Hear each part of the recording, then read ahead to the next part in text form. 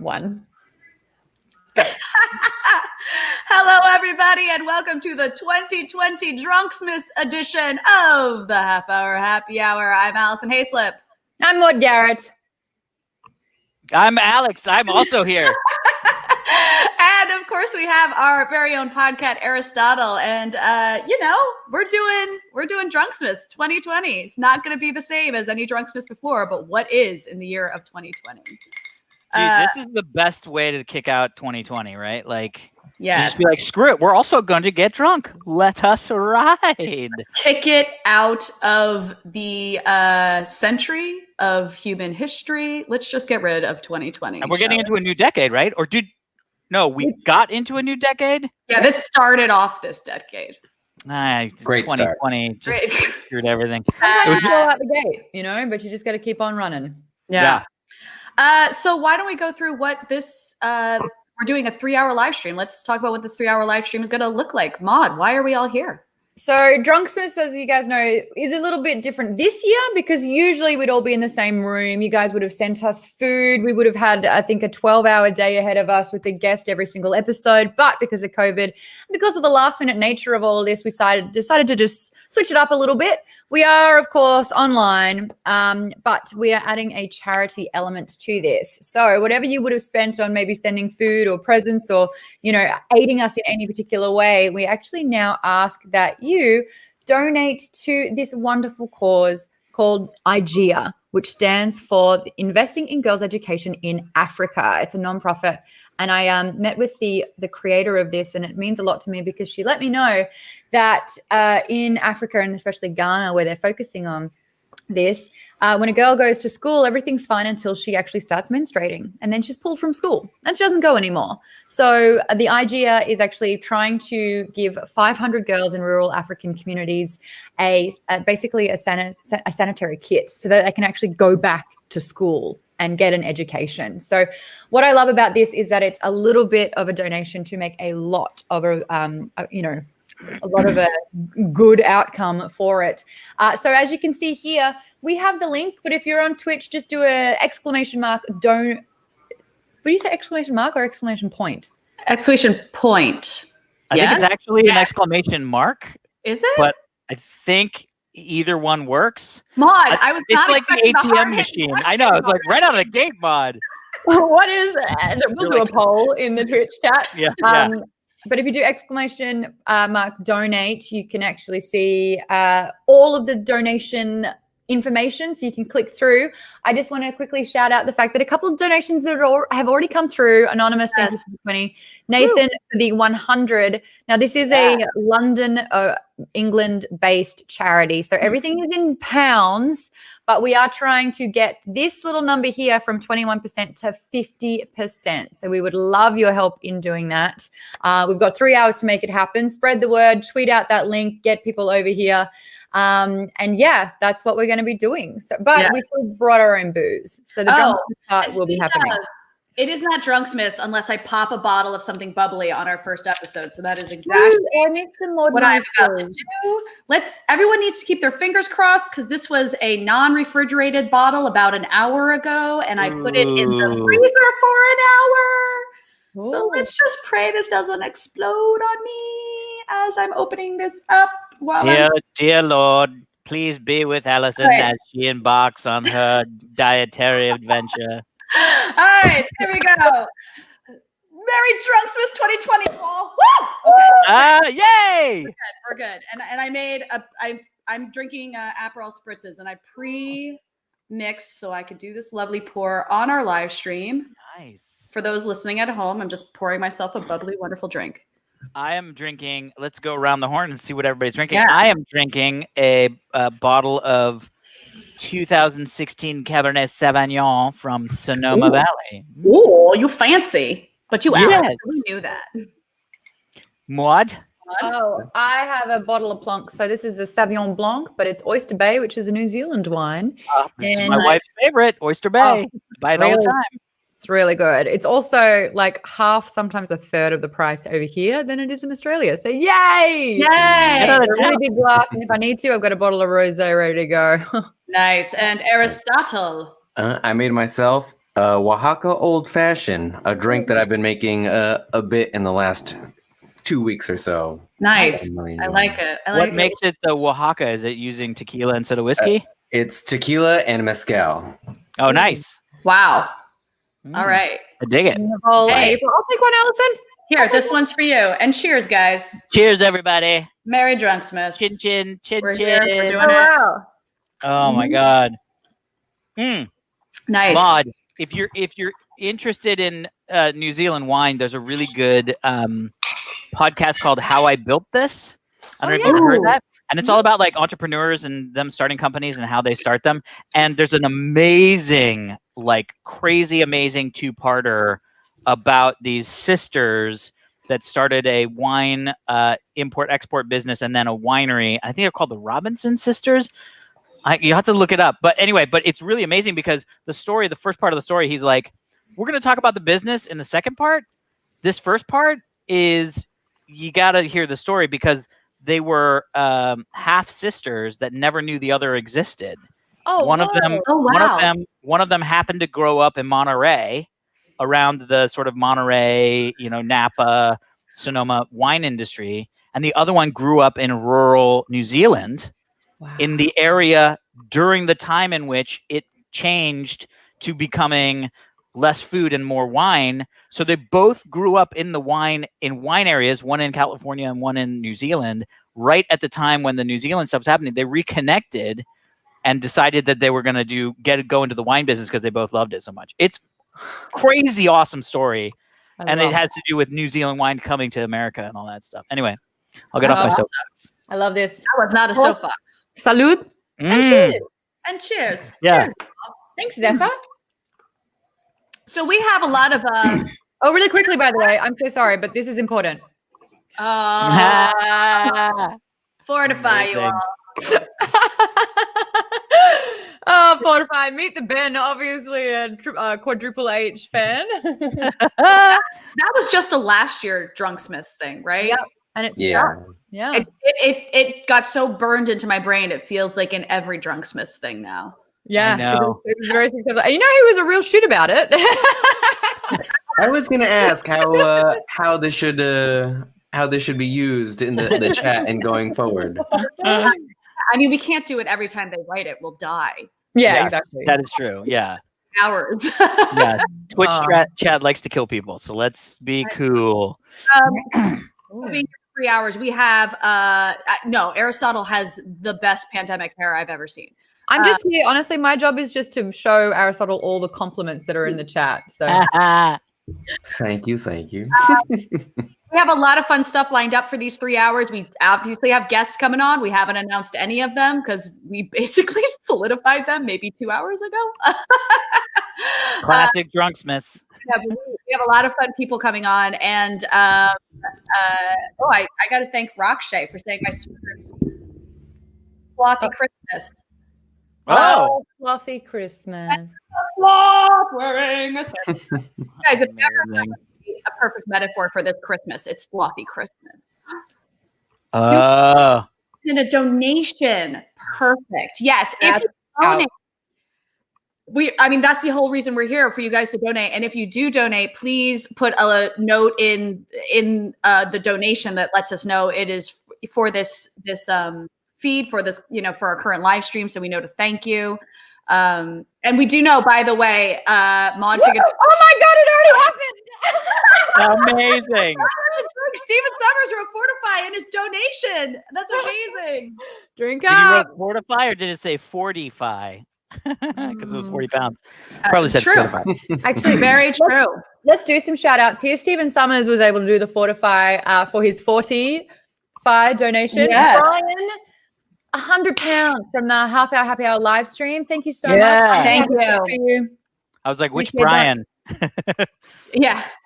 And Vaden as well, who is a staunch Maude Squad member. I really appreciate your support with this as well. Oh, That we're is off to a amazing. flying start. Oh, I nearly said are. flying start. So, oh dear. So you're off to a flying start. All right. I was going to say that we do think that there's a bit of a delay in between when you make the donation and when it shows up on the donation feed. So don't panic if you make a donation. And Maude thinks it might take up to 20 minutes. So 20 minutes. We've done a little test on that. We STS will get Stephen Summers. So thank you not only for your suggestion, but activating it and letting us have a drink with your donation. I appreciate that. Okay, you guys, here's something I did not think through. I have to go get this bottle of Prosecco back in the fridge if I'm going to continue to drink it. So I'll be back in 30 seconds. Cover for me, you guys. You didn't have a little thing on ice? Yeah, you don't have like a little cozy sitting here. That's I wasn't thinking this through. I will be back. I have a little table next to me with my whole setup ready. Yeah, we do. I was like, why do you think I decanted an entire bottle of wine? I was like, I wanted it ready. Spirits. Ooh, ooh, ooh. Oh, by the way, was it High Spirits? Was that the movie from the 80s with oh God, what's his name? Steve Guttenberg. I think it was called High Spirits. Steve Guttenberg, Daryl Hannah, a young Liam Neeson. Oh, yeah, and the guy from who I'm the Peter Mr. O'Toole. Blue Eyes. Yeah, Peter O'Toole. That movie, I don't know. Do you guys ever remember that? I mean, maybe I'm just older than everybody on the planet now at this point. But honestly, that was like on HBO all the time. It was like this like castle inn in like Ireland or something that was kind of run down and kind of going out of business. And their whole thing was they pretended like it was haunted. And it was like crazy. Home to drink every time Joe mentions the canter. Okay. that could be a nasty 3 hours. Oh God. I didn't mention it. Can you call your decanter fortify? And every time you pour in it, you are fortifying your drinks? I would say yes on that. I mean, Maude makes a great point. It is Drunksmas. This is true. It is Drunksmas. It is Drunksmas. So Yeah, go. Sorry. I was gonna say, so I'm currently at my parents' place in I never pictured Maude being that pretty. What?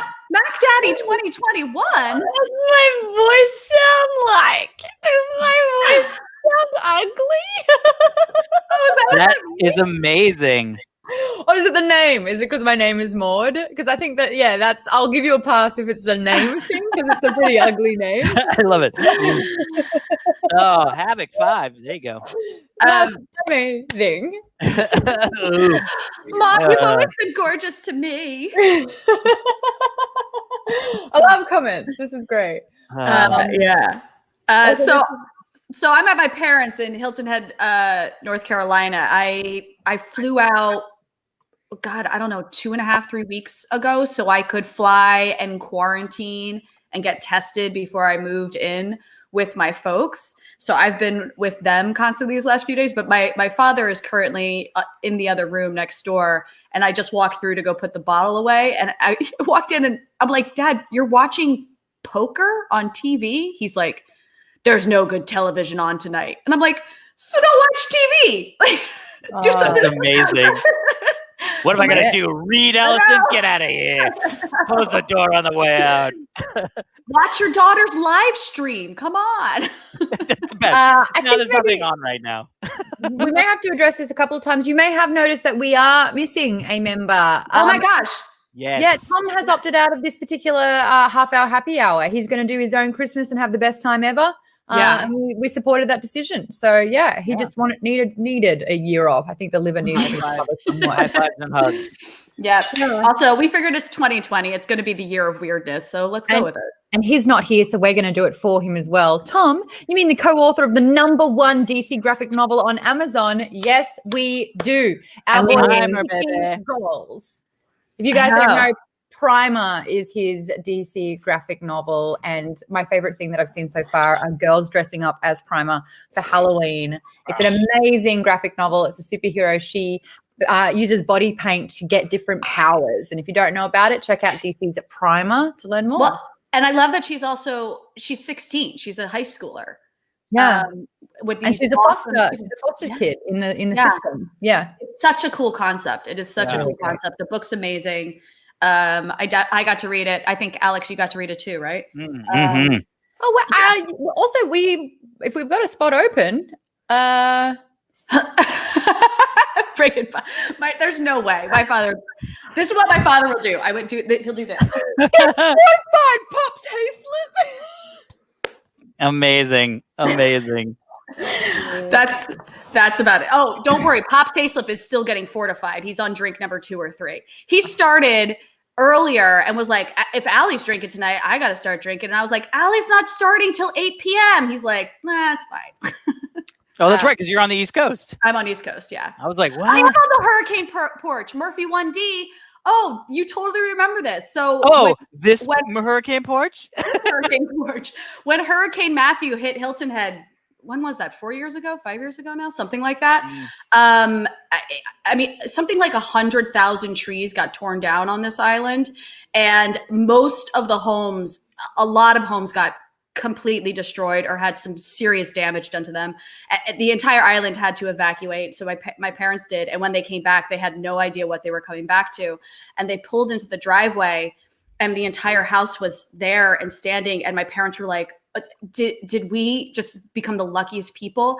And they walk through the house and my mom walks back here and she just goes, Bruce, where's the sunroom?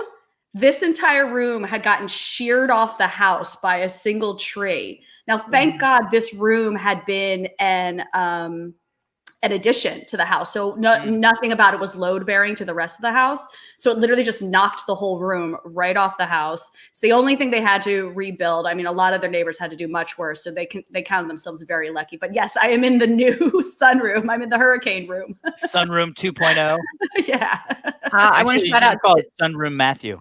Mm-hmm. I want to shout out to Ibby. It's 1:28, but I am not missing this. Where are you, Ibby? Hey, Ibby, you can fortify, my man. Mm-hmm. Any news on Heart Baby Eggplant season 2? She's eating. Sorry, I'm eating cheese. It was my snack that I brought in here to be like, That's amazing. The whole thing. No news yet, but it is something that we are hoping for. We're getting very good reviews, so we'll see. Nice. Yeah.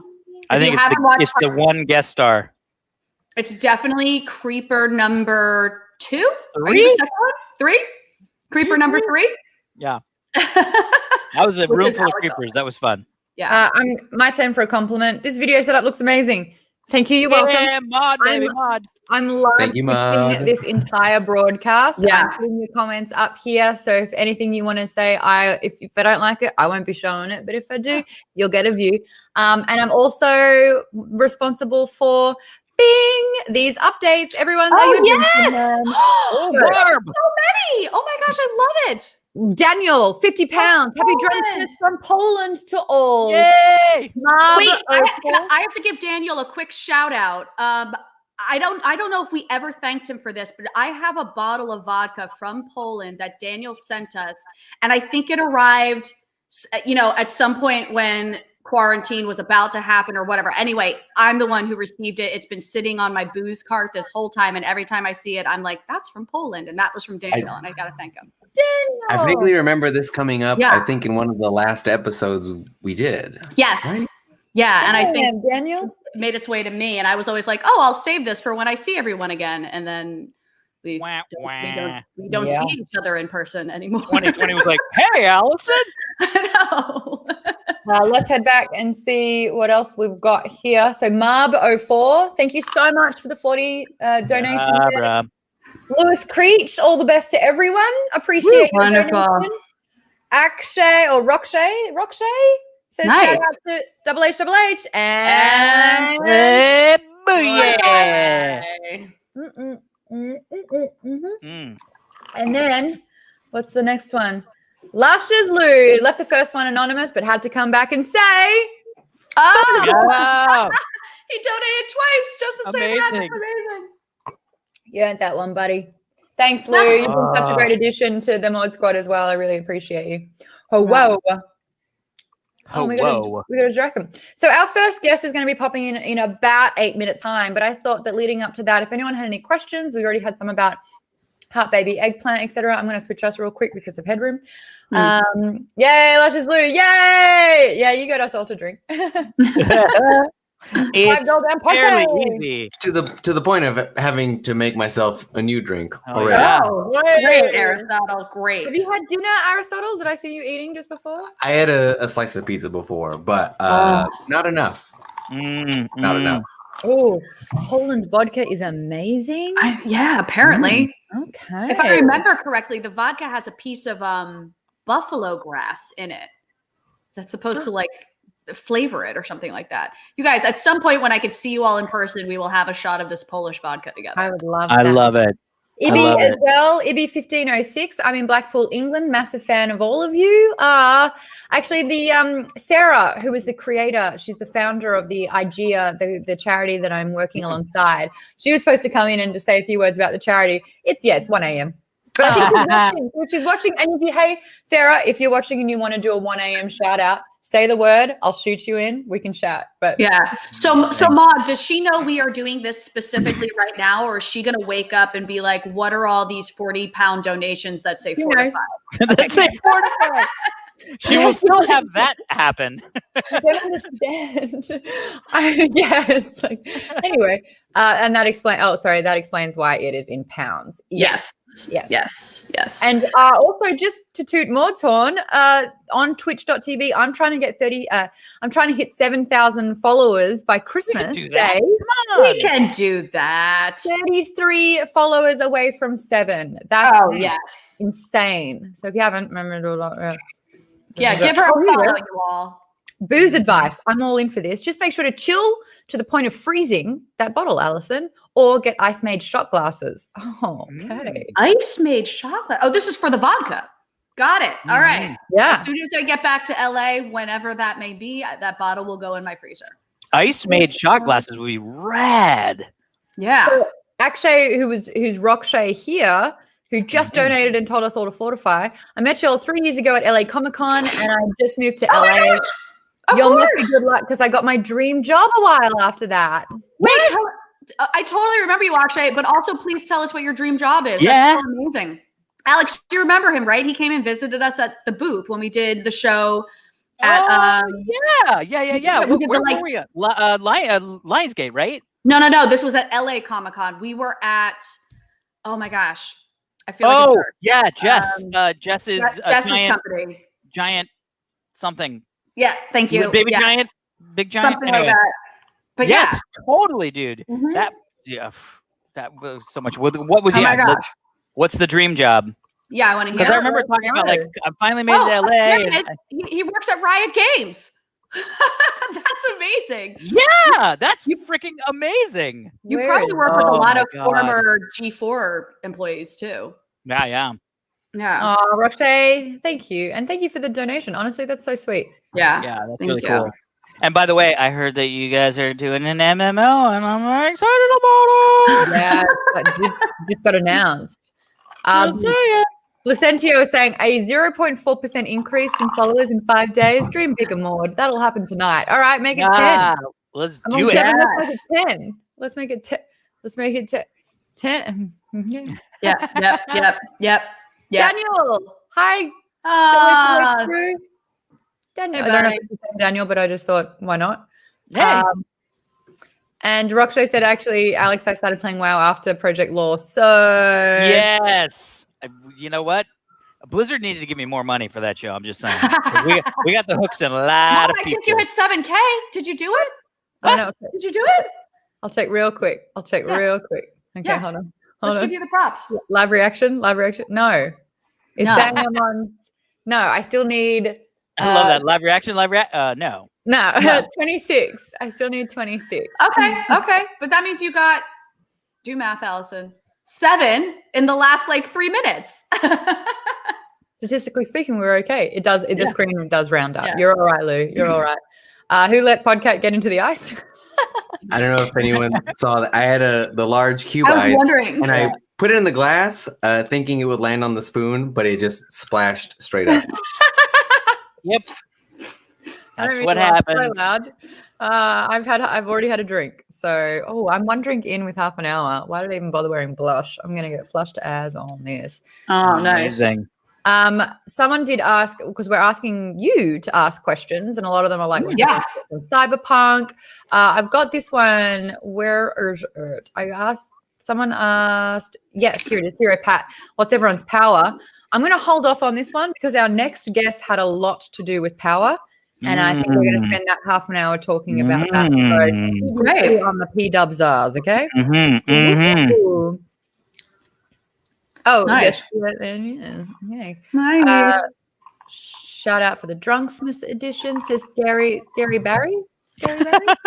You'd think Scary Barry. Scary Barry would rhyme more than it does. Huh. Yeah. Wait, is that Scary Berry Pepper? I think that's Scary Berry Pepper. Scary Bear. Wait, what? There's a Scary Berry Pepper? No, there's Barry Pepper. You named him Barry Pepper like season 1, year 1 of Half Hour Happy Hour. I named somebody Barry Pepper? Yes, because his name was Barry, and he just like decided he was Barry Pepper. Yeah, Murphy D. Yeah, Murphy D. What's Huddle? Huddle for life, baby. What's Huddle? I will say it again. 5 million. Then I'll start selling. What is that? It's Bitcoin. Oh God. Yeah. Oh, it's gone crazy, ladies. I thought it went super high up recently, right? Yeah, it's at 23,000 right now. Is this your friend? Is this your friend? This is Yay! Thank you so much, everyone. Oh my gosh, y'all! These donations are incredible. Yes, this is who we are donating.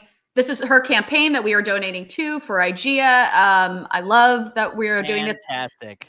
You know, when we were kind of, piecemealing together what Drunksmas could possibly look like this year, we were like, okay, well, if we do anything, it has to be for charity. It's the only thing that makes sense. And I was like, does anyone have a charity they want to support? And Maude was immediately like, yes, me, this. And we were like, great, done. Let's do it. Yeah. So this actually, it was a chance sort of meeting and encounter that I've just hit the ground running with, because new charities are so hard to kind of get started. And I was like, Tiltify is such an amazing third-party platform with Twitch, but you have to meet particular requirements. And so this is sort of like, hopefully, if we get this, then IGEA can get onto Tiltify, and then like change can really happen. So that's rad. Yeah, and working with Sarah has just been amazing. And she says we are blown away, honestly. Yeah.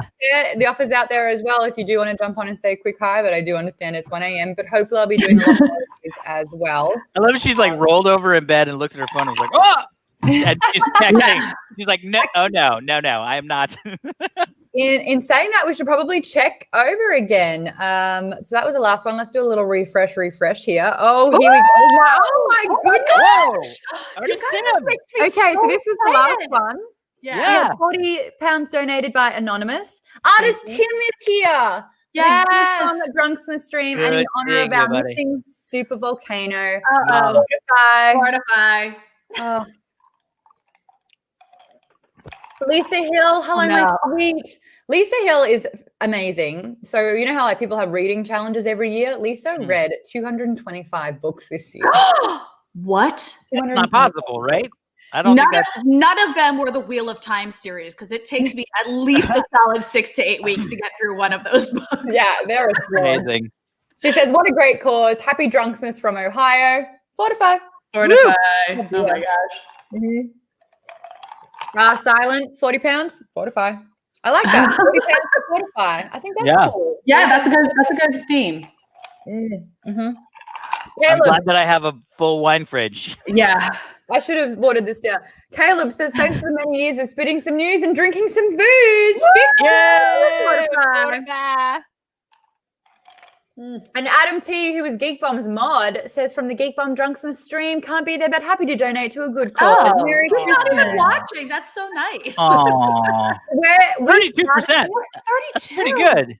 21 to 32, right? It started at 18%. We're trying to get to 50%. We're at 32, which is so incredible. So in half an hour. Oh, guys. Yeah. Got 2.5 hours to go, you guys. We can do this. We can do this. We have our first guest. I would love to introduce her. Guest. As a dear friend of mine, we have such an amazing sort of history where when she left a big organization that I actually joined and I ended up replacing her. But since then, we have become fast friends. And this year, we launched a podcast, YouTube series, what else? Twitch live stream weekly series called Power Up. And this is all about discussing what we were playing, watching, and reading every week. And then every other week we had a guest on with it. Because this theme loose theme for Half Hour Happy Hour is talking about podcasts, I really wanted to reflect on the year that we had and get everyone else to talk about their power. So I would love to introduce a dear friend of mine, Trisha Hirschberger. Yes. Oh my gosh. Cheers, everybody. Yes. Christmas. Cheers, cheers, cheers. Your adorable Wonder Woman top. Very timely. Actually, here, let me show you. It's a Wonder Woman dress. Stop. Yeah, look at this. Oh my God. Yeah. Right? And it's like super comfortable too. So it's one of those like stretchy dresses that feels like PJs. So why not live in it? Can I tell you, I learned of a thing during this pandemic called nap dresses. I have to do a shout out to my friend Jess, who I'm sure is not watching this because she doesn't know what Twitch is. But Okay, so spelled nap like NAP yes, dress. yes. Looking Nap it up right now. I mean, any piece of clothing that is nap appropriate is a Right. good piece of clothing, in my opinion. I know, Oh. especially this year, y'all. Yeah. They kind of look like if I were in like a period play, this would be a lady's nightgown. Right, but they're actually Oh. cute. Yeah. I dig that. There you go. Anyway, How Trisha, are you, welcome. Trish? I know. I feel like I haven't seen you in so long. I I know I missed you. I've been good. I mean, good. I've been alive, safe, and doing okay. Pandemic good. Pandemic good. Yes, right. Exactly. 2020 good. It could have been way worse. But yeah, no, it's been weird. Yeah. A lot of nesting in the house and like cleaning, which is like, why am I doing any of that stuff? What about you? How you been? I get it. Good pandemic good. Yeah. As well, trying to figure out really my heart is broken from not seeing you every week. I miss that, Alex. I know, I really do miss it as well. But yeah, I mean my pandemic life is juggling parent life with work from home life, which I think is a lot of people's lives right now. Yep.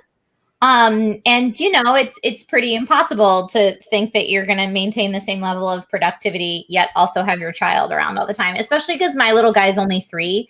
So he's still at an age where he needs a constant playmate and constant attention. Like I can't set him up with toys and he'll be fine by himself for a half hour. That's not a reality in my life. So we schedule everything around nap time.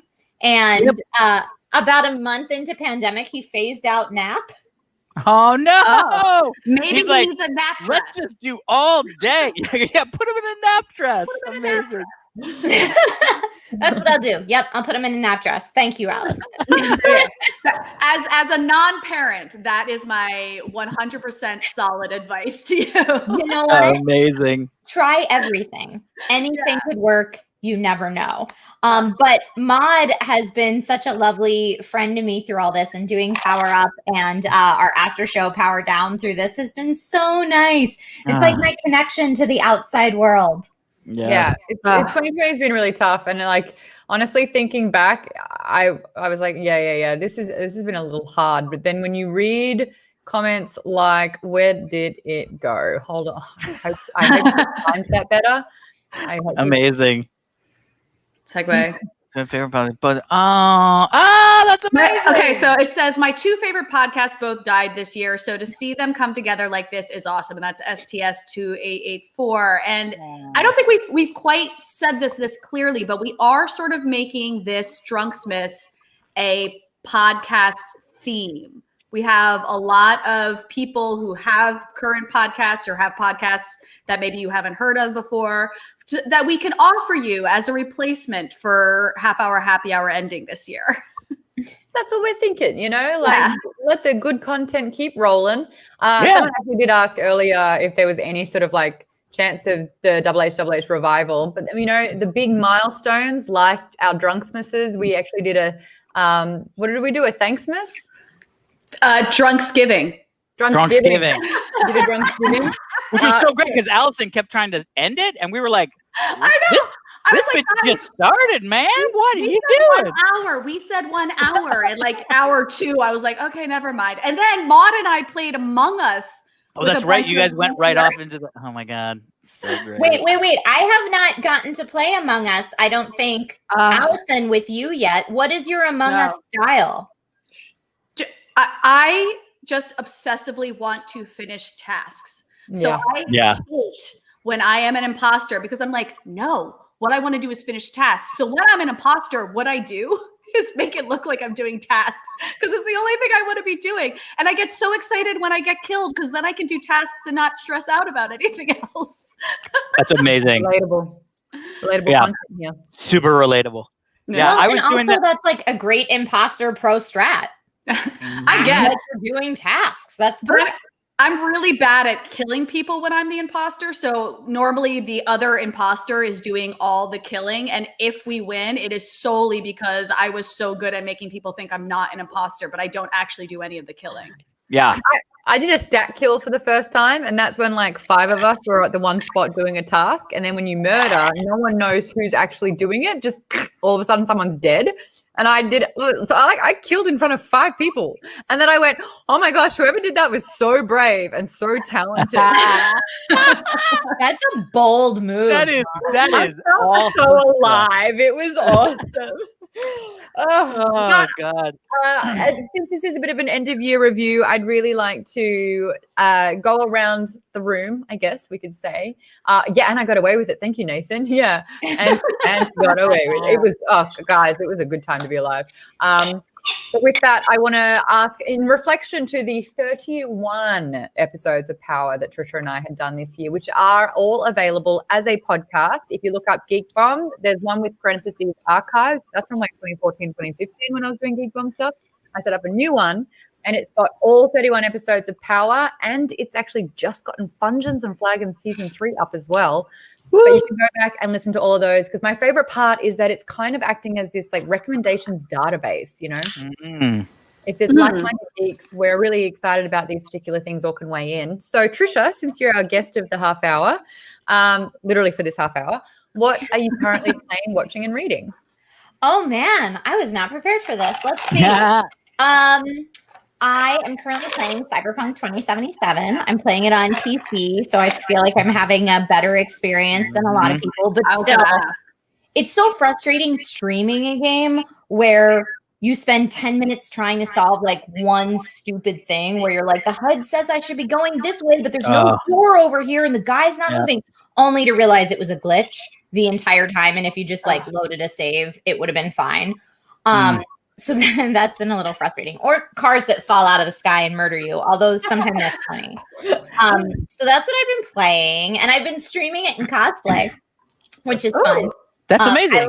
I love the cyberpunk world and cyberpunk lore. So any chance I have to like cyberpunk myself out, I do. So yeah, that's what I've been playing. What have I been watching recently? Oh, lots of The Expanse. Season 5 just dropped, so I'm watching The Expanse, which I know, Maude, you're a big Expanse fan. I feel like I got to get into it. I'm honestly, not. I watched like the pilot, maybe 2 episodes, and we just kind of lost it. And then when they got canceled, I was like, well, I might as well not. And then I got picked up, and now it's like a thing again. Right. I got to get back into it. I got to wait till it's my turn for this questioning thing. If everyone's wondering why I just did a big freak out on camera. I did see that. Yeah. Yes. But yeah, Expanse just got picked up for season 6. And I think they said that the 6th season will be the final. But I have not read the books. A lot of people that are super into the series have read the books and talk about how amazingly the show follows the books. So I have to read the books, but the show's great. So that's what I've been watching. And then reading, this is where I crawl in a hole and get really embarrassed. And Maude shakes her head at me in disapproval. I'm not really reading in pandemic because I don't have time. I get little man to bed around 8, and then I sit down at 8:15, usually with one of these, watch a couple episodes of The Expanse or whatever it is I'm watching, and then promptly pass out on my couch. Yeah. So there's no like time like I used to back in the day. I remember like getting in the bathtub with a book and just enjoying myself. That's not my life anymore. That hasn't been my life for over half a decade. So someday I will get to read again. And the only way I was reading before was driving to and from set in Los Angeles. Sometimes you'll get anywhere from like 45 minutes to over 2 hours in the car to listen to Audible. And that's how I was blazing through some of the Witcher books and the radio play of Lock and Key. I really enjoyed. That's on Audible. Like there's a lot of stuff on Audible that I was way into, but I haven't driven anywhere really since March. So Yeah. Yeah, reading I get a big F, but yeah, Cyberpunk and Expanse are my other ones. What about you guys? We've got well, come on. I've been playing the hell out of Shadowlands, the World of Warcraft expansion. No shocker there.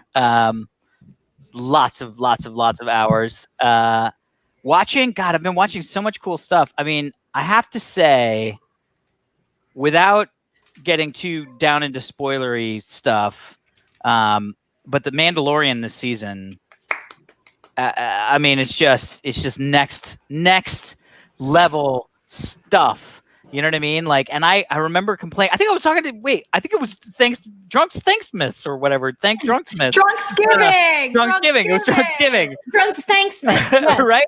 Where I was talking about, like, I'm worried that it's a little too, like, if you know, and yeah, because Maude, you had said that you had just done a big thing on it in Geek Bomb. That if you don't know the Clone Wars, it's not going to be as good, or if you don't want to blah, blah, blah. Dude, bro, that all of it. I mean, literally, my wife was like, wanted to tweet, if you are a 30 to 50-year-old man, you have cried on Friday night, right? Like, just that is a fact. You cried on Friday night, and everybody will be like, we know what she's talking about. You know what I mean? She should have tweeted that. Why didn't she tweet that? I think she's hungover right now. That's probably why. But I mean, I was like, it was the weirdest thing. I mean, I was just like crying like a baby at the end of of this season, and it's just so well done. And it was also like, oh my God, I feel like Star Wars has been saved, and and then I was like, I never really thought Star Wars needed saving. Like, I was like, it's Star Wars, it's fine, it's great. I love the new stuff. It was really cool, and but this is like, this is some shit. They're doing some stuff, man. You know what I mean? Like, and then the post-credit scene, and I was like, halfway through the post-credit scene, I was like, well, I'd watch this. You know what I mean? And it was like, oh man. Anyway, so that, and just so excited, man. That Disney day, I was just like, stop. That's too much. I know. I can't. And then I forgot. I accidentally missed the Marvel pitch. Like, I was like, well, that's all the things. That's so much. And I walked away. And you didn't watch any of Marvel? I watched none of the Marvel stuff. And then I saw the tweets and I was like, oh my God. Oh, that's some stuff right there. So I am and have been petitioning to play Duchess Satine. So if anyone, let me get I can't believe I don't have it on standby at this stage, because Duchess Satine made an appearance in the Clone Wars. She is the ruler, the Duchess of Mandalore. So she's Bo-Katan's sister. Oh. And she actually falls in love and has a relationship with Obi-Wan. And there's an Obi-Wan series coming out. So. Oh my God. Oh yeah, come on. That's her. That's spot on. I want to, I so bad want to play Duchess Satine in the Obi-Wan series, even if it's a flashback, and the Mod Squad know why. I just want to make out with Ewan McGregor. But still, like, outside of that, come on. Like, the casting. Yeah. And then I would be in Star Wars. That would be amazing. But if you haven't seen her whole story in Clone Wars, it doesn't end well for her. Spoilers, Darth Maul kills her as a revenge for Obi-Wan slicing him up. Have you started a petition yet? I have. Yes. I really 100%. A signable petition. Oh, like 10,000 signatures and I could get it? I hadn't even thought about that. Strange.com. You know what'll happen though? Someone will remember the fact that I said something bad about one of the characters in the Star Wars movie this one time on a podcast where I got a lot of slack. Yeah, so that's not worth it. Do you have a reading? I too, as goes Trish, am not a big reader. And so I will say the last thing that I actually did read, my parents, for my birthday in August, got me a book. Basically, it was like, so you bought a boat, and it is literally like, welcome to how you should like care for your first boat, because we are potentially purchasing a boat. I was just gonna say, do you have a boat? Well, I might be having a boat. Yeah. Alex this and Heather count want to be as- boat people now. Yeah. Does this kind of count as like the decanter situation where now we have to drink? No, this is the first time I mentioned a boat. I'm just saying. Okay. But it carries over from Drunksgiving. I have to do a True. drink refill. I'll be back in 30 seconds. All right. Perfect. Okay, but that's me. That is the book that I've read most recently. Power, Aristotle. Yeah. I'm a little embarrassed that it hasn't changed much since Drunksgiving, but still playing Overwatch. Mm. That's kind of all I've got going for me there. I'm now watching Doom Patrol. Finish Titans, move to Doom Patrol. Really love it. Hold on, really Also- quickly with Overwatch. What are you playing that on? Are you still playing it on PlayStation? PC now. I've switched to PC. Okay. A lot of fun. Just trying to enjoy it, not trying to get too caught up in competitive, but enjoying it a lot. Watching Doom Patrol, watching Mando, also rewatching Boy Meets World for like the third time. Wow. Yeah. And then reading, yes, still reading Mexican Gothic. Haven't finished yet. I did. Oh, it's great. It's bonkers. I love it. I know it's so good. I want to finish it. There hasn't been time. I'm also reading Be Here Now, which might tell you where I'm at mentally. But my favorite main is the Hambo. I love Wrecking Ball so much. Oh my god, that guy confuses the shit out of me every time I get him in Mystery Heroes. I'm like, I'm a ball and a hamster. I've always really leaned into vehicles in any video game. Like in Halo, I was always the Warthog driver. Yep. Despite not wanting to be, I was the best at it. Mm-hmm. Okay, have you played Cyberpunk and are you good at driving in that game?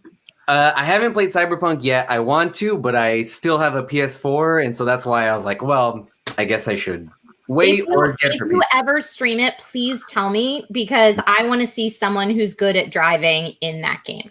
I actually hadn't considered that there was driving in that game because I know so much about walking around. I had never seen. I've tried not to look at it until I play it, and so that has piqued my interest a little more. I love a good drift in any game, so I'm excited to try that. I think that's all I've got for now. Also, I actually play Ana the most, which is a bit bold. But whenever I catch that sleep dart, oh man, it's so satisfying. Yeah. Just so everyone knows, this goddamn stupid mouse of mine has a back button right there. So if I tap a back button in StreamYard, which is what I'm using, I get I'm out. So You if get I that press way. here, I've accidentally pressed back. Just now. All right. Now you all know. Does StreamYard let you remap that? I don't think so. I think it's a mouse thing. I'd have to do that in the mouse function. But thank you. That's a very good tech thing, and that's why we're friends. Elson, you got a power for us? I'm sure I do.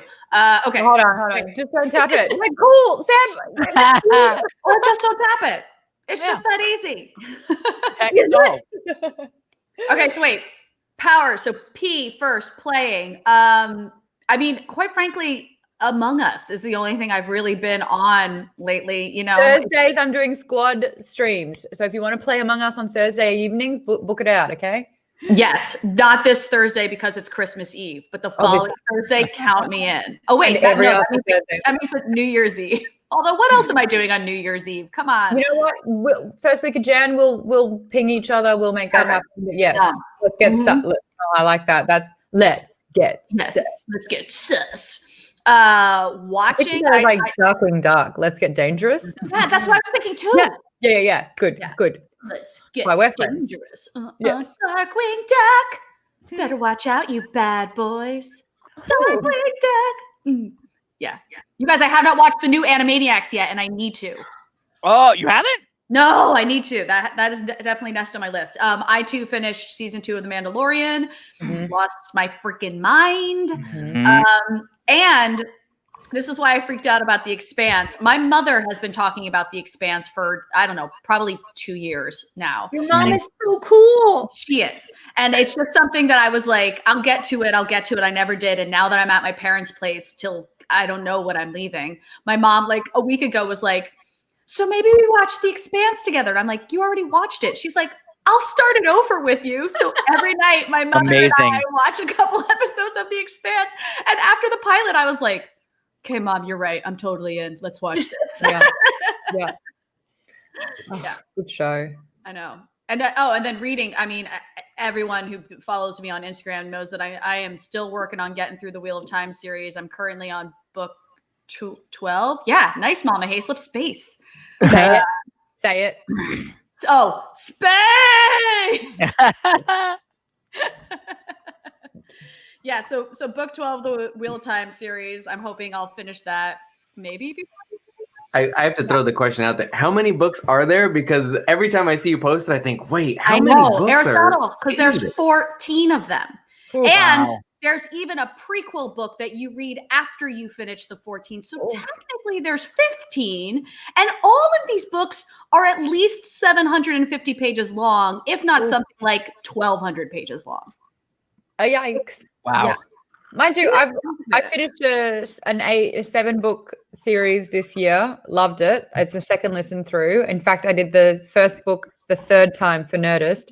And actually, it's my turn for Power. Okay, I'll do it. And there's another series called The Dresden Files, which if you have Audible, I cannot stop recommending because James Masters narrates it and it's not just reading words, he's telling the story. It's so good. But that's about 16 books at this stage, maybe even more than that. Hey, before I duck into my power, let's check in. Oh, yeah. With our charity. Oh, because I got kicked out. 1 second, guys. Donate, donate. Because I got kicked out, I lost the thing. There it is. Cool. All right. Oh my gosh. Wait, is this where we're at? Or does it Why is it in pounds? Refresh. There we go.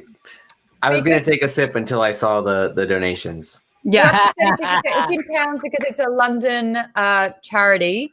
So I've met recently in the last sort of 2 weeks or so, met with the founder, and her and I have been brainstorming trying to hit their £5,000 goal, which is going to help support 500 girls in rural African communities attend school because, every time they menstruate, they get pulled out of school, which is just ridiculous. So where was our last one? Was Adam? Yes. All right. Yeah. So Brad C and Charlotte calling me out. Oh, so bad. Fortify or not, Maude gets gassy with American beer. Lol. Well, I'm on the wines, Brad, so fortify everyone. Amazing. I tell one story once, I swear to God. Welcome to the internet. Yeah. Isn't it funny that how much the internet knows about you? Like Yeah. sometimes Oh my I feel God. like people know me better than my own mom on the Yeah. internet.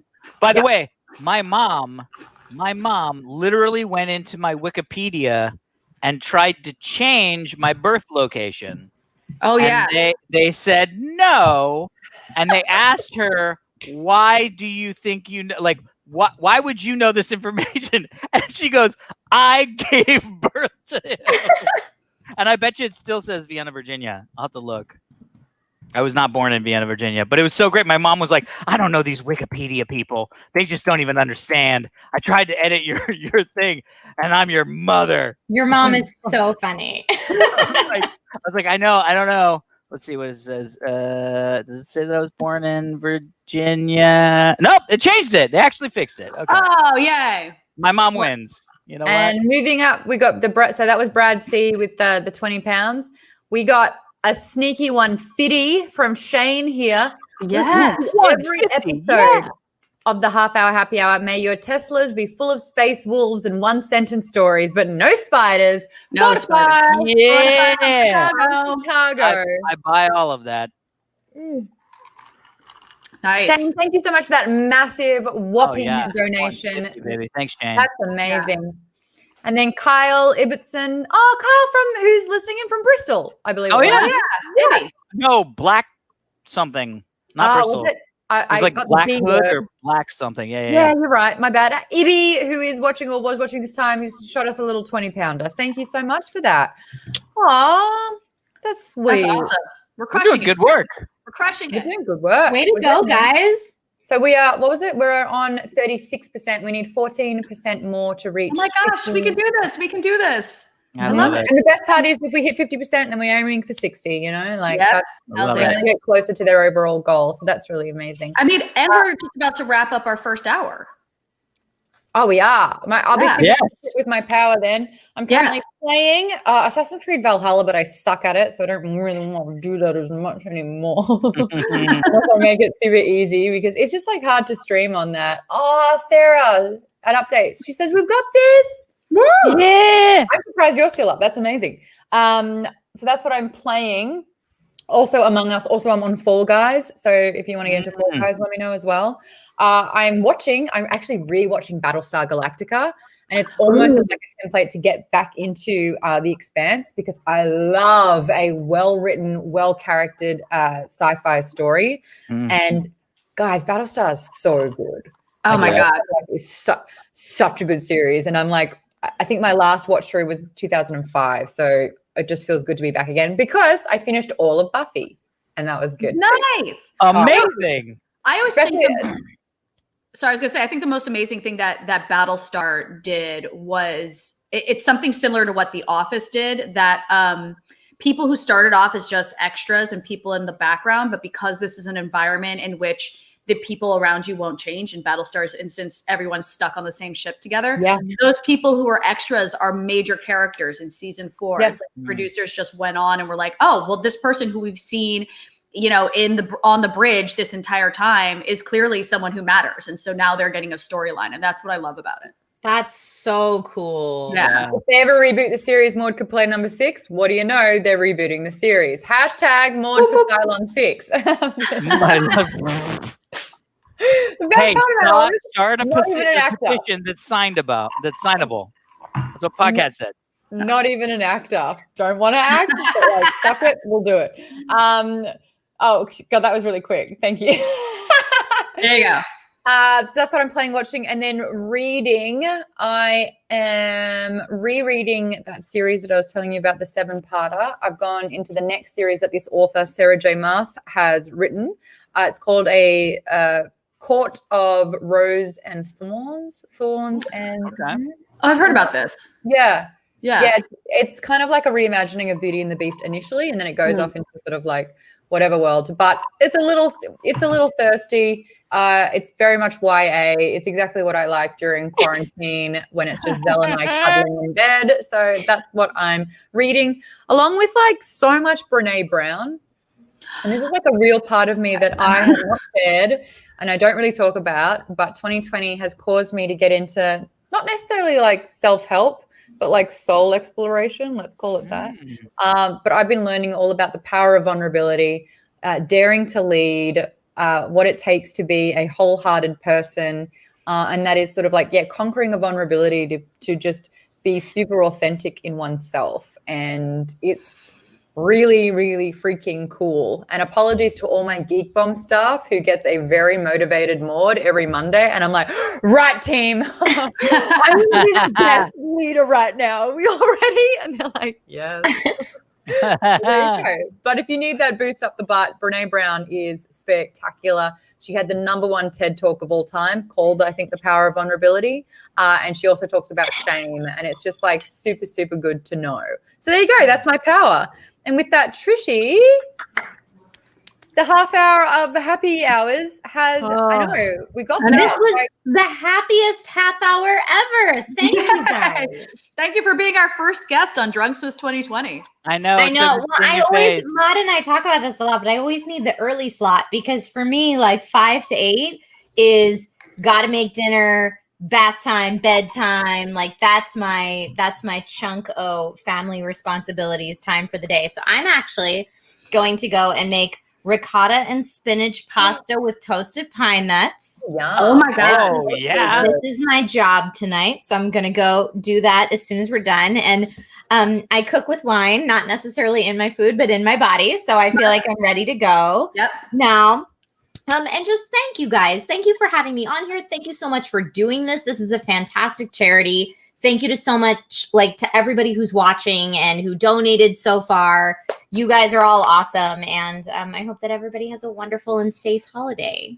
Thanks so much. If you guys don't know this, Trisha Hirschberger streams multiple times every single week. CD Projekt Red's Cyberpunk 2077. There's a bunch of other things. Really encourages everyone to get involved with the indie game space as well, with the Gong Show, where she tests out indie games every single week. That's the Gong right there as well. Amazing. So This is the Gong Show Gong. So if chat votes, it's like American Idol if American Idol were for indie games instead of singers. So chat gets to vote, and if the game gets gonged, we do a gong and we move on to the next game. And we go through like 5 or 6 games every Tuesday. But a lot of the games that I try to showcase are in alpha or beta phase. And a lot of times the devs will even come into chat. So you can give feedback to the developers directly in chat and participate in the game development process, which I think is really good for everybody so that we don't have as many situations as we saw with CD Projekt Red and Cyberpunk 2077, where everyone's real mad at the devs and it's not really their fault.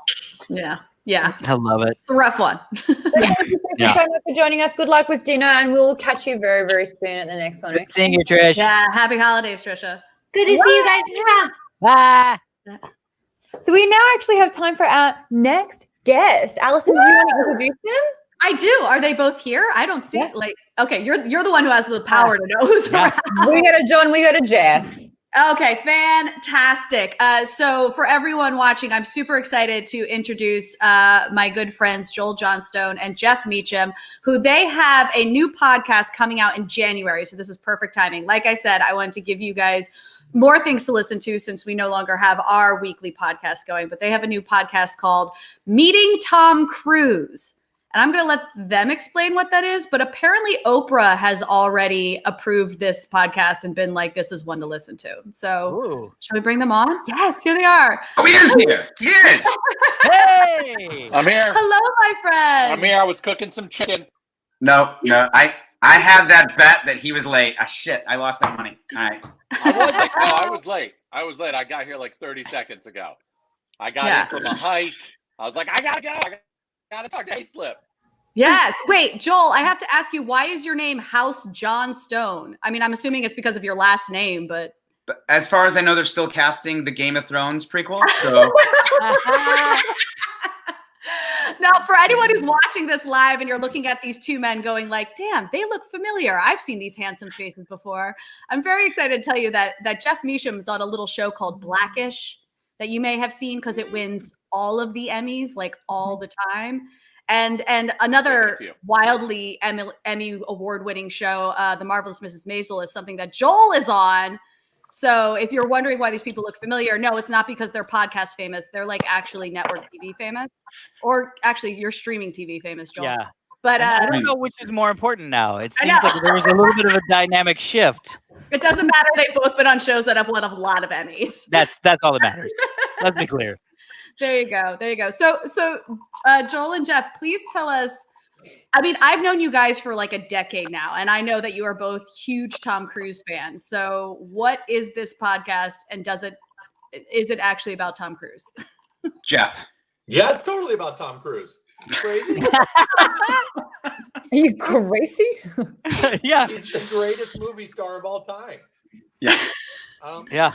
I had this idea years ago about what would happen if two friends tried to find Tom Cruise, right? Like I when I first moved out here, I went to CAA and I went to that building that they were in. It was this monolith and it was scary and intimidating. And I was like, oh, and Tom Cruise was like their most famous clients. And I was like, what would it be like just for two random guys to find and meet their idol, their hero? And I'm getting a spam phone call as we talk. And I told Joel that, and Joel and I met 20 years ago, and then Joel and I just were talking in class one time, and he lost his mind, and he can tell you all about that, about how much he loves Tom Cruise. And then I was like, we should do something together, and then we didn't for like 10 years. For like a decade. Yeah, that's a very common story, I think. And then we didn't. We had like a solid 9-10 years of procrastination. And I'm upselling the word procrastination because procrastination implies there was effort. Yeah. Zero. It was much more passive than procrastination implies. Yeah. every once in a while we would just see something Tom Cruise would do and be like, "Did you see that? That was amazing." And then But we also throughout the years, what would happen was we would meet more people who had met him or worked with him or had some crazy story about him, hanging from the undercarriage of a helicopter or some crazy shit. Like the on-set, stunts that are larger than the movies that he actually does. Like people that were surrounded by those lures. And we just kept hearing stories. Joel and I kept people would tell us. Then they started to learn that Joel and I were fans of Tom Cruise, and we would just get these stories and then go back and forth and tell each other that. And I had all these ideas about us doing a web series together about finding Tom Cruise and maybe doing a 3-pronged approach. And then anyway, I just also then podcasts, of course, became such a big deal. And a friend of ours who's a producer was like, "What if you guys, do that one idea about just talking to people that have met Tom Cruise?" And we were like, "That's a good idea." And then we've met enough people that had some good stories, so we're like, "We think we can get this off the ground." So we shot it last December with my wife as our first guest because my wife was an extra on the set of Vanilla Sky. Oh my gosh, is that why you married her? That's literally why I married her. The only reason why, yeah. That's his first date question. Have you met Tom Cruise? Nope, you're out. You're 1 degree of Tom Cruise. Yeah. So I'm getting closer. And that's the idea. It's that Joel has seen him. Joel's never actually met him, but he's seen him. I've laid eyes on him twice. Tell us. Or do we have to listen to the podcast? You gotta listen to the podcast. You gotta Are you looking for more guests? Wait, I would like to apply to be a guest on your podcast without even saying anything. What? Oh! Yeah, but is that really Paris? It was actually. It looks so fake, but it was actually. I got flown to Paris to talk to him about Mission Impossible. Amazing. Which Mission Impossible were you? Which Mission Impossible were you? The most recent one.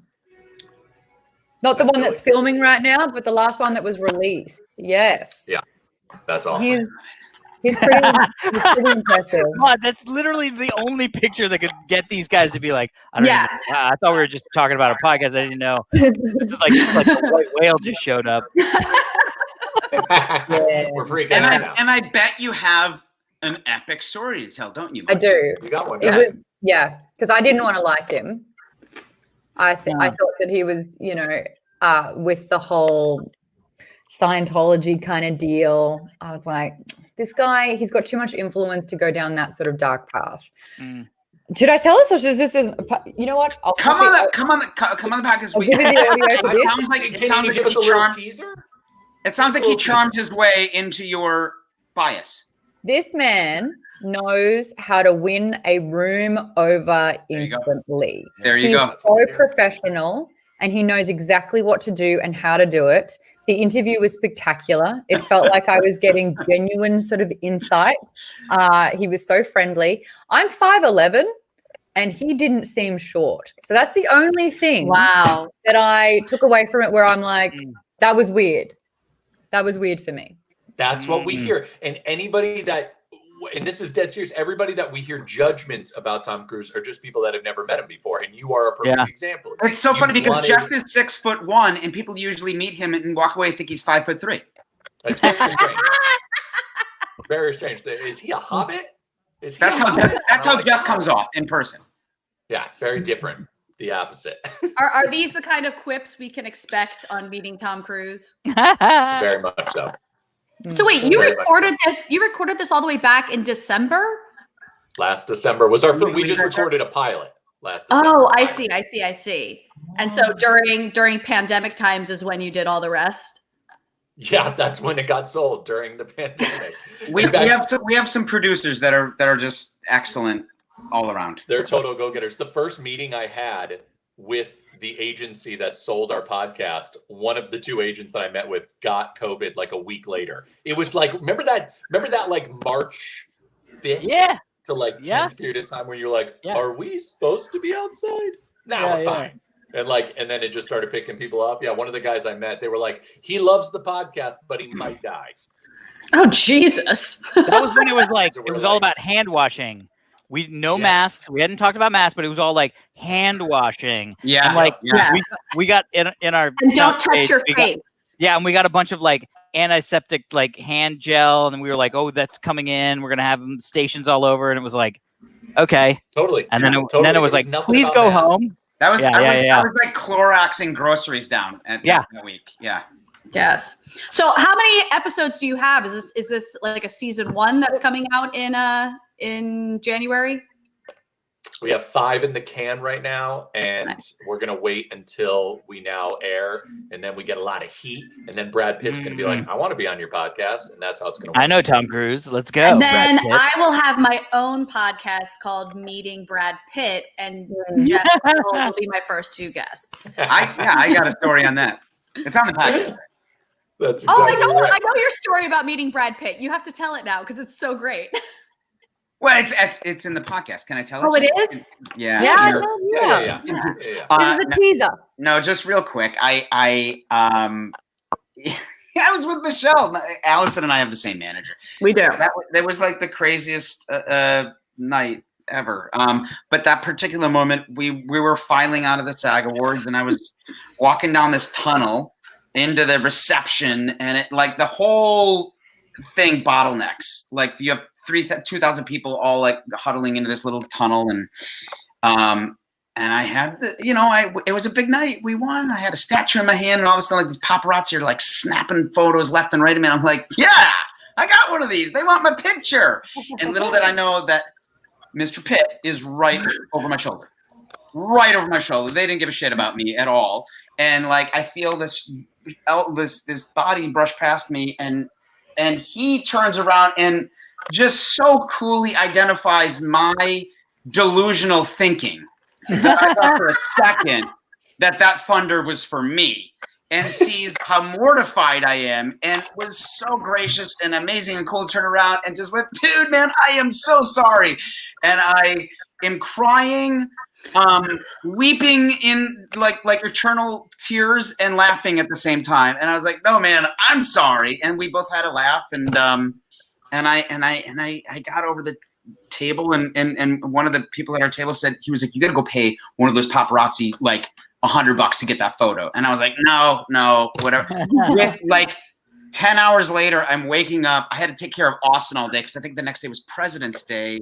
Austin's his kid, by the way. What's that?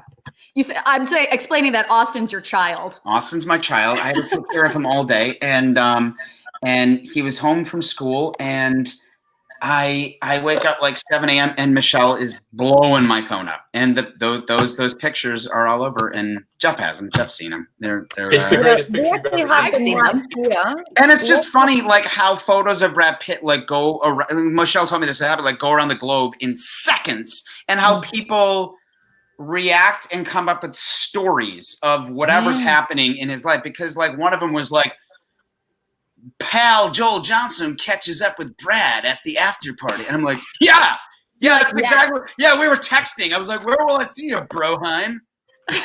I'm like, where did you come up with that caption? Pal Joel Johnston. Pal Joe Johnson. That should be on your Wikipedia page now, and you should cite that photo as the reference.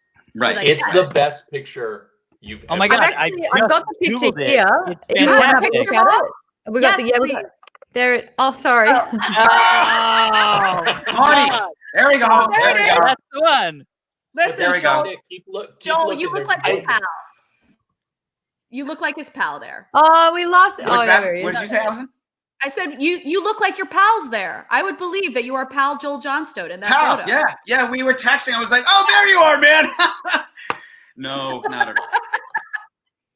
Just to go back really quick, I feel like that Maude picture is essentially a Fortify.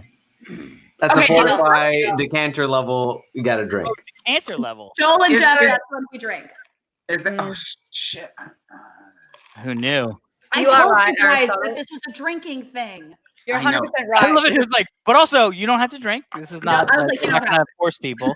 So I Was I feel supposed like to be drinking? if you Yeah, can, Jeff, that'd be great. drink So that. Alex has a thing of like he's got all this tech and like cool shit. And so every time he talks about it, it's a fortify. Alice and I have a tendency, because of the nature of our business, to name drop. They're impressive. So we fortify on those. Aristotle, we have to figure out what your fortify. You're just like the fortify giver. So yeah, the fortify dealer, right? Yeah, cool. That'll be your one. Me calling fortify is a fortify. Yeah. Oh, technically by that standard, yeah, that's exactly. That's very meta. Also, I feel like we have to drink to that. Damn it! Look, I'm running low. So we're here. We actually have some more guests lined up for the back half of our season already. But we are looking. Maude, please. You got to get her on. Yeah, and if you guys know any other people like Maude, we want to talk to them. I have. I'll text Allison. I have a buddy that has a story. Maude, that's also a fantastic photo of you. Oh, this one? I mean, of Tom too, yes. But you look fantastic in that photo. It looks fake. And I also... It does look fake, Maude. Honestly, Maude, I would say you look better in that photo than Tom Cruise. I'm just going to keep showing you. I'm serious. Because, look, Tom Cruise is a fucking movie star. He looks amazing. But not the best picture of him, in my opinion. So I had 10 minutes with Tom. And my friend is Tom's publicist. And before I was like, give me the scoop, give me something so that like when I go in there, I know my shit. And in the text, what is that place in Paris where it's like that? The Eiffel Tower. The big roundabout. The Champs-Élysées. Yeah, the Arc de Triomphe. Thank you. Thank you, Alex. Yes, Alex. Anyone ever needs some world traveling advice? Jeff Beecham's the guy. Jeff, you sucked the in that Champs-Élysées. Yeah. So the Arc de Triomphe. Okay, so she's texted me and obviously spelt the Arc de Triomphe. And she's like, he did his own stunts. And she's like, you should talk about that. And I was like, oh, I will. So I read it and I go, so Tom, I hear that you did your own stunts around the Arc de Triomphe. Amazing. You bet your ass that in the Australian edit, where they used 42 seconds of my 10-minute interview, they showed me saying the Arc de Triomphe. And they came out of it, and the panelists of the show were throwing to me live in the LA studio. And they said, so Maude, the Arc de Triomphe, was it? And I had about half a second to A, realize what they were talking about, B, realize I'd said it wrong, and C, that I was being made fun of. And I immediately was like, well, you can take the girl out of Australia. I love it. Good. Out of the girl, mate. Good cover. And died after that. Just freaking died. Every time I see like Triumph, I'm like, but how did Tom react to you saying it? Yeah. I'll leave that for the podcast. Oh, yes. Exactly. Yes. That's a girl. That a girl. Yeah. Good call. Is anybody else just distracted and also thinking that person was spot on by calling us Seth MacFarlane and Ewan McGregor? Yeah, no, right? I saw that and I thought the fact that like, Ewan McGregor has already been mentioned on this show already too, and now here's a second time, I feel like there's a theme, but yes. Yeah, there's a theme. But when they said that, I was like, yeah, that's us. Oh, yeah, you do look a lot like Nolan North with a Seth MacFarlane kind of feel. Joel, you look distracted. You look confused. People tell you Ewan McGregor. People tell you look like Seth MacFarlane and Ewan McGregor? Someone No, said you're I look Ewan like Seth McGregor. MacFarlane and you look like Ewan McGregor. And I was like, Yeah. Yes. I look as much like Ewan McGregor as I look like Ronald McDonald. Like I don't understand. By the way, That's you because, do look a that's lot like because Ronald you have McDonald. face dysmorphia and you don't understand that you're Oh. actually I've never gotten Ewan McGregor in my life. But you could be Seth MacFarlane's long lost brother. Like I know. Yeah. long lost Do you get it twin. every day? Do you get it See, every like day? I know that. But you don't see that. It's great. Is that your Although, new Maude, you're totally right. Nolan North. I don't know if you have ever met Nolan, but you're 100%. spitting image. Yeah. Jeff Nolan one? North, Jeff. He he's a big video game actor, and he was his biggest, like, what he's known for role is Nathan Drake from the Uncharted series. He's also a friend of mine, and he's a delightful human being. But it wasn't until this very moment that I see so much similarities between the two of you. What is it? Nolan North? Yes, exactly. This guy better Yeah. be so good looking. He is. I haven't seen it for a while. This guy. You what? My OMC, older man crush. Yeah. We got a little bit of a similar look. We do. Yep. Can I say one other thing? I want to say one other thing about how this podcast came to be, which is like the second last movie I saw in the theater Before everything shut down? before the shit hit the fan. Oh yeah. The last movie I saw in the theater was Frozen 2 with my son. But the movie I saw before that was the August before that. It was like I just didn't go see any movies in the theater last fall. But Jeff and I kept talking about over the summer going to see, because we love shoot 'em up, bang 'em up, big popcorn blockbusters. Yep. And we went and saw Hobbs and Shaw together. I don't know how many words of the dialogue in the movie we actually heard, because it was like Mystery Science 3000, but it was one of the best, most fulfilling theater going experiences I've ever had. We had The comments that Jeff and I had, like I haven't laughed that hard in a very long time. And you know, that movie is exactly what you think it's going to be. And it was the perfect thing for Jeff and I to see together. Yeah. Yeah. And that was kind of the moment where I'm like, "This oh, this works," when we kind of riff off each other. This is great. We should have a podcast. Yeah. We should. It's literally we should how try to make Alex and I millions. started this podcast, this happy hour, like 5.5 years ago, where we were just like, we talk really well together. We should talk so other people can hear us. Yeah. we met at Starbucks, and behind Allison, I was sitting there listening, and we were like chatting, and I was like, I was sitting there, and I was like, Anthony Silva is behind you, the fucking spider from UFC, like the guy who will kill anybody on the planet at the time, is sitting literally behind you. And I was like, I don't hear what you're saying, Allison. Anthony fucking Silva is behind you. And I took I was like, pretend like I'm taking your picture. And I literally did the creepy like. Yeah. And I was like, oh my God, this is so amazing. And that was how we came up with the show. Yeah. Yep. I love it. So you never know. You never know. Were you guys Okay, I also think drunk? Mm-hmm. Alex and I are All the always time. Yeah. I don't think Alex and I can hang out with each other sober. I don't think we've ever tried. Why would we? I don't know. Yeah. Yeah, I know. You did for like 2 minutes. You're like, this is weird. I was like, go get a drink. Do you want a drink? I want a drink. I need a drink. You want a drink? Yeah. I need a drink. Yeah. So Joel and Jeff, before we let you go, I think similar to what we just did with our last guest with Power, I think what we just need to do is go around and hear everyone's favorite Tom Cruise movie. Oh, love it. Yes. Let's do it. Okay, Let's Joel, do it. I want to you're hear up. it. My favorite? Yes. A Few Good Men.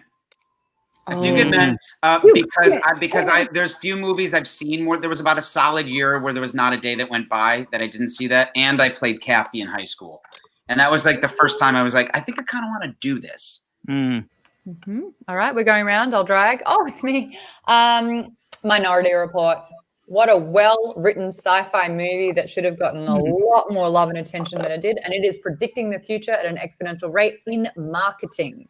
So if you look at how marketing and advertising works in Minority Report, we are heading there so fast, and it's scary. Scary. Podcat. Are you drunk? No, I'm okay. I have to clean for this. You've never seen a Tom Cruise movie. No, I have, but he's not. He's not the major selling point for me. So I've never seen a Mission Impossible. Wow. See the first calm one. down. So see the first one. It's fucking great. I did see it, but I don't remember it well. I had to Google. My heart hurts. My heart hurts. I had to Google it. Tropic Thunder is amongst not there. a Tom Cruise film. It's not, but that's why I have to go The Outsiders, because I forget that he's in The Outsiders. Oh my gosh, Interesting. good one. Good That's call. a dumb answer. Well, I mean, I know he's not like the main star of The Outsiders, but that is such a good movie. He says like 5 words in that movie. Aristotle, Get you will off of never be invited Aristotle, on their please. podcast. Oh, it's my turn? Okay, Yeah. I gotta go. I always call it live, die, repeat, but that was actually the tagline, but Edge of Tomorrow. Wow. I love No, they that. actually That's a good changed answer. it. They did. Oh, they They did? Yes. officially changed it. Yeah, because it was a better Technically. name. Because Edge Wow. of Tomorrow, That's a better name. Live, die, repeat. That is my answer. again, underrated. Yeah. Highly. So, by the way, somebody said night and day in the chat. I think that to me is a very underrated movie. I really loved it, and I've watched it over and over and over again. So, just saying, I'm with you. However, I have to say, Rain Man. It was the first time that my dad actually took me to the movie, and it was the first time I ever saw my dad cry. Was watching the end of Rain Man, and I was like, this is next level acting shit. Like, this is amazing. And it was one of the things that catapulted me into being like, oh, I'll go to LA, see what happens. Rain Man. I just want to piggyback on that. I think that's his finest performance by a country mile. Oh, yeah. All right, Jeff. There's only one answer, and that's Top Gun, you guys. It's Top Gun. I know. It's so great. What is wrong? There you go. Sprinkles the dragon cat. Oh, amazing. Can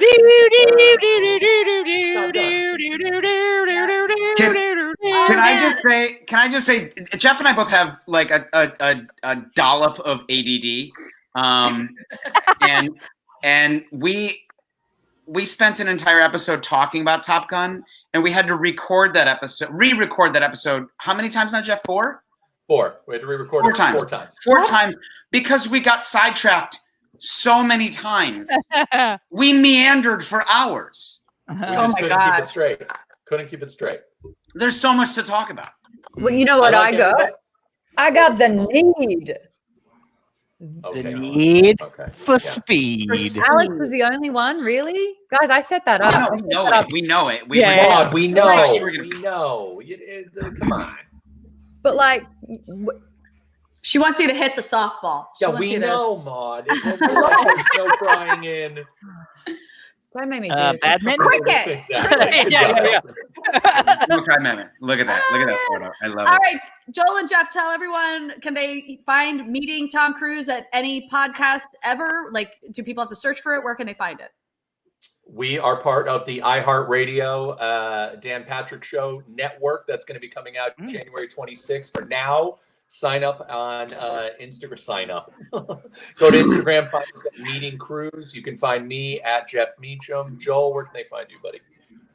You can find me at Joel Johnson on Instagram. And in just a quick couple of weeks, you will be able to find all things Meeting Tom Cruise at meetingtomcruise.com. Brilliant. Awesome. Thank you guys so much for coming on. Say goodbye. Happy holidays, and everyone go and listen to Meeting Tom Cruise. Thank you, Al. Fun. Sorry. All right. That's how it goes around here. All right. Can we take a quick bathroom break? Because I got to pee like a Russian I was going to say, racer. I have to refill a drink. I think we have guests backstage. We know you're there. We'll be with you. I love it. 2 shakes of a lamb's leg. What? How does that thing go? I was gonna say, in actual fact, that maybe it would be an idea. It might be an idea to go over the charity right now. I too need to go to the bathroom, but I'll be subtle about it. But in this instance, let's pull up what is happening. Let's press refresh on this bad boy. Allison, actually, if you need to duck off, now is the time. If you need to do it, you gonna do it? You gonna duck off? I heard you say, man, I was gonna run off, and then I could come.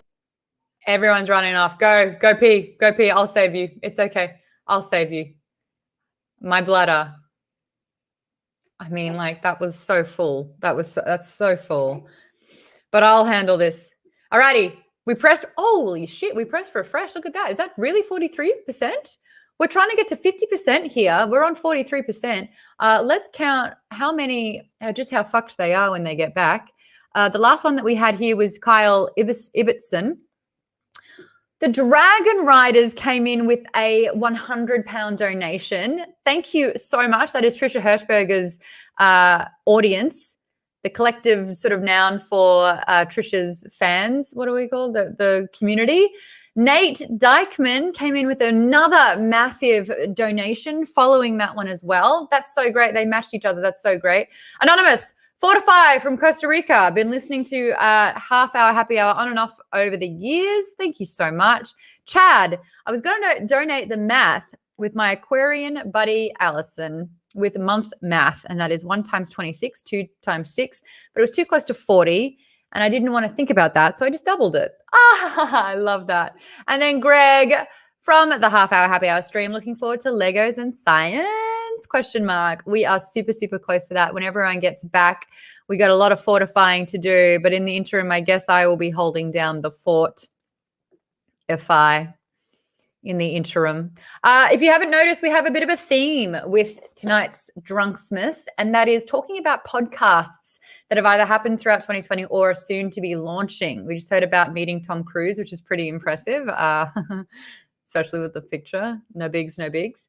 Everyone's just taking a little bit of a bathroom break, so I'm extending that open to you now. Captain Maude in the fort. I said Captain Maude in the fort. All right, so everyone's getting back as soon as headphones go on and you guys are feeling a little bit better about yourself. I'll pull you into TLDR on the charity donations. How do we do? Oh, you want to know. We want to know. So everyone's coming back in. Let's have a little squizzy. You guys, has everyone got a full drink? I'm about to finish mine. So the Dragon Riders right here, that is Trisha Hershberger's community. And donation. And then Nate Dykeman matched that, another £100 here. Yeah, guys.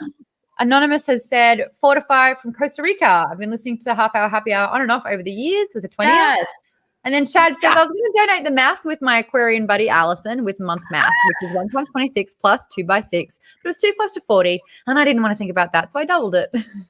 Oh my gosh, amazing. That's amazing. And then Greg said, from the Half Hour Happy Hour stream, looking forward to Legos and science.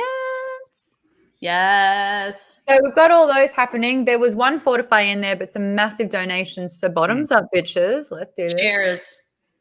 Bingo, pork chops. A big glug. I'm going to dip out for about 5 minutes so I can relieve. Oh.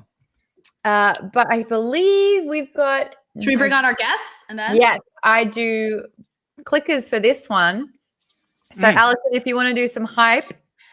Yes, I do want to do some hype. Sorry, I'm texting with another guest who's coming on, just being like, this is my schedule. And I'm like, you are good, girl.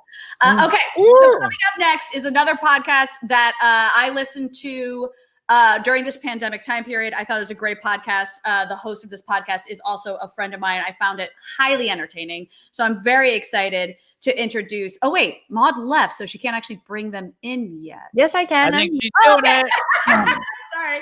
I find your lack of faith disturbing. Yes. We're bringing on Trisha LaFoch and Kevin J. Hines with the Healed, the Curious Case of Marla Trump's Shoes. Hi, friends. How are you guys? Hello. Trisha, I can't, like, even in a pandemic, your hair is like literally the most gorgeous thing I've ever seen. Girl, it's Christmas. It's teased to the gods. What do you want? I love it. I love it. Where am I fucking going? I know. So everyone who listens to podcasts. She's got like a you guys probably haven't seen each other in a hot second, have you? She's got a makeup artist at her house. It's Johnny Marr. I want to say, Aristotle, you can tell that Joel and Jeff are not improvisers, they're actors, because they didn't yes and shit. You guys were like, how dare they shit on outsiders, which is what I was thinking. Not with Tom Cruise. You get a young Matt Dillon who is terrible, but still hot. Rob Lowe, Ralph Macchio, I want to put him in one of those baby Bjorns and just carry him around. See Thomas Howell, like It's an incredible, underrated movie. Angst. And Tom Cruise does like a herky off the front of the hood of a car in that movie. It's pre, that was the beginning of him saying, I'm going to do all my stunts. He was like, I can do this shit. Come on. And then the Tom Cruise podcast, and they don't even jump into her Feel the Need for Speed. Like, what is this? Amateur hour? If it's not clear, Trisha is also friends with Joel and Jeff, who were just we all met in the same capacity. Yes. So listen, anyone who listens to podcasts know that like true crime is like probably the biggest, most popular category on podcasts. And normally it's all very like murdery and morbid. This is why I love Healed, because it is true crime, but there's nothing murdery or morbid about it. It's actually just kind of hilarious and insane. And as you read the rest of the title, The Curious Case of Marla Trump's Shoes, yes, it does involve Trump's second wife. It is about her. So our current president of the United States is involved in this podcast, but like back when he was just sort of like tabloid fodder and just fun to make fun of, and way before even Celebrity Apprentice and all of that. So it's actually like a really delightful listen. And my favorite part about it, I should say this about both of you, but Kevin and Trisha are both lawyers, and while you are listening to this podcast, you are getting like the actual legal background about how all of this went down. And that's the part that I found most fascinating. And I told Trisha this after I listened to the whole thing, but Kevin, I could listen to the two of you talk about like cases. Like you are the two people I want to listen to explain to me all of the weird laws and rules and things that you have to deal with when you go to court. I could listen to you talk about that all day long. So Kevin, why don't you talk about your actual involvement with this case and why this was Great. Yeah. So like, I was an assistant district attorney in Manhattan, right? And I was doing homicides and everything. I'd been there for like 5 years. And this case dropped in my lap. And basically what happened, just, thumbnail sketches, that Marla Maples was dating Donald Trump while he was married to the other one, Ivanka. And the daughter. Was that Ivana? The daughter is Ivanka. Who the fuck names that kid Ivana? It's so stupid. Anyway, so her shoes were missing from her apartment, and she kept like being late for dates with him. So she would tell him, "Hey, someone's stealing my shoes," and he, of course, thought she was a fucking lunatic. So she kind of, kept saying it. He had his security people put cameras up in her apartment, and lo and behold, her publicist, this guy named Chuck Jones, was seen on the video coming into the apartment and then leaving with a bag that we later learned was a whole bag of shoes. Holy and shit. He stole over 60 pairs of her shoes when it was all said and done. Wow. And when the cops went there to his office to go see what really happened, he let them search, and they obviously they searched the whole place, in closets, behind radiator covers. It's raining shoes.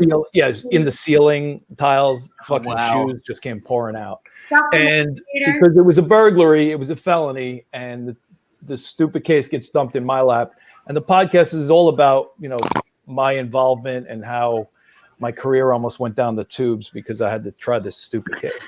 Yeah, Holy in shit.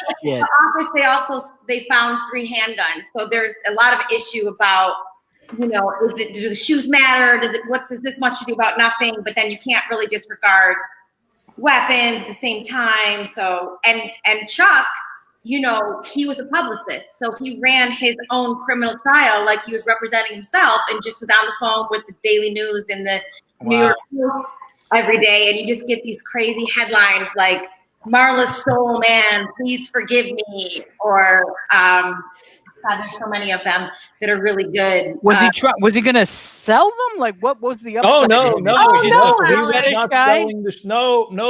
Want to guess? What do you think?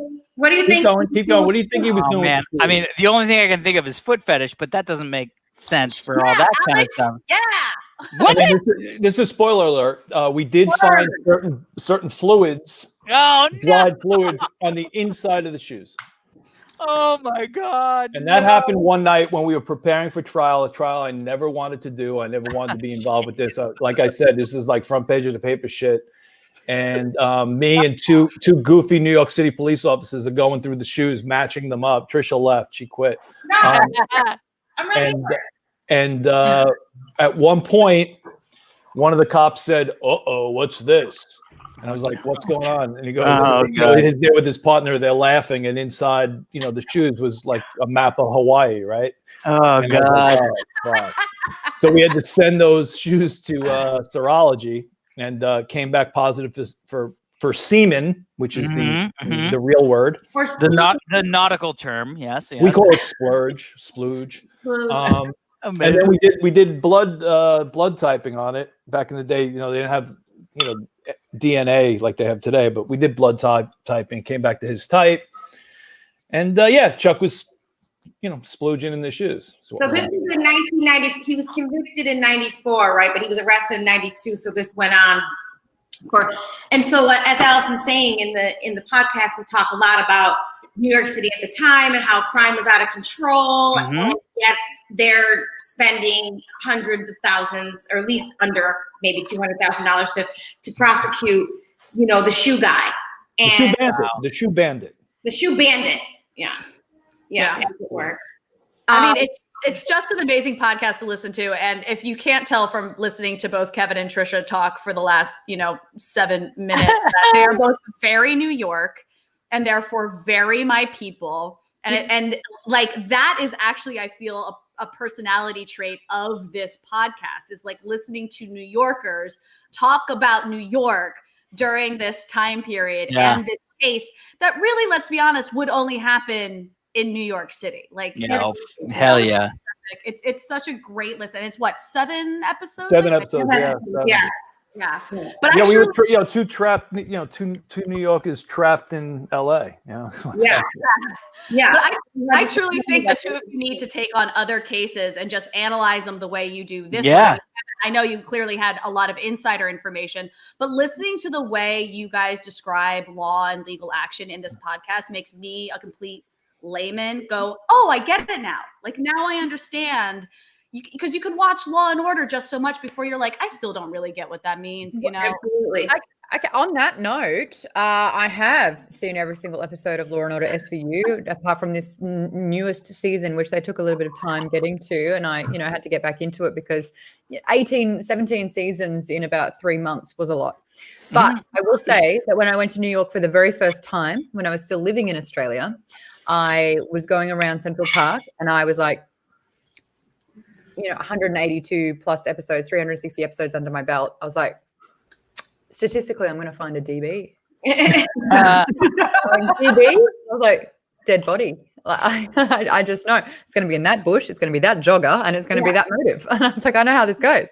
I want to know from, your experience in the force and going through the actual crime side of things, how accurate are the correlations between shows like CSI and SVU and all those ones to real life? Zero.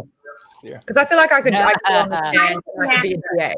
So Kevin and I have worked as, legal technical advisors on television. I mean, Kevin is a writer, executive producer. I'm an actor, director, writer, but we've also, been on the side of like, we're the technical advisor on the set, right? And even when we're doing it, you've been on a set before, Maude. You know how many other things are more important than whether or not somebody stands when they take the oath? They're not, and truth. My God. Like what's the camera looking like? But yeah, I mean, it's, for me personally, and Kevin and I have talked about this before, very, very hard for me to watch a law show, like extremely hard, because I'm hypercritical as it is, because I'm a defense attorney. So I'm an overly aggressive egomaniac. And that's what I do, is pick things apart, or I celebrate them. But, law shows are tough to watch. I object, but I actually object with how you're doing this.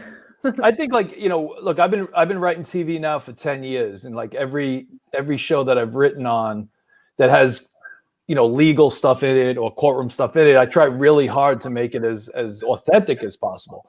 But Trisha, I wrote on Perry Mason, HBO's Perry Mason, and we had a lot of courtroom scenes, but that was back, that was back in like the 30s, like that was 30s LA. And Trisha was good enough to come on and do some tech consulting work for us. And, you fight every day when you're in the courtroom trying to make it look authentic as possible, but there's always problems, But you're also, like you said, if it's 1932, were the federal rules of criminal procedure written, or the state? No. So you're just think, well, all that stuff. I mean, when I watch true crime, I was watching a show the other day. The first thing I said, they showed the license plate.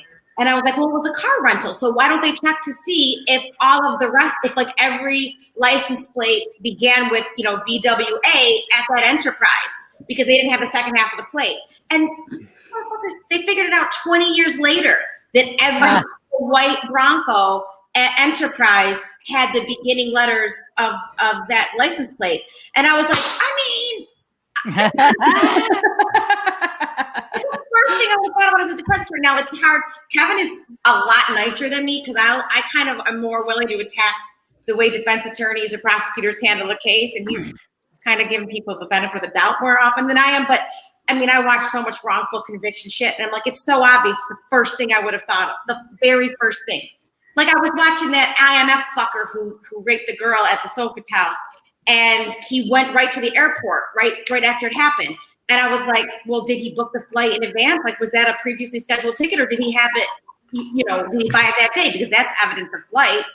And, it takes them 3 weeks to raise that. I'm like, come on, But I don't know. I want to do a shout out. Murphy 1D did a comment that we flashed up there for a moment that said, if someone stole my phone in, say, Italy, what legally can I do? Which is a reference to my phone getting stolen in Italy. But I want to point out that Trisha was at that wedding with me. Oh, yeah. Trisha's one of the first people who saw me when I came, like when I finally arrived at the Airbnb. She got actually robbed in Naples, right? And on the train, so in between. Yeah. Right. Passing. Robbed, and she ran and gunned it and fell, busted her knee, tried to get her phone back. She's like, fuck, I'm in Europe. What am I going to do? But speaking of which, when we got to Sorrento, she went to file a report, and I was like, Allison, that phone gone. Pour a little out for that phone. What are you doing? Wasted 3 hours in Sorrento. The train conductor told me to go, so I went. I'm like, you're wasting your time. People get robbed. It was a job, Nathan. I do have to give Trisha credit, because I'm pretty sure the moment I walked into the Airbnb and I was like, I need wine, Trisha was the one who was like, I got you. Amazing. Yeah, that phone is such a cute Airbnb, by the way. That what? It was such a cute Airbnb. It was a great Airbnb. I love how much this story has unfolded over the years, and now I'm getting to meet key players of said infamous story. I know. Really Alice was in a full evening gown with a huge wrap around her knee in case anyone wanted to know what happened. Andre makes a great point. If Allison were to take your advice, Trisha, we would miss out on this chapter. Hot cop. Yes. Hot cop. Yeah. Yeah, but then she didn't booty call him. I'm like, if you're going to sit in the station for 3 hours, you better figure out how to text in Italian. And get over here. How can you, y'all? I am legally creating a script. I'm creating a rom-com based on Hot Cop, y'all. It's happening. It's happening. You heard it here. It will be a Netflix movie at some point. Mom, I thought you were going to say you saw my episode of SVU. I was all ready to be fake humble, and then you didn't say anything about it. Which one? Which one? My Gable. What's his name? Allison, famous guy who was in I, Tonya. Seth Gable. What's that? Is that your acting partner in the show? Yeah. Well, yeah. Mm-hmm. You should know his name. Oh, so long ago, Kevin. You're gonna air my dirty laundry right now? I'd say nothing. He's playing Tommy Lee in that piece of shit Tommy Lee Pamela Anderson thing that they're doing. Anyway, yes. I think his name is Seth Gable. Seth MacFarlane? No. Now I gotta look back to the last section because they said Jeff looked like him, which was the first thing that Joel did not yes and. I look nothing like Ethan Hawke. Mm-hmm. Maude. Yeah. Oh, yeah. Episode is games. We were killing people with our high heel. I was stomping people out with my stiletto because I thought I was in a video game. It's brilliant. Whoa, there it is. Yeah. There she is. You found that so fast. No, that's the CBS show. That's not Law and Order. That's Law and Order's on CBS. No, NBC. No, NBC. Yeah. So what's the CBS show? Come on, I want to know. That one was Criminal Minds. Criminal Minds. Yeah. What's the Law and Order episode called? I think it's called Games, maybe. Looking it up. I only know from my residual checks. I'm still getting $179 every 6 months. Okay. Well, I mean, what was your rake episode called? Google giving me. Okay, wait. I'm on IMDb of an actor named Seth Gable. Law and Order SVU. Yeah, there you go. We played boyfriend and girlfriend. Yeah, and he scared the shit out of me because he asked the producer why I was scared of Chris Maloney and not him. And I was like, I think I was supposed to be. And like, I got real nervous because he was fucking with me. And Coco, his wife, was like, leave her alone. She's a kid. Oh, it's called Game. Yeah, Game. Oh my That's God. amazing. So great. What my episode of Rape was called? No, I forget. You do. You wrote it. You wrote it. I gotta remember what the hell that was. I don't remember the episode of any episodic TV show I've ever been on, except I think NCIS LA is something like All Good Tidings or The Tidings We Bring. I feel like that might be the name of the episode. I only remember them from my residual checks, and I cannot tell you the last time I got a residual check from rape, Kevin. Can you call somebody? All right, I'll check it out. They ain't paying me either. Allie, weren't you like a dead or dying Blackhawk pilot in one of those? That's on NCIS, the original. Yes. Mark Harmon. That's what I've got. Yes. I was Roaring and ordering. I was a helicopter pilot. And Whoa. I die in Mark Harmon's arms. Wait, no. you call her Allie? That's so new. We always call her Hayslip. Well, I call her Hayslip too, but Allie is also works. Kevin was a shady doorman in an episode of Numbers? No, he wasn't. No, Kevin was never an actor. Kevin's not. I'm gonna move. Allison, is that one of your special talents, special skills? Helicopter pilot? Is that how you got that gig? Well, no, but I do maybe it is because I did learn how to fly a helicopter on my old show on G4 on the old network that I was on. They taught me how to fly a helicopter, and in the audition, half my scenes were flying a helicopter, so I actually knew like where you fly a helicopter. That's and how amazing. little, you actually do so little. Let me rephrase that. You don't do so little. You move so little when you are flying a helicopter. You make very, very subtle movements. Otherwise, the helicopter's like, froo, froo. Yep. And so that might, it's not like when you think in movies where you're like, dodging shit. Right. Super subtle. So maybe Some that of is the craziest things is seeing like special skills when you see like casting stuff. And my friend had this idea for a TV show that was we're gonna have actors come in thinking they're casting for something, and then grab one of their special skills. The walls drop. Okay, now you have to ride a motorcycle because you said you could. And just see how many people just. You could not get insured for that show, Kevin. You could literally no insurance company would insure you for that. I can't tell you how many times I was like, horseback riding, and I was like, right. Oh, that's a horse? Okay. Right. I still remember on MTV Prank when they locked Halle Berry out of her premiere. Does anybody remember that episode? And she's like, "Where's Joel Schumacher? It's my thing. That's me." And I was like, "It's so fucked up." Like, Oh, so mean. She was like, it's my thing. That's me. I can't handle shows like that. It was pretty funny. All right. Since we've been doing like last questions for everyone. Last time was favorite Tom Cruise movies. Can we do favorite like legal drama or legal movies? Yeah, or like real crime podcasts or shows. Yeah. Oh shit! Right. You had me here all day with that. Kevin, you go first. All right, mean, you just got called. my favorite legal drama is Presumed Innocent. I'm just kidding. I said Presumed Innocent. Presumed Innocent is dope. If you haven't seen it, definitely check it out. I mean, it's old. It's Harrison Ford, right? Yeah. Oh yeah. Great. Podcast. I just listened to a really cool podcast. What the fuck is it? Called The Orange Tree. I just heard about this. Yeah, it's dope. It's dope. Definitely good. What's it about? All right. It's about this guy who basically passed out drunk and then wakes up. And one of these, he was in college and he wakes up drunk, and one of the girls he was sleeping with, a girlfriend with at the time, is dead in his bathtub with her head decapitated. Jesus. Okay. And he ends up, not to spoil, he ends up, going to jail for it. And then the question is, did he really do it? And there's some other people out there who may have done it. So it's kind of like the night of ish. Yeah, well, that show sucked, but yeah, no, this is real life. Just being honest. Okay. All right. Okay. All right, Maude, who you calling up next? I would say that my favorite. Maude, go ahead. Go for it. There you go. All right, Trisha, you're called. You're in it. I thought you just wanted from us, but you're right. You did everybody last time. I saw it, and they got belittled for it. I would say Jagged Edge. Jagged Edge? Yeah. Yeah, with Glenn Close and Yep. Yes, that would be my favorite legal movie.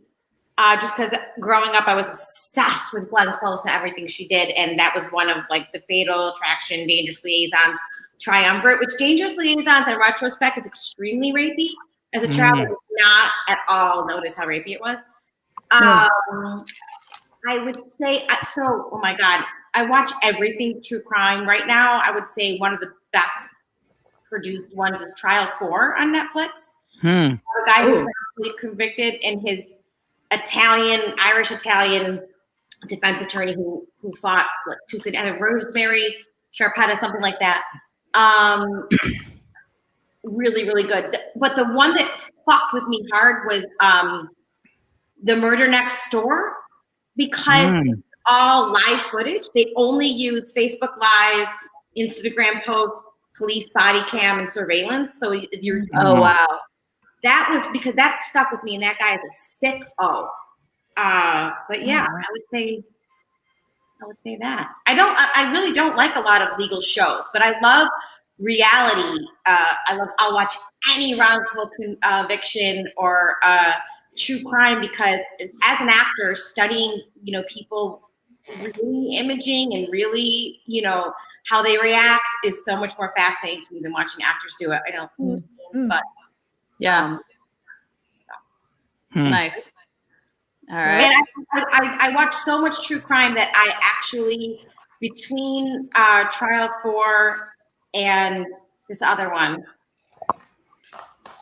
How to Fix a Drug Scandal, I actually started recognizing the judges in the lower court and the higher court, and had an opinion on whether I thought they were a good job. I was like, oh, he's smart, she's smart, they're going to ask good questions, or this one just kind of sits there, I was like, whoa, this is a lot. A lot of crime happens in the Commonwealths of both Pennsylvania and Massachusetts that gets on.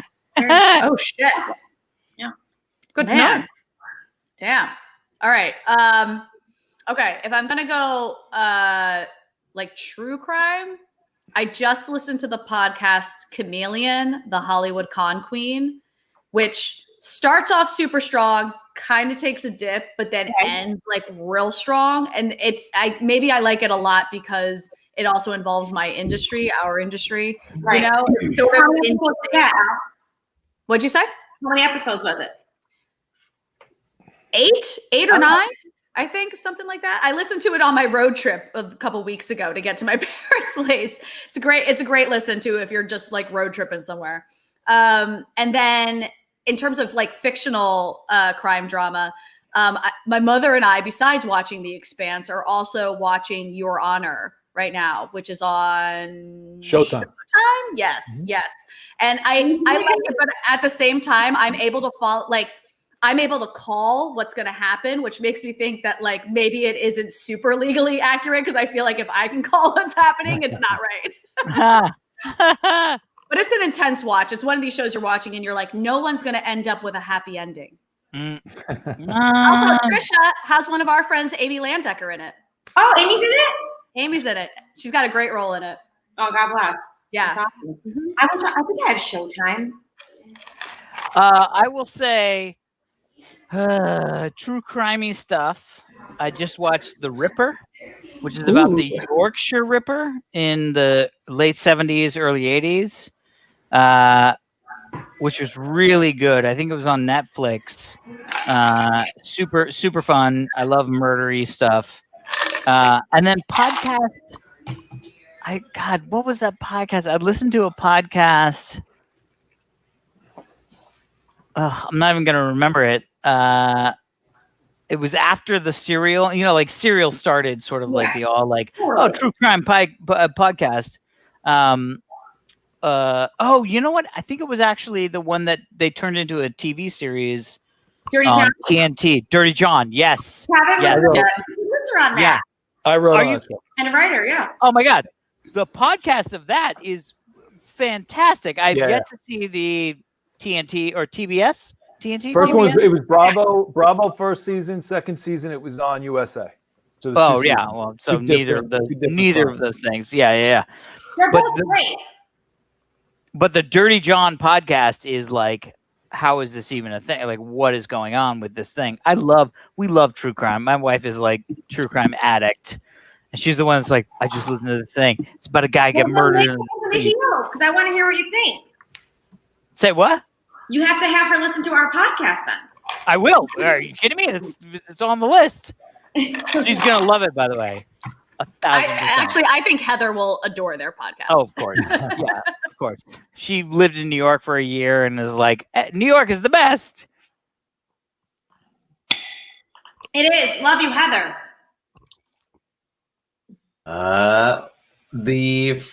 It's not true crimey, but the first thing that always comes to mind is Silence of the Lambs. How could you not love Silence of the Lambs? And then after that, not quite, I think, what people think of when it comes to true crime, but very interesting is a documentary, I think, on Netflix called Tread. Oh, yeah. Tread is I haven't seen it, but it's on my list. It's very good, very interesting watch. It's a crime for sure, but it's not true crime as we think of it. And then podcast almost feels unfair for me to say, but I'm gonna shout out Healed. Yeah! You listen to it, Aristotle? I haven't yet, but I will. But great. Yeah, great. All right, Maude, let's hear it. I don't really listen to podcasts. I listen to audio. So there's that. And I still want to listen to Three Women, which is what you recommended me, right? Oh, the book. Yeah, I started that. Oh my God, yes. And then there was like a by the way, disclaimer. And the disclaimer went on for like 7 minutes. And I was like, whoa, this is a thick book full of, factual goodness.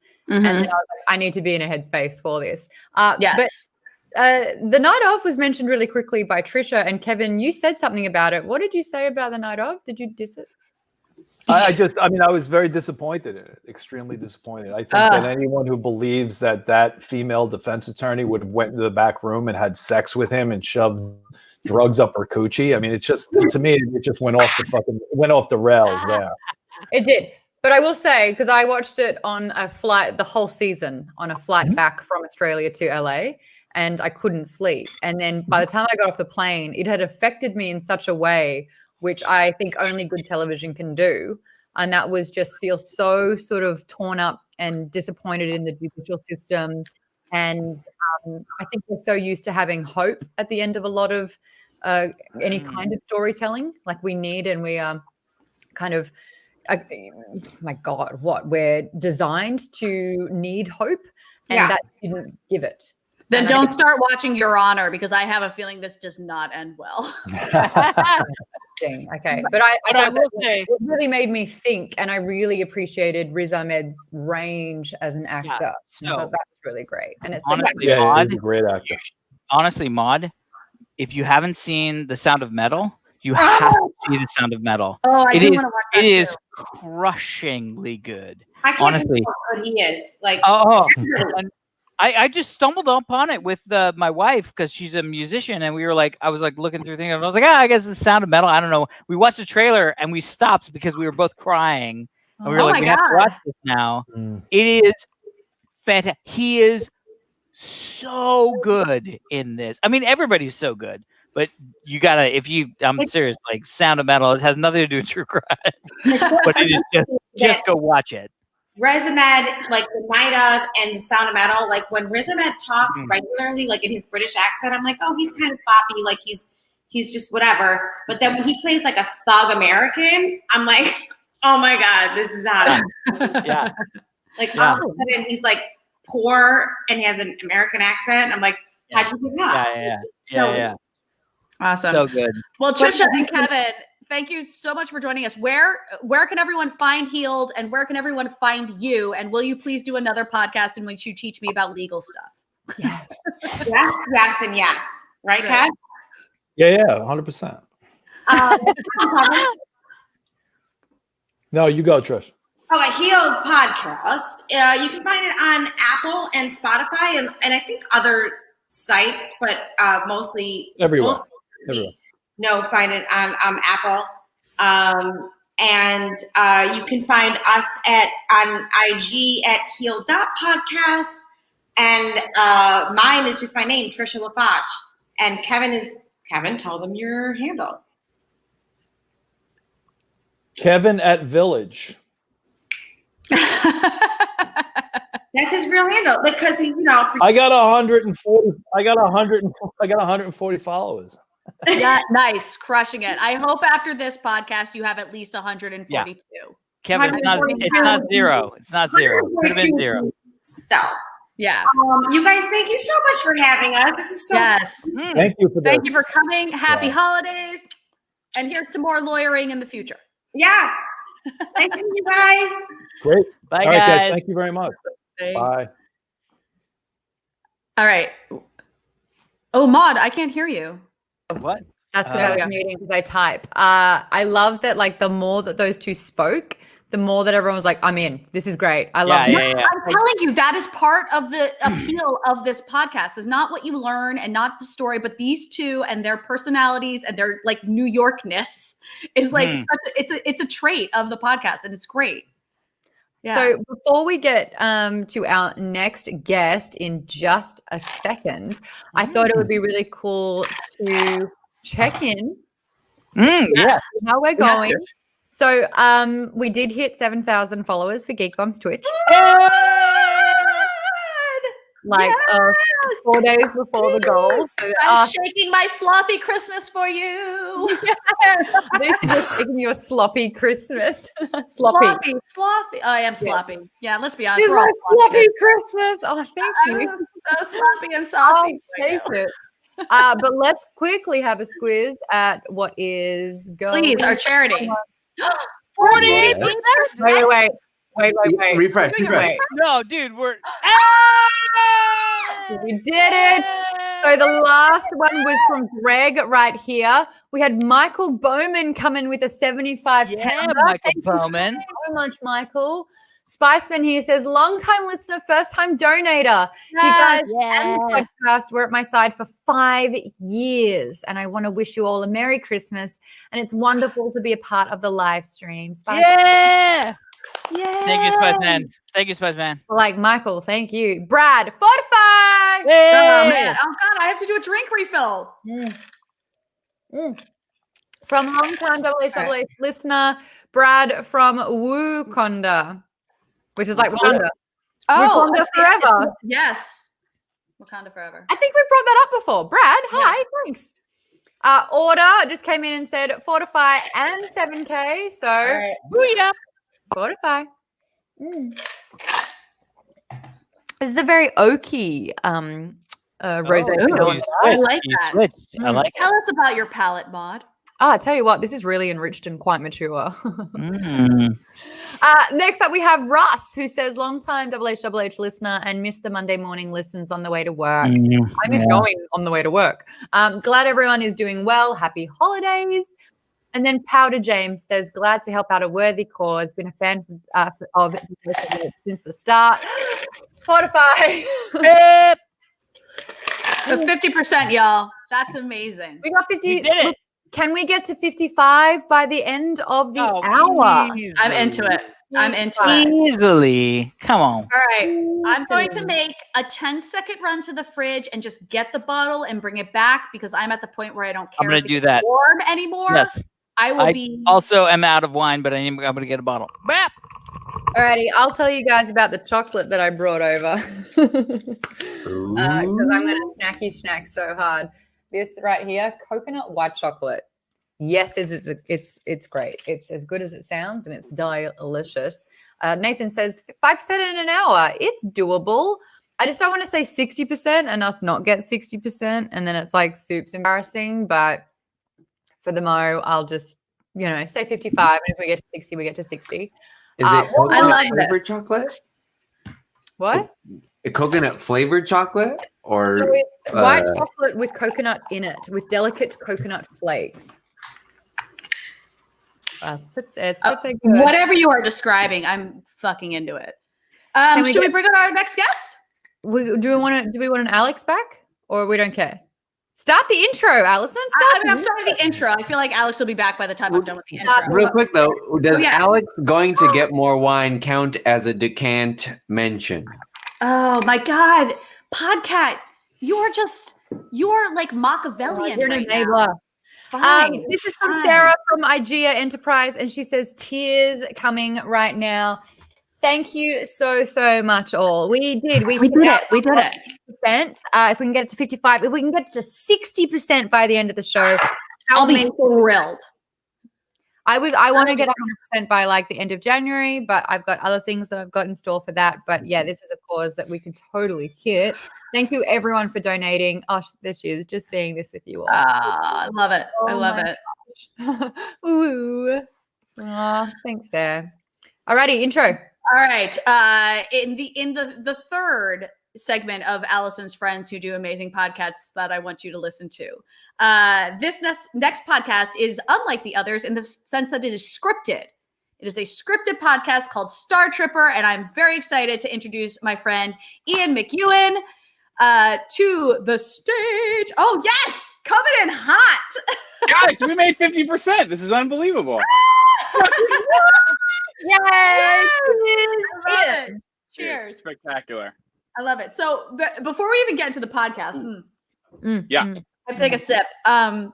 So Ian is a friend of mine. I call him he's basically a pandemic friend in the sense that Ian and I have never actually met in person yet. We have only met via Zoom, basically at in April, right? I think we met in April. Yep. Wow. Yeah. I know. Isn't that nuts? But we've become very good friends during this time. Oh, good. Alex is back. I'm back. I have cookies. Yay. And, and Ian was telling me about this podcast, Star Tripper. They have a season out. That's amazing. But also when I asked him to come on the show, I had to send him a text today that was like, hey, weird question. How do you pronounce your last name? Because I've never actually heard it said out loud yet. And he writes back, oh, don't worry. It's kind of weird, but it's because it's spelled, as you can see at the bottom of the screen with the Q. But he's like, it's Ian McEwen, and he goes like Ewan McGregor. And the fact that Ewan McGregor has come up multiple times on this show already, I'm like, what is it? Ewan McGregor. I'm gonna be making out with him, just a heads up. Like, okay, love it. Maude, you and me on the side, I can tell you where Ewan McGregor lives because when I used to be a personal assistant, he lived on the block, and I'll tell you, can go camp out and try and make out with Ewan McGregor. Definitely don't say that. As a character in Star Wars, there's like a little bit of lore behind it. It's not full blown salivation nation, but thank you. That's so much less creepy. But like, I was gonna root for you either way. Thank you. It is funny though. I used to personal assist, and he would walk his dog and drive. He has a bunch of really cool vintage cars, and Ewan McGregor is. I mean, like, I think we can all agree Ewan McGregor is the shit. He's just the coolest. He's a babe. Yeah. Yeah. And every time I would see him, it's that thing where you see someone in the wild and you're like, don't be weird. Hi. And he's just trying to walk his dogs and be a normal person. Yep. I have a question before we start. Yes. Alex, is there a story behind that fucking unbelievable Han Solo wall piece you have right to your left? The short answer is probably that this, my friend, was given to me by a Senior Todd Stashweek. No fucking way. Oh yeah. Ian, it's a skateboard, right? Ian, I love that we're just meeting for the first time. And this is my office. And usually I have like some like weird Star Trek background. No. So I turned 40 because I'm a fucking old person. Hey, cheers to you, man. Thank you, sir. Thank you, sir. My buddy Todd came to my birthday. Which Allison, did you went there, right? At no. The Vinotech? No, you were out of town or some bullshit. Yeah, Fuck off. I don't even know you I anymore. got sent out of town for work or something. Yeah, I don't even know you. Anyway, so my buddy Todd, actor Todd Stashwick from many things that are amazing. Yeah. He came and this was wrapped at the place. And I was like, dude, Todd, what the fuck is this? Like, this is this giant thing. Can I ask really quick? I mean, it's really light too. It is. Yeah. Is it wrapped like a Kenner action figure? Oh, yes.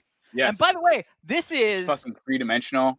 Yeah, so this is from Santa Cruz, right? Which Oh, is like one of God. the oldest fucking skateboard manufacturers in the world. They did a limited edition run of Kenner Star Wars skate decks. It's a fucking skateboard. I didn't even. Bro, it's I a didn't even skate see deck. the All right, deck. hold on. I'm gonna. Guys, this is the coolest shit. I'm sorry. We should be talking about a ton of stuff, but this is my favorite shit right here. Promote your podcast, but the skate deck. Yeah. Holy cow. That's the coolest thing maybe I've ever seen. And it's in one of the that just makes me so happy.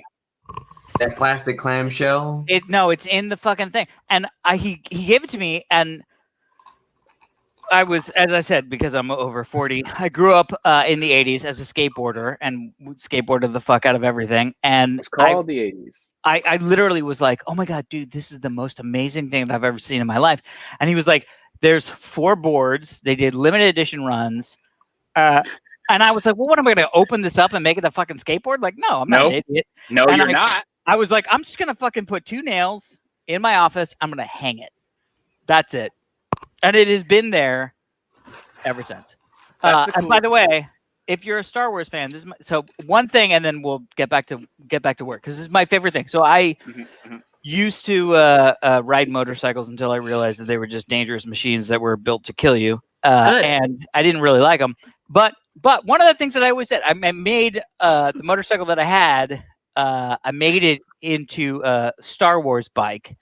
Sweet. It was a Harley Road Glide. And I had like all the Rebel insignias and all that stuff. And I was like, I gotta figure out how to do something cool. So I had this made custom for me. Hold on, let me grab this. Oh my gosh. Does everyone here like Star Wars? Is it a big thing you guys do?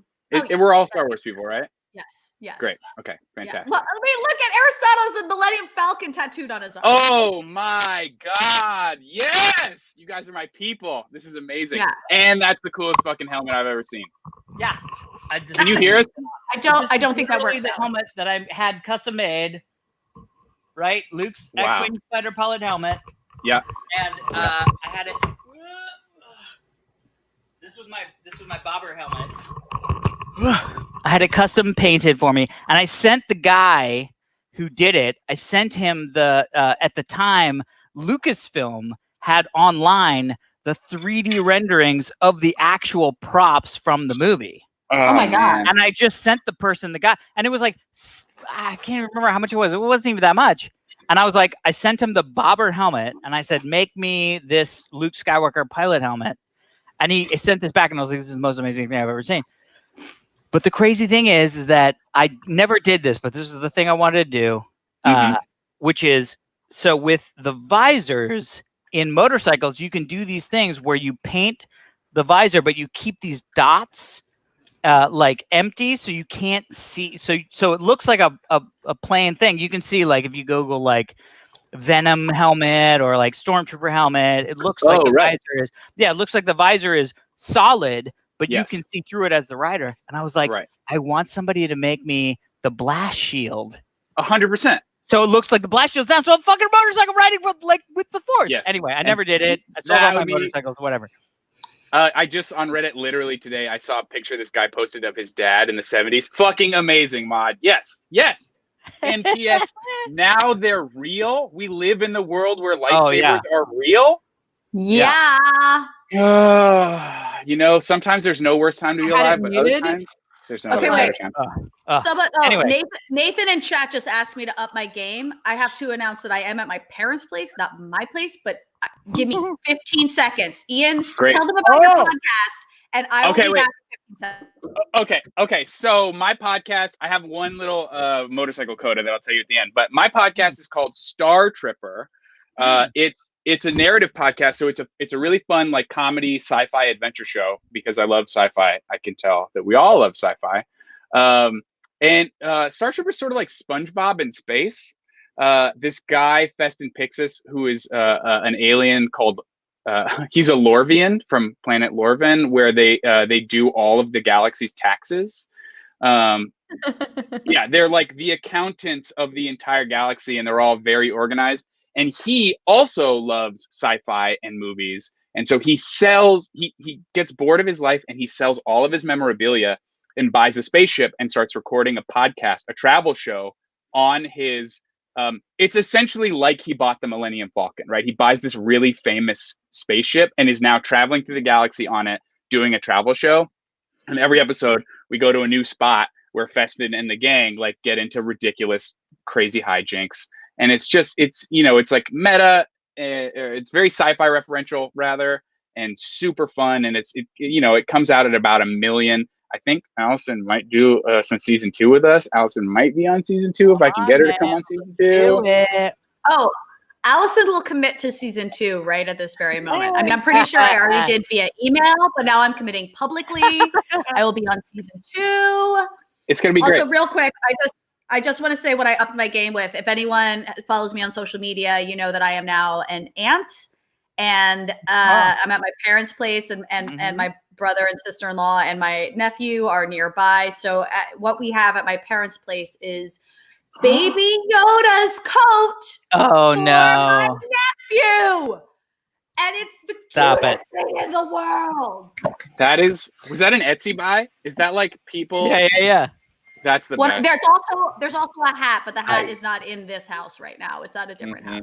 But the hat has like the ear. I also got my nephew a Baby Yoda. Amazing. It's perfect. Okay, so I got to say that I am living that personal hell of not having seen the final episode of The Mandalorian. Oh my gosh! And the reason I'm not is because I'm living with my parents during the quarantine because my dad's 75 and I wanted to help out. And I was shooting last week, so I was quarantining. And I was like isolating in case I had anything. So I've missed it. My mom and I watch it together. So I think right after this episode, I'm going to go watch The Mandalorian. Yeah, but you 100% need to. And watch through the credits. I'm very glad someone told me to do that because the credits can last a long time before something comes up and I probably would have turned it off. So yeah, watch 100%. through the credits. I will. It was also the first credit that didn't have the artwork. The artwork. Yeah. So I think it's a kicker to be like, oh, I should watch what's going on after this. And also the like skip to next title or whatever doesn't come up right away. So yeah, you could if you're taking those you cues, can miss it. You would get it. But I had drank like a few vodka sodas before watching it, and I'm very glad someone told me to wait through because Allison with vodka sodas probably would have been like done. And then I finished it. Woo! Yeah. Also, by what it sounds like it's in tears. Yeah. Get tissues. Yeah, I heard. No. I already have. No. It's the most amazing thing that you will ever experience as an adult Star Wars fan. Just get tissues. Okay. I got to the point where my wife was like, "Are you crying?" And I was like, "Yes, I am crying. I'm actively. This is happening. Like, what the fuck? Yes, of course." Yes, I was just screaming. Dude. Yeah, I was just like, ah! Yeah. The thing is, too, what's so fucking rad about watching with my mom is that, like, my mom obviously she watched it in the theater when it just came out, but like, she doesn't know all the shit, right? Yeah. So what'll happen is like an episode will end, and I'll turn to her and be like, okay, that guy that you saw is this guy from Clone Wars, which you haven't seen, but this is the story and this is what's going on, and it's just, god damn, it's the most fun. I'm so excited. I'm going to watch it right after this. It's going to be great. Okay, so I know this, I don't want to spoil. I'm not a spoiler, but. Okay. This Before is okay. I have the Mandalorian finale. Yeah. This was the after. Oh my god. I'm in for, I just want to hug that person. You know what I mean? Yeah. I'm going to be right there, Maude. Got him in the fucking feels, and I wasn't ready for it, but it was good. It was good. I'm excited. It's so beautiful. I can't. Oh wait, so will you guys tell me? My dad said it's 10 new. I hang out with my parents a lot right now. I hope that's not embarrassing. It's not. That's how it works. Great. But my dad said it's 10 more Star Wars series, or is it 10 more Star Wars and Marvel series? No. 10 each, I believe. 10 more Star Wars series. Wait, what? I don't believe they're all complete series, right? Some of them are limited series. I don't care. Yeah, 10 of them. Yeah. So and this is the crazy thing. This is the thing about the Star Wars stuff, because we were talking about the Disney announcements, which was like, I don't really give a shit about this stuff. I would never have thought that I wanted to watch a story about a Mandalorian that was not in anything. That was not in anything. Right. I would have been like, all right, I mean, I guess. And so all of the lists of stuff, I was like, I mean, I guess that's cool. Like, I'm interested in some of the stuff and some of them I'm not. But then I'm like, I didn't even know who the fucking Mandalorian was. Like, and so it's like, if I get 10 of those experiences, oh my God, forget it. Rogue Squadron. I haven't seen this. Oh my God, Visions, Bad Batch. Bad Batch is like the original. Yeah, you're clone. missing. Yeah. When the clone was going on, Obi-Wan Kenobi obviously is the series that's next to come out. And is that starring Ewan? Is that starring Ewan McGregor? I haven't looked. It is, yeah. God, I'm so happy. Confirmed to come back as a new Darth Vader. Yes, very excited. Yeah, right. Yeah. Visions, I believe, is a documentary-esque type thing where it's going to talk about sort of like the expansion of the Star Wars franchise. Rogue Squadron, we've been seeing more and more of it. They're like the police force of the galaxy, and we've seen it. So it's, yeah, but that's a movie. That's Patty Jenkins doing Top Gun in the fucking Star Wars universe, which is amazing. So Ahsoka is going to be its own show. She's made an appearance in Mandalorian, but this is where Thrawn apparently is confirmed to be in the storyline. Andor is the prequel to Cassian Andor from Rogue One. He was so well received, Diego Luna. So we're seeing a prequel of his story. And then Rangers of the New Republic. I keep thinking I think there's some ideas out there. I think that's going to be the Bo-Katan owl. Yeah. Oh, yeah. Aristotle's got it. I was going to say, all I ask is some love for Dengar. I just want to see Dengar come back. Dengar, Olam, Bosk, all of them. Yeah, Bosk is amazing. Yeah, your Alex, your helmet was giving me mad Porkins vibes. Yeah. You know? Amazing. For sure. Big beard. And all Can't shake him. Yeah. By the way, Porkins is 1000% the detective from the first Batman. Right? Like right? Yes. You're the seeing sweaty fucking detective. Sweaty fucking guy from fucking Tim Burton's first Batman. Oh my God. I don't even, don't give me that jurisdiction. So this is fucking Porkins. I hope everyone on set, I mean, 90% of the people on set didn't know, but 10% of those people were like, I'm only calling you Porkins. Yeah. Yes. That's okay, fucking Ian. awesome. So you've clearly shown that you're one of us. Oh yeah, 100%. And while I missed the Maude first has a 10 question. seconds, Maude doubts. Go No doubt here.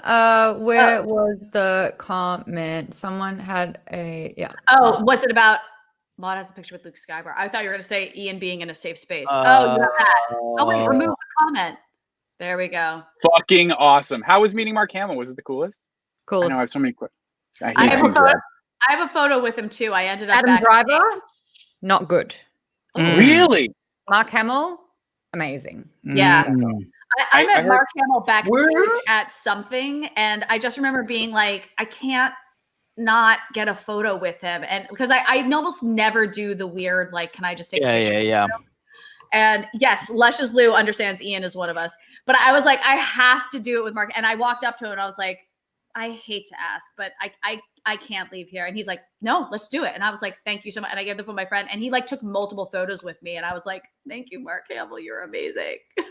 There was like that period where Mark Hamill was killing it as the Joker, and he was sort of like still outrunning his Star Wars fame. Yeah. And my old boss, he did commercials, and they would do their ADR at the studio, right? And one of the ADR guys who'd been in the business forever used to work at an ADR place where Mark Hamill was coming in to do work. And the one thing that Mark Hamill's agent called him about was like, don't talk about Star Wars. Just don't. He gets it all the time. He doesn't need it. Okay. Don't. Yeah. And the guy was like, cool, no problem. Like, I know how to deal with it. They're great. So they do Mark Hamill shows up, they do their work. It's all cool. And as they're leaving and wrapping up, they're walking out, and Mark Hamill opens the door, and these two diehard Star Wars fans like had found out that he was there. So he opens the door, and there's two people just standing there. One is in a full Darth Vader costume, and one is in a full Stormtrooper costume right next to him. And apparently Mark Hamill was super gracious about it and took pictures. But like, you know, you're like leaving work and it's just right there. That's invasive. You know? Yeah. That's really it's invasive. on you. I mean, we've all seen that Uber Eats commercial that's out now with him So and great. Sir Patrick Stewart. Stewart. Yeah. Like, you just know that the both of them are so capable of like, you know, taking the piss out of themselves and being good about it. Yeah. And Yeah. these are the roles that made them as household names. So thank 100%. God for that. 100%. Yeah. Ian, so wait, I do want to get back to Star Tripper so we get people to listen to it. Hit me. But how, I mean, now that people know that you are like as lush as Lou. Yeah, I got it right? I've had a half a bottle of Prosecco. That you are one of us. How did the concept of Star Tripper come about? Because it's not just you. You have two co-creators along with it. So how did the three of you come up with this? So Julian Mundy is the guy who created it. He is, you know, he's a D&D-er and an anime lover, and same game, right? It's just a fan of the broad spectrum. And he wrote this idea because he wrote it because everything's been really, really tough for a really long time. You know, it's just like, again, it's such a great time to be alive, but it's also such a stressful time to be alive. And he really wanted to write some sci-fi that wasn't sort of like blue tinted and edgy as much as like I also love The Expanse, right? And Battlestar. He wanted to write something that wasn't gritty and tough. He wanted to write some like really sort of warm, soul-filling sci-fi. So he put this concept together, again, of an accountant on a planet of accountants who gets tired of that and goes exploring and broadcasting and is like, has no fear, right? Festin Pixis is the name of the Lorbian, who I'm Festin Pixis, by the way. Hi. He has no fear, right? He's just like careening through the galaxy at 1,000,000 miles an hour. And his positive attitude, it's sort of like Ted Lasso, actually. You know how Ted Lasso has like, right. It's like a story about Ted positivity. Lasso. Yes. Same game. So Julian wrote this, and Julian's got this. This whole universe was just born inside his head. So he reached out to our friend Misha Stanton. They are a sound engineer who have done a ton of really popular narrative podcasts. Bright Sessions being probably one of the most popular. Narrative podcasting is like a really small piece of the podcasting pie. But people who listen to narrative podcasting probably know the Bright Sessions. And Misha's unbelievably talented. So Misha makes the space soundscapes. Like when you're listening to the podcast, it doesn't sound like people making in their closet like you're there. And then they approached me, and it was one of those things where I was like, I love this so fucking much that like, I'm going to join you, and we're going to be a team of 3. And we, the 3 of us just became the team pushing this thing, and we're having the best time. Season 1 is already out on wherever you find stuff, Spotify, Apple Podcasts. And we're about to record season 2 in January. Starring Allison Hayslip. Allison's going to be a really badass space like night. Allison's going to be a space night. Yeah. Oh, is that what I am? Yeah. Super badass space nights. And it's got, the show's fun because it has everything. It's got like anime reference and a lot of Star Wars and Star Trek reference. And it's fucking awesome. Yes. All I know is that I'm an absolute badass. 100%. Out of the email search breakdown. We do have such cool friends. Thanks, Mac Daddy. On and off the podcast.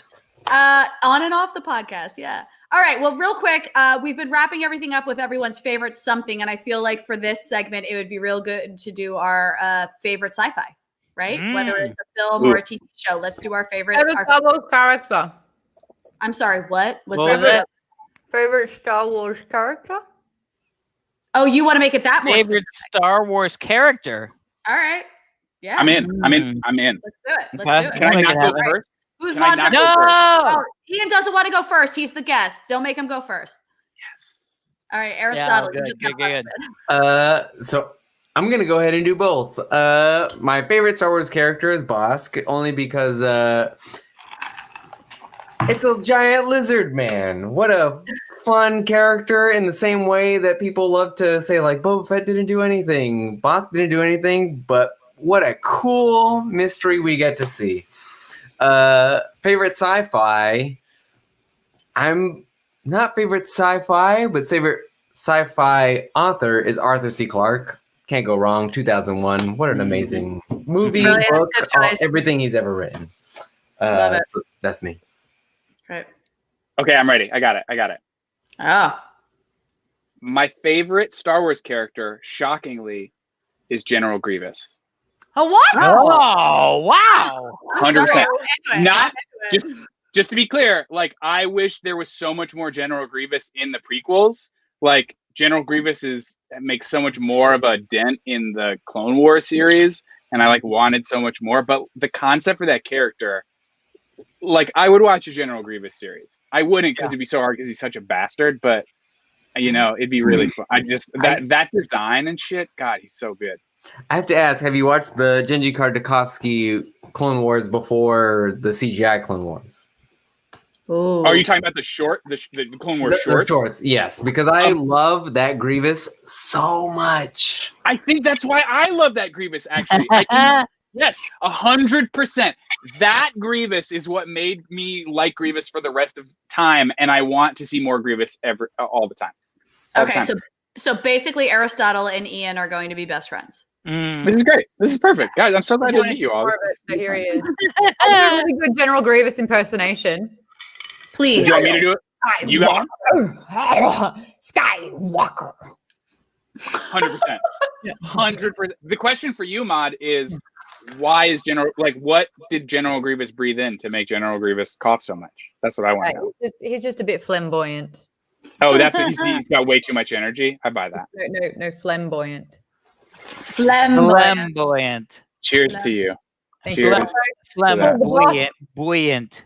There's the I had to explain this scene to my dad this week because the actor IG? Jeremy. Yeah. Because Jeremy just passed away, right? The Yeah. actor who played Boba Fett. And so my dad was like, "Who died? What?" And I did that thing where I had to take him through all of it. And that's the scene I always see when I think of OG Boba Fett. And the Wilhelm scream, obviously, falling into the Sarlacc pit. Yeah. Nice. Hold on. I'm finding an image for mine. I have to Nice. nice. Lovely. Okay, it's in everything. Classic. Alrighty, so Go, girl. I can ask this question a lot, and it usually goes between two characters. One of them is Chewie. I think Chewbacca is an amazing character as a Wookiee. It's just because you're tall, isn't it, Maude? It's because I'm tall. It's because I'm 5'11" and I'm akin to. Yes, Ian? Have you seen Adam Savage's videos about building his Wookiee costume? No. You should go. Adam Savage is tested on YouTube. Plug for Adam Savage because he's killing it. He builds a whole Wookiee he's modding a Wookiee costume, and it's awesome. Okay. Yeah. But Sorry. my favorite character, after a lot of thinking over the expanse of the trilogies, understanding everyone's role and what sort of role they play in everything. This actually might shock a lot of people, but this is my favorite character. Oh, yeah. No, amazing. yeah. That's Spectacular. not at all. Yeah. By the way, my 100%. favorite story about how he got his name was, if you haven't heard the story, George Lucas was at USC film school editing THX 1911 or 1199, whatever. And he was in the edit bay, and they used to call the edit with the audio tracks. They would always call the audio tracks, and they would say what the reel was and what the dialogue track was. And he was in the edit bay, and somebody hit the thing and was like, "Oh, okay, let's pull R2D2, which was the reel 2, dialogue track 2, for them to record it." And George Lucas was in the edit bay and was like, opened up a notepad and was like, "R2D2, that sounds cool. I should use that in something." I think you just blew Ian's mind. I think I really watched that happen. 11:38. 11:38. Yeah. All right, Alex, you're up. What's your favorite Star Wars character? Look, I was gonna try to go deep, esoteric, fucking Gronk droid. Like I was gonna try to figure it out, but if I'm being honest, as a boy that grew up on Star Wars, Luke Skywalker is the fucking guy. Like that's it. That's it. 100%. You know what I mean? Like. Yes. When I was a kid, when I was a 5-year-old kid, I invited Luke Skywalker to my 5th birthday. And now my dad, I grew up in DC. My dad worked in politics as a very low person down the chain.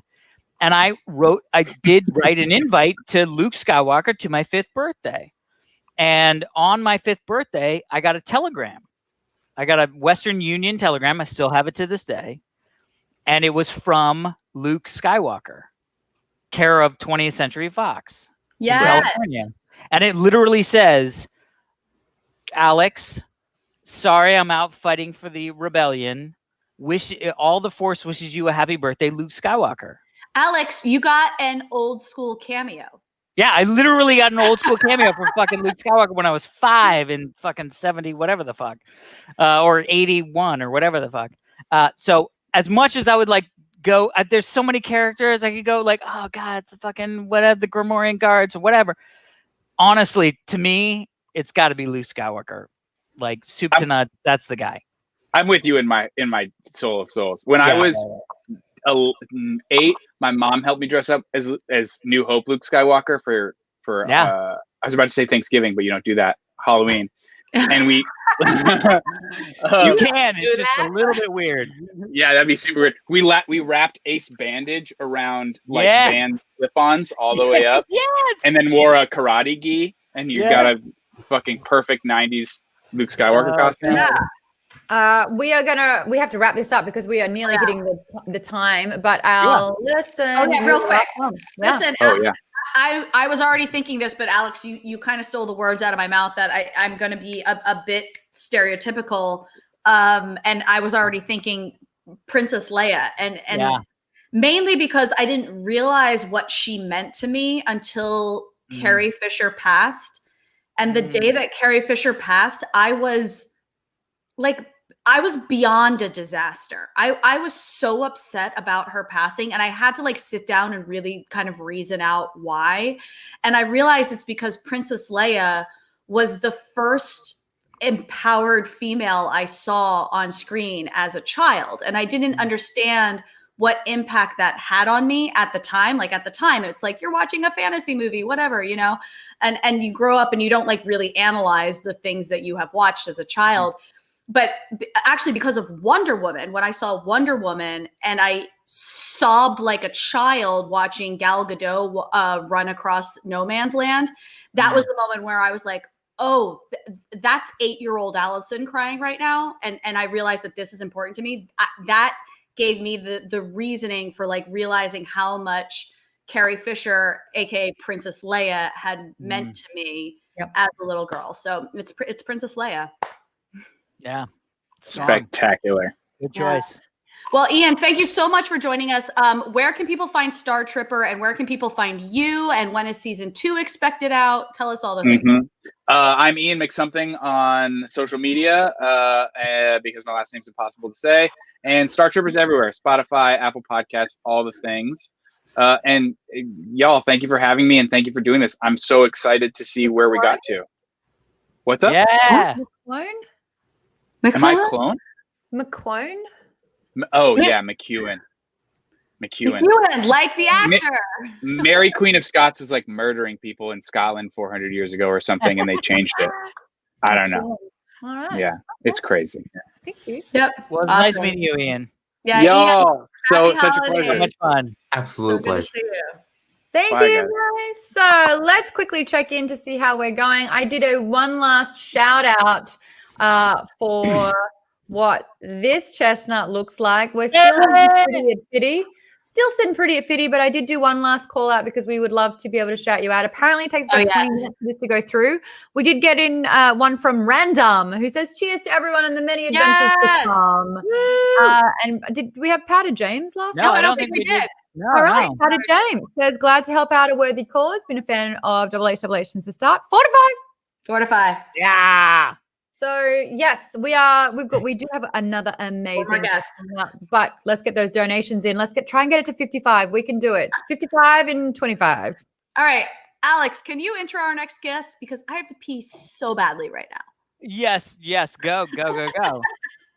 First off, our next guest,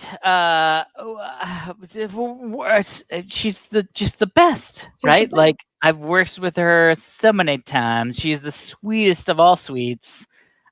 You know her from all things G4, as well as by the way, if you like ghosts, she is the ghost whisperer of all ghost whisperers. The bizarre variety, maybe? Yes. I'd also like to throw in the true embodiment of badassery. Oh, dude. I was hosting with her when she was pregnant, and she was still better than me. And I was like, this is the most amazing person on the planet. Anyway, we finally got Hi. Joba. What's up, Joba? Hey, everybody. First Nice off, are to you in a robe? I am so happy. No, right now. this is my new sweatshirt that just came in. Oh, so it's like it's cozy. It's from Reeboks.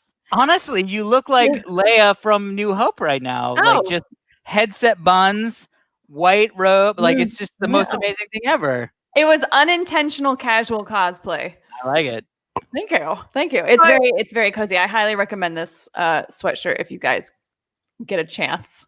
Chobot, I feel like we have not talked in so long. It's a criminal offense. I know, right? I know, and I'm so glad when everybody was like, "Oh, I think Chobot's going to be." I was like, "We're finally getting Chobot on this show. Like, this is the most amazing." I'm so excited. That's the thing. So, for those new to Half Hour Happy Hour, and especially to those that are not at all, we have been trying to get Chobot on a Half Hour Happy Hour Drunksmas. I mean, from day one. Fun. Yeah. I'm in what, year 2 out of I think 5 years, and it's notorious for me that this has been a thing. So this is huge that we've managed to get you on a Drunksmas, just for Chobot in the flesh. This is amazing.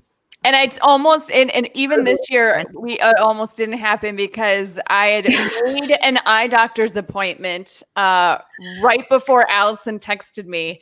And it, of course, was like 30 minutes before we were going to go live with this. And I was just like, oh, man, this eye appointment's at Costco. I don't know if I'm going to get out of there in time.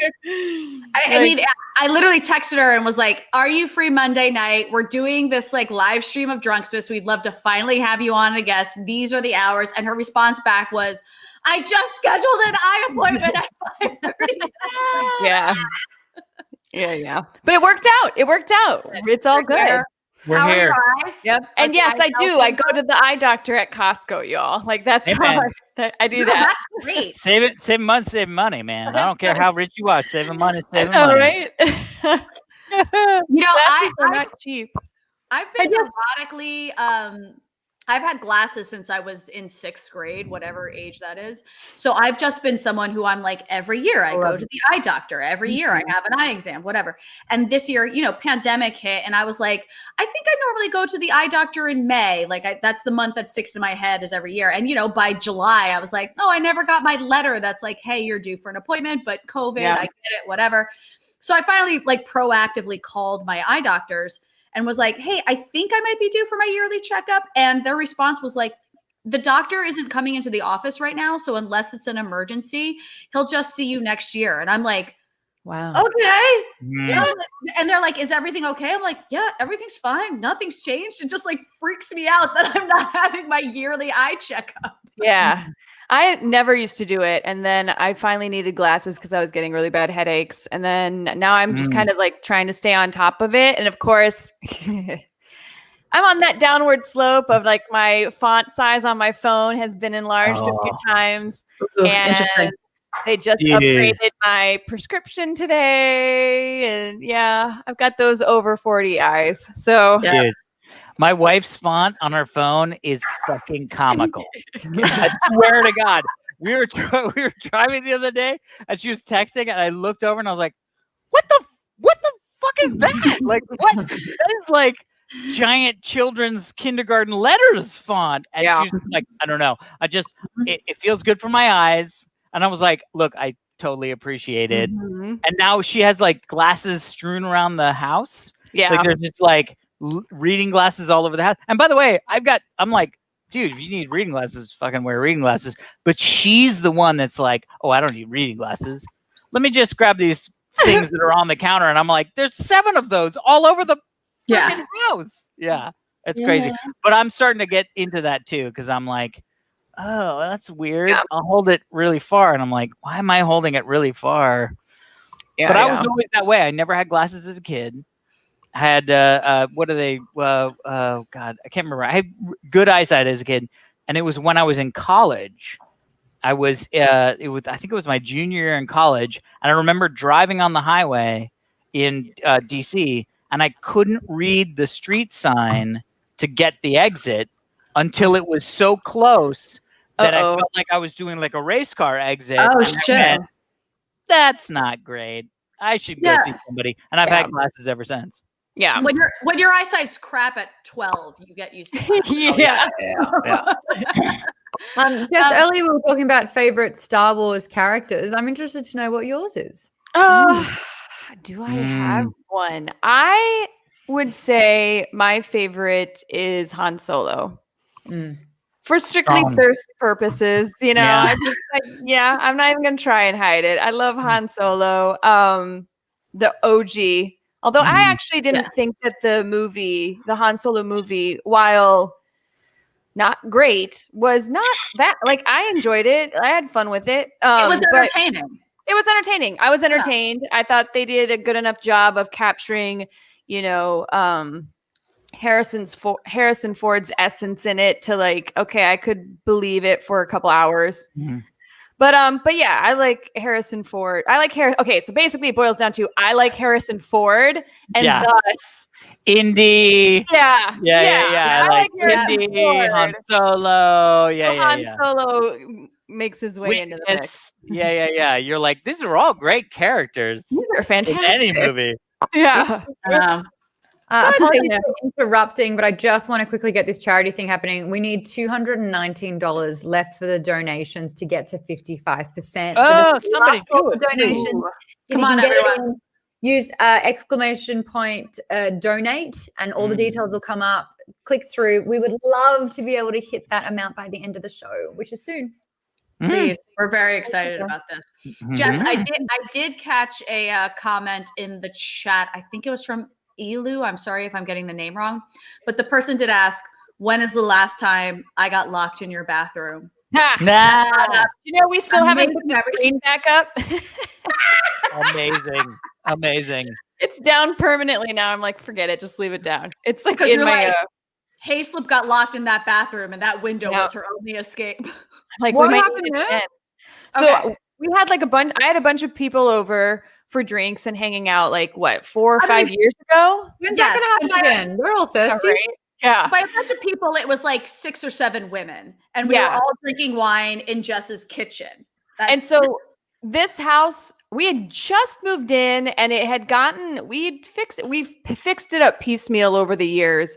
One of the things we didn't fix was this, like, weird door that we had in the guest room bathroom, you know, just like it was just a toilet basically, and you shut this door, and it was one of those sliding doors with like the tiny little twist lock, you know.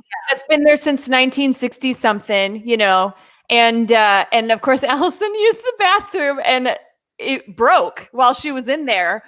So there was no way for her to get out. And we couldn't hear her because we were all in the kitchen and we were drinking. So we were also paying attention and we're all laughing. And then all of a sudden the doorbell rings and it's fucking Allison who climbed out of the bathroom and like went around to the front of the house and had to like re-knock to get back in. Like, what are you doing here? It was from Allison's point of view, I was stuck in this bathroom. I could not open this door, but I also knew the room that I was in was underneath her son's room, which Emerson must have been like maybe 4 at the time. Like, and like getting him to bed was like a thing. And like, I don't want to wake up the child, but I'm like being like, hey, hello, like, I don't scream or bang because I don't want to wake up. And I'm like, oh my God. And also I'm drunk. So I'm also like, what am I supposed to do? And the other thing is, like, the window in this bathroom is not a normal window. It's one of those like old slidey ones. Slide to the side. And I was like, okay, I think maybe I could fit through that window. So I like open it as much as I can, but then I have to climb on the toilet and like angle my body out through the window. But then it's also like the ground is, you know, like, that the ground the house is built on is not even. And I was like, all right. So I ended up like lifting my leg up and like putting that through the window first and like inching my way through. And then I did like a full split on the side of amazing. And got my leg out and then shimmy. Yeah, that's basically and then the shimmy. Mhm. And also I am drunk and laughing so hard at myself. Like I cannot take myself seriously that I then have to walk around in like her bushes around the side of the house and knock on the door and be like, let me back into the party. And everyone's like, what are you doing? How did you get here? Yeah, that bathroom's had a lot of adventure in it at one point because of what Allison was talking about as far as like it being underneath my son's room. The house that we bought must have been used as like a rental property where all the different rooms were individual spaces and like the common family room area was like a catch-all for people because all the bathrooms, which I've never experienced before, and I thought it was really weird when we first moved in, have their own independent like baths, like bathrooms. So my son's room has a bathroom as well. And when he was really little, probably around like 4 or 5, he decided he was going to be a big boy and like clean his bathroom. And so he took toilet paper and basically just stuck it in the toilet and just kept flushing it. So like the roll would go and then he just flush. So then it filled up the toilet paper. It backed up and all of that water came through the ceiling into the bathroom that Allison got locked in. So then we had to like pull off the ceiling, rip the ceiling down. It was a whole thing. Like this is, I'm sure like people are like, oh, this is the most exciting conversation ever. But you know, I mean, welcome to LA. Welcome to homeownering. Welcome Anytime to anything breaks, you're just like, oh God damn it. What? Again? No, this podcast really went from like my 40-something-year-old eyes. I've got, you know, like, prescription lenses now. And also, let me tell you about how I had to do my home repair. Just listen, after 6 years, we finally have you on Drunksmiss. So it's fine. Yeah, exactly. I could talk about Assassin's Creed because I played that from 8 o'clock this a.m. today until the doctor's appointment. So how strange is that quest where you have to try and burn down someone's place? Oh, you have to burn down someone's place so that they can get aroused. Yeah. So that's where I'm at. And it was very uncomfortable to stream that. Yeah, I was like, what's going to happen here? I'm curious. And so I'm like, do I set it on fire from inside the house or do I set it on fire from outside the house? I set the whole thing on fire. I did too. I like that. And he's like, I'm as hard as a rock. And you're like, I'm leaving now. Oh, I stayed. I was like, what's going to happen? And then nothing happened. They're just like, you know, talking about it. And I'm like, well, this is boring. I can see more on Cyberpunk, very obviously. Yeah. What's happening in Assassin's Creed now? Is what? So what's happening in Assassin's Creed? I know. It's been a minute since I played. I guess potential spoilers for those that haven't gotten this far along, but it's pretty early on. 3 hours in. Yeah. Yeah, it's really early. But there's this little mini side quest that you go in and this guy or this woman basically stops you and says, I need you to help me with my husband. We don't love each other anymore, this, that, and the other thing. And basically they're having problems in bed. So you go to their hut to talk to the guy about it. And the guy, it basically comes out in the conversation that they only can get it on when they're in the middle of a raid or war or something because they're Vikings. So to make them spark an arousal, feel like they're in that atmosphere, they ask you to burn down their house around them. Amazing. So you do. I mean, okay. Yeah. I mean, whatever you need. I mean, maybe Assassin's Creed is just trying to like normalize kinks and marital issues. Marital issues. Marital. It's my favorite candle. I've drank this. I've drank it. Actually turned into Assassin's Creed. This the overall has gone from a game that I absolutely had no gave no shits about to now at least from Origins on, I am obsessed. Like I cannot stop playing it. I tried to play Cyberpunk for a couple days and I was playing on PC, so I didn't have too many, there weren't any breaking glitches. But I just am not as into it as I am Assassin's Creed. I just really like it. Since we are in the final hour or even moments of half hour, happy hour, can everyone put their name in StreamYard and actually write out of 10 how drunk they are? Oh, I'm interested to see. Is that for us or are we just saying it? I just showed I drank a bottle of Prosecco. Clearly I'm at an 8, 9. I'm on my second bottle of wine. And that looks empty. And haven't had dinner. So I would say pretty good. All right, click your name and update it for me. Yeah, I would say. I'm at a 1. Jess is like, I just showed up. What started. are you guys doing? Jess, none of us expected you to go to the eye doctor's drunk. Yeah, no. They would definitely have figured that out. Oh, there we go. 6.5 out of 10. 0 out of 10. Good for you. What is the click our name? Oh, they're clicking our name. No. If you click your name down the bottom, see where we're all sitting in the green room. If you click your name, you get to edit Oh, Aristotle's at a good 7 out of 10. Oh, I see. Chobot's at a 1 out of 10. I'm at a 1. Oh, I see. Got it. I'm here. Jess, what are you drinking? Oh my God, you guys. So ever since the pandemic started, I anxiety shop on Instagram. Yes. And so what does that even mean, Jess? It's easy to spend money. That's what it means. It means I'm full of anxiety. And so to make myself feel better, I go shopping on Instagram. And one of the things that I bought was this. They were advertising these aperitif drinks from this company called House, Haus to me. And so I gave them a shot. I don't really like them that much, but that's what I'm drinking because I bought it, so I'm going to finish it. They're okay. Things, however, that I have purchased that I really, really like have been this sweatshirt. Yes. Comfy. Thank you. It's so cozy. What else did I ended up doing? I can't remember. I bought my wife a Slee Stack hat. What's that? From all of you people are too young for this, but so it was from Land of the Lost, which was an 70s TV series, and I bought a Slee Stack cap, and it's really cool. Can you anyway, crickets.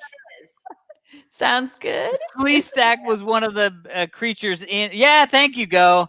Thank you, Tim W. He gets it. Artist Tim. That's Artist Tim. Wait, that's Artist Tim? Oh, yeah. Oh, actually, you know what you guys should get if you're into cooking during the pandemic at all? I am, yes. There's a company called Our Place. Have you guys seen these Aristotle hats that do everything? The pan. Yeah, yes. I bought one. Are they amazing? I've been keeping my eye on them. Yeah. I actually bought. Wait, what's it called? What's the pan called? It's called Our Place. They're known for advertising their do everything pan, but ceramic. Okay. They've got they've got tons of stuff, and I've bought their with glasses the spatula, and their the bowls lid, and the pan. I'm telling you guys. Yeah. Okay. That's a good one. Let me tell you about my pandemic cooking fiasco. Pandemic. So I don't know how many of you partake in fantasy football, but if you know me, you know I do. And I actually tried to opt out of all of my fantasy football leagues this season because I was like, it's not something I want to care about this year. There's the year's too stressful. I don't want other things to care about. But by the way, I don't mean this about, I am in an AHF fantasy football league. That is not the one I'm talking about. The other two that I'm in are very serious and very strict. Those are the two I'm talking about. And I tried to get out of them, and then I kind of got guilt tripped to staying in them. But in one of them, I was like, okay, well, instead of us chipping in money and that goes to the prize, instead of us playing for money, can we play for something that doesn't matter, like an Instapot? I've always just wanted an Instapot, right? Yeah, Instapots matter. Bro, Instapots for life. I know. Matter. I got. Once you're in, you don't know it. It's like a fucking. You guys, we only need 2% more to reach 55%. To get an Instapot for you? No. for educating. I was like, I'm in. Africa, Who do I have to donate for? Anyway, the whole point is I got shot down in this league. We still had to like chip in money to be in the league. But one of the other women in the league, she works with a bunch of brands and things like that. She's like, Allison, if you want an Instapot, I can just get you an Instapot. Like it's something I can get you. And I'm like, okay. And like 3 months ago, out of the blue, she texts me. She's like, hey, I got your Instapot. I'm going to drop it off today. And I'm like, yes. Okay. Perfect. Instapot.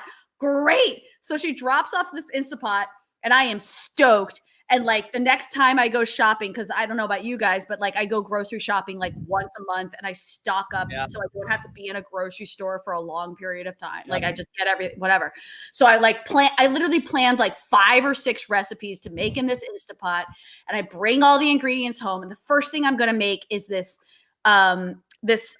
French white bean and chicken soup. And I'm like super excited about it. And I like do all the stuff and I put it all in the Instapot and I'm like looking at the instructions. It's like, and then you cook it on high pressure for 20 minutes. And I'm like, great. Oh, did I tell this story at Drunksgiving? Oh, you guys, why aren't you? Oh, you were drunk. You don't know. Alex and Maude didn't stop me though. Anyway, I'll tell it for the rest of the people who didn't hear it. Yes, exactly. So I'm like looking for like the answer to this and I can't find the high pressure thing. And I'm like, maybe the model makes a difference. And so I Google and it's like, I have an Instapot gem and I Google Instapot gem and Instapot gem is not a pressure cooker. It's just, wait, what is it then? It's just a slow cooker. It's a crock pot. But a crock pot's still good. There's just a lot of stuff you can do.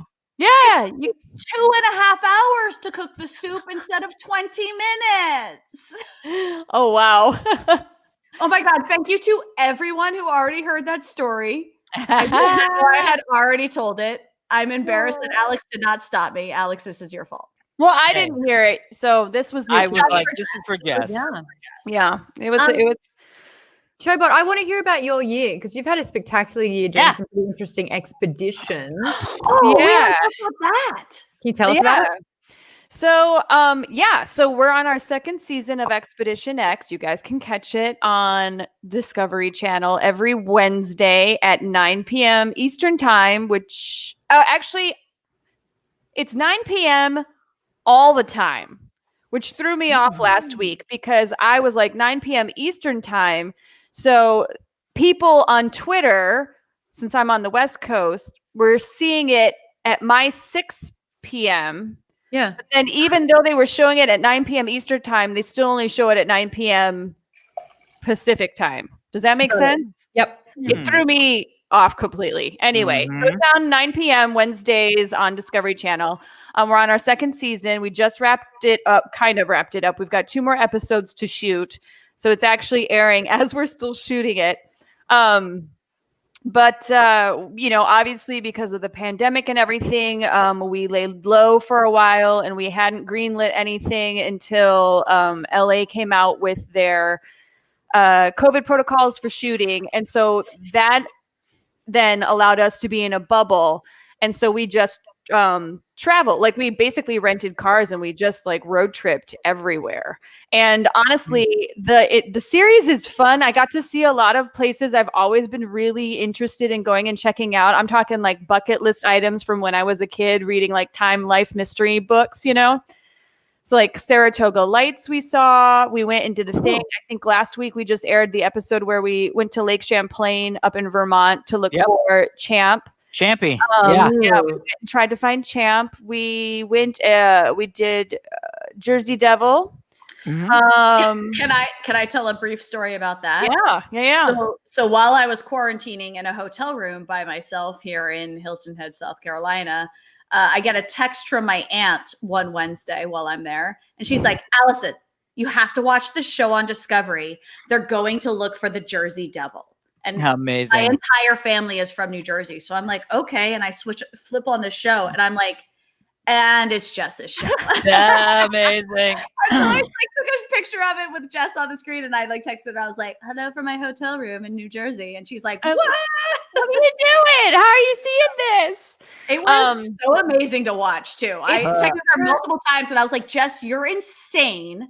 Why are you shooting under these and under this environment?" I was like, "You're in the dark, in the woods. What are you doing?" Yeah, that's the thing. This show, I mean, it is as much as I love the paranormal aspect of it, I consider myself a hot house flower where I like to be indoors and I like I have creature comforts. And this is one of those that greatly takes me out of my comfort zone and is like, no, you're going to go horseback riding for 5 hours into the middle of nowhere. And then you're going to, climb this vertical climb. And then you're going to take a helicopter ride in a helicopter with no doors to this remote location. And then you're going to stay awake until 2 a.m. trying to find a monster. And I'm like, amazing. Fuck. By the way, I used to love Josh Gates's Expedition Unknown. Like that to me was like, that was like peak discovery for me. You know what I mean? Like, so the fact that that's what you're doing and but so more like weird esoteric stuff, it's like, that's so cool, man. Yeah, so this is actually his spin-off, like a spin-off of his show. So he does a lot of the more like adventure history stuff now. So a little bit more into the Indiana Jones. And I would say we do a little bit more of the like still adventure-y, still traveling, obviously here in the States this year. Yeah. But like first season, we went to Cambodia, we went to Brazil. We were like, I spent the night on the Amazon River. Like we did all this crazy stuff. Which by the way, the Amazon doesn't have mosquitoes, which threw me for a loop. Bro, Los Angeles has fucking mosquitoes. Yeah, is that Jesus. Something in the water in the river is too acidic and it kills off the mosquitoes. But it's somehow, I don't know what the deal is with the pH balance in that water, but I've never had such soft hair in my entire life. Wow. I'd be out there and sweating and like searching for a tech, and I would just, or not tech, I would be searching, what were we searching for? Oh, we were doing the lost ruins of rubber barons. And I would just sit there and I'd be in the middle, like looking for animals that would want to eat me and like petting my hair. I was like, oh, it's so soft. Oh, it's so great. So many tarantulas, that one. But oh Jesus. No. Yeah. No. I had to eat a tarantula. I had to eat a centipede, a scorpion. I had all over. G4. How were they prepared? I had to eat a scorpion for G4. Yeah. Admittedly, it was also at the bottom of the bottom of a bottle of mezcal. So it was a drunk scorpion. Yeah, you were fine. That's okay. Scorpions I didn't like the scorpion. I actually didn't mind the tarantula that much. The scorpion was not good. Were they all prepared the same, or how were they prepared? They were all pretty much like it's like street vendor food out there. So they all have like a little coating of barbecue glaze, I guess, on them, and then you buy them with a beer and you sit there and eat them. And the tarantulas weren't bad. The scorpions I thought were too bitter. They were just like, they'd had this weird aftertaste. You're just like, oh, this isn't good. I mean, and then there'd be that second where you'd be psyching yourself up to eat it. And so you're like, yeah, this is fine. This is just eat it. Just bite it. It's fine. It's fine. It's food. It's food. It's food. And so you'd start chewing it and you'd be like, yeah, I got this. And you're good for like 3 seconds until the other part of your brain decides it wants to be at the forefront and says, all right, that's as much, leeway as we're going to give you. By the way, you just ate a spider. And you're like, yeah, no. It's like, there's a hot second of like acceptability and then it goes away. Yeah. Nope. We've all been to that show where you're like, oh, this is fine. This is fine. Yeah. Like the body just said, no, thank you, sir. Nope. What's the worst thing everyone's eaten? What's what? What's the worst thing like that anyone's ever eaten? That's probably mine. Yeah. I know mine. So I went to Japan. Ooh, good start. I went to Japan. Yeah, everybody's like, "This is gonna be good. This is gonna be good." No, I realize we've got 55% and everyone needs a full glass by the time we get done with this. Has everyone got a full glass? Yeah, I've got not a full, half but glass. Fullish. Half Yeah, a glass yeah. I got enough to do a cheers. Yeah. I can do it. Cheers. So I went to Japan. I don't even remember when this was. 20 whatever the fuck. And yeah, it was like 2007, 6, 5, 8, 10. I don't know. We we showed up. First off, I don't sleep on planes because fuck planes. Okay.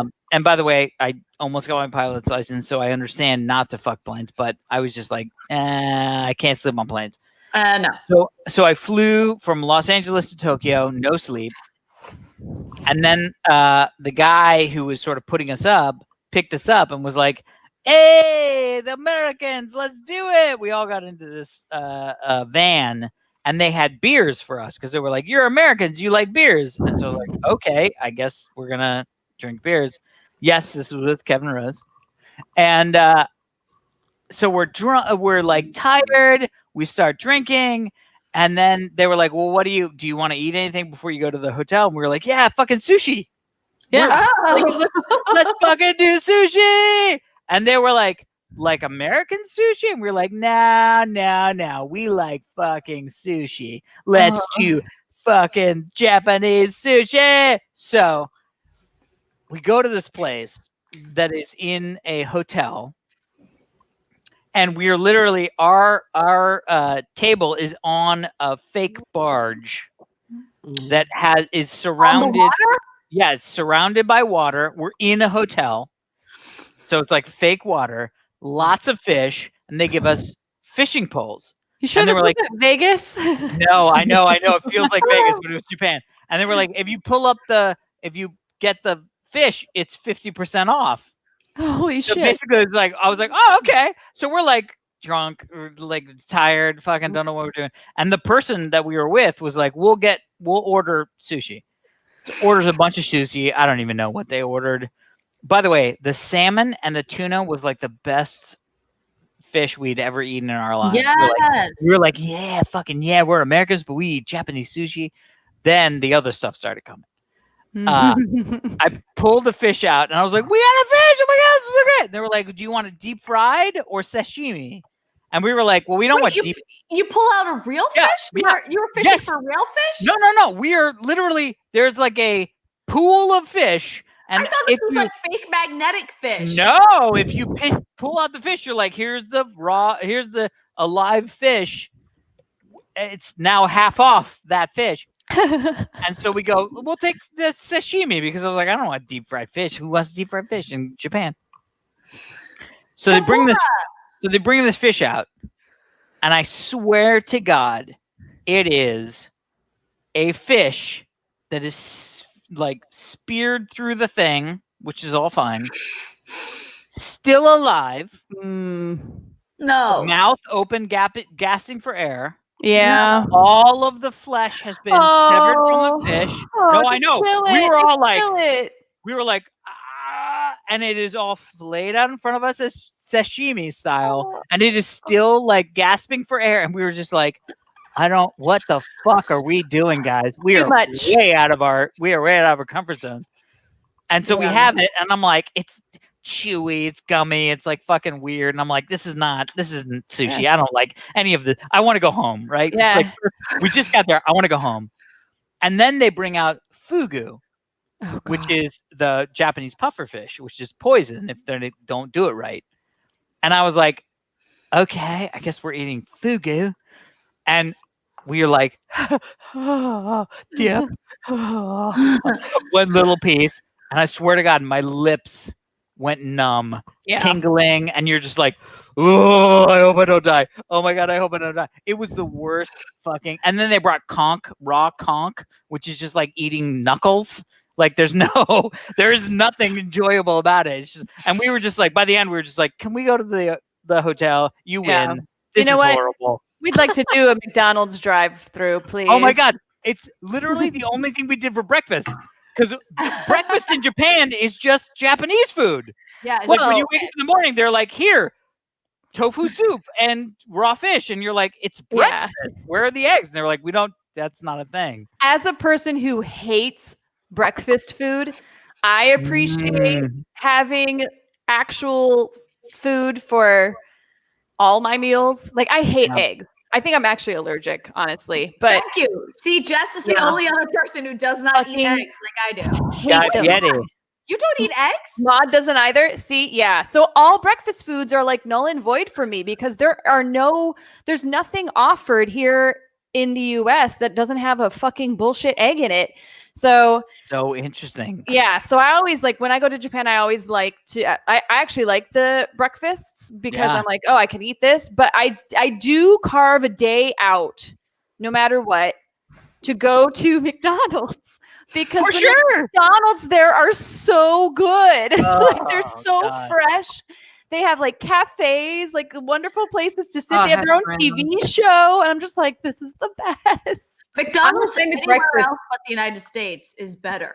They're like, oh my God, this is amazing, Jess.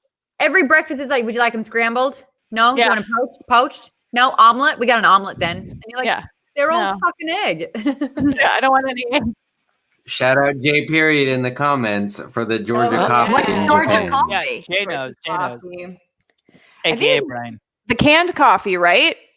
Yeah, I love it. I love the vending machines where you can get hot or cold drinks. I've had full meals coming out of a vending machine at some point. Oh God, I fucking miss Japan so goddamn bad. I know, Oh my it's God. so great. It was honestly the best experience that I've ever had going to Japan. Like, I fucking love Japan. It was so amazing. Do you know what they call me in Japan? Huh? Not. Do you know what they call me in Japan? Not to my face. Do you know what they call me? Gaijin? Mozilla. Oh, Mozilla. Amazing. We did. Well, Maude, by the way, you and I, we are very weird oddities. So when I went to Japan, in Tokyo wasn't as apparent, but we took a train 2 hours outside, and honestly, yes, Japan is the fucking best. We went 2 hours outside, and I got off the train, and literally people were just like, what the fuck is this thing? What are you? What's going on with you? And I'm like, what? Like, I didn't feel that way in Tokyo, but it was very apparent that, like, blonde hair, blue eyes, fair skin, that is not a thing that exists 2 hours outside of Tokyo. And it was really weird. I was like, super uncomfortable. Yeah. This might be like super weird to say, but Jess knows anyway. But like, I had some of the best experiences in Japan with your husband. Oh, yeah. Because you guys were working on the show, right? We were on American Ninja Warrior together, and we at least went twice, if not 3 times, to Japan together. And like, one of my favorite experiences was finally he had never been to a Disney theme park. So we went to Tokyo Disney together, and walking through those front gates with a human being who had never been in a Disney park together, and watching Blair's face like light up like a child, and just like snapping these photos of him, just like looking at Main Street Disney. I was like, this is amazing. This is the greatest experience. But then also we had a lunch because one of our American Ninja Warriors, I forget if this is season 1 or season 2. If he was, don't mind it. That's my wife. Oh, okay. Hi, Heather. Hey. But one of our Ninja Warriors like had a company based in Japan, and so he was very established over there already, and like had his friends and whatever. So we went over and shot the show, and this Ninja Warrior was like, well, Blair and Allison, you're coming out to lunch with me this one day, and you're coming out with all of my friends and my business associates and all that kind of stuff. We went out to like a very fancy lunch that I was not expecting, because it was also noon, mind you. Yeah. We sit down for this lunch, and it is fantastic Japanese food, but it is also so much booze. So much booze. And I'm sitting there, and it's me and Blair and the Ninja Warrior and like 8 dudes. And I'm just sitting there at this table. And at one point I'm like, I'm going to vomit. Because and I excuse myself to the restroom, and I go into the women's room, and I just sit there for a moment, and I'm like, yep. And I hurl my guts up. Amazing. Oh no. Clean myself up as best I can, and I go back out to the table and I sit next to Blair and I sit there for a moment, and then I lean over to him and I'm like, hey, we're gonna need to go sometime soon. And he's like, okay. Like we excuse ourselves from lunch, and Blair like throws me in a cab, and I'm like, I totally puked in the bathroom. And he's like, I got you. He like got me back to the hotel like 2 p.m. in the afternoon, and I was just like done. It was bad. Those are the best stories. Yeah, I miss it there so bad. I used to go. I go, except for this year, pretty much every year since like 2004. Whoa. Yeah. And it's just like, it's killing me.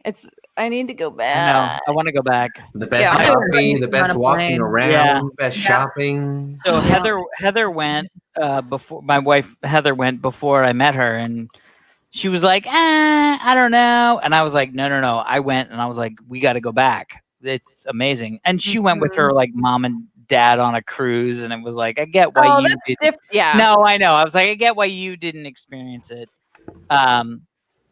But the craziest thing for us was we were like, when I went, I've only been once, and we were very lucky because we went. A fan of the show that I was doing, Dignation, was like, hey, I'm in Japan. You got to come. It's going to be great. And so we were like, fuck it. I remember Kevin, the guy that I hosted Dignation with, was like, dude, United Airlines has $599 round trip from Los Angeles or San Francisco to Japan. That is the only reason we went. What time of the year was it? Oh, I don't even know. It was like 2007, 2006. But I was like, okay, yeah, I could. I'll give you $600 to be in Japan. What the fuck? And so I think on one of the shows we were like, hey, if you're in Japan, let us know. We want to like come to Japan maybe. And this person wrote back and was like, hey, I'm in Japan and I want to come and do all this stuff. So that's why they like picked us up at the airport, blah, blah, blah. Well, it turns out he was working for a guy, and I didn't know this, but in Japanese anime, it's not like animation in the United States. There is a company that does the 3D animation. There's a company that does the coloring. There's a company that does the 2D animation. Like, it's all these things. Mick Kozai was the guy who he was working for. Basically, he had the company, Kozai Animation, that did all of the 3D animation for any of the stuff that's coming out. Anyway, so we show up. We're having a good time. It's great. We're like doing all the tours and stuff. And we went to this animation college in the outside of Tokyo. Anyway, one of the things that we did was we were like, okay, you have to go to this party. A lot of people, it's going to blah, blah, blah. We were just like, oh, great. It's a party. Great. So we go to this apartment. We get, and it's just a bunch of fucking white dudes. I mean, I wish there was anybody other than us, but it was just a bunch of white dudes. We get in the elevator. We go up to the top floor, the penthouse of this thing. Opens up. Every single person, it's like a giant party. It's like a rave. Every single person in there was in What are you doing? some kind. Everybody that was in there. It's all good. Everybody was in there was in like a furry costume or like a cosplay costume, and they were all dancing. And I swear to God, it was like a record scratched. And everybody looked at us. That's not Robot Restaurant. No. It was somebody's apartment. It was a personal place, and we were just like, oh God. And the person that we were with was like, let's go in, and we were like, we should leave. No. We should leave. This is not. I don't want to be here. We should go. But they were like, let's go in, and so we just started walking through, and everybody was like eyeballs on us, and we were like, okay, this is great. Oh my God, so much fun. I totally missed it because my kid came in the room. So what happened? It was a So we furry showed up. party. Yeah, so we showed up. Elevator opens. Bunch of white dudes from San Francisco that were not cool, and all these Japanese people in like furry costumes and like all this stuff. And we stopped at the elevator, and everybody looked at like record scratch, looked at us, and I was like, I don't even know. And this is like a very expensive penthouse. Like this is not a cheap place. And we were like, we should go. And the person we were with was like, nope, we're going in. And so we just sort of followed. We were like, okay, we're following this person. Blah blah. Gotta go with the adventure. Go with the adventure. When life gives you lemonade, you went full lemonade. Like, okay, this is great. We're going this way. And by the way, the person that we were with was this woman we went and found this woman because he was like, we got to find my friend. And she was the person that ran all radio in Japan. She was like the head of radio in Japan. I didn't know that was a thing you could have, but she was like, great. And yes, totally 9 out of 10. Yes. Close to 10. Okay. And so we started talking to her because, again, we were like podcasts from America before like podcast was like a big broad thing. We were just sort of like kids that were like, we did the thing. So she was like, blah, blah, blah, blah, blah, blah, blah, blah. And I'm like, oh yeah, blah, blah, blah, blah, blah. And I remember we were in this, like, we were top deck of this thing, looking out over the thing, and I was like, this is fucking weird. We gotta get the fuck out of here. Like, this is just doesn't make any sense. I'm bored. We're not the right. So we go to the guy and we were like, hey, Mick Kozai, the guy that runs the 3D animation for all of the thing. And we're like, yeah, this is great. This is great. High fives. We're going to go. And he was like, oh yeah. And he was talking to this guy and we met him and he was like, oh, this is so-and-so. I don't even know what happened. And we were like, yeah, we're just going to go. We just want to, we're hungry.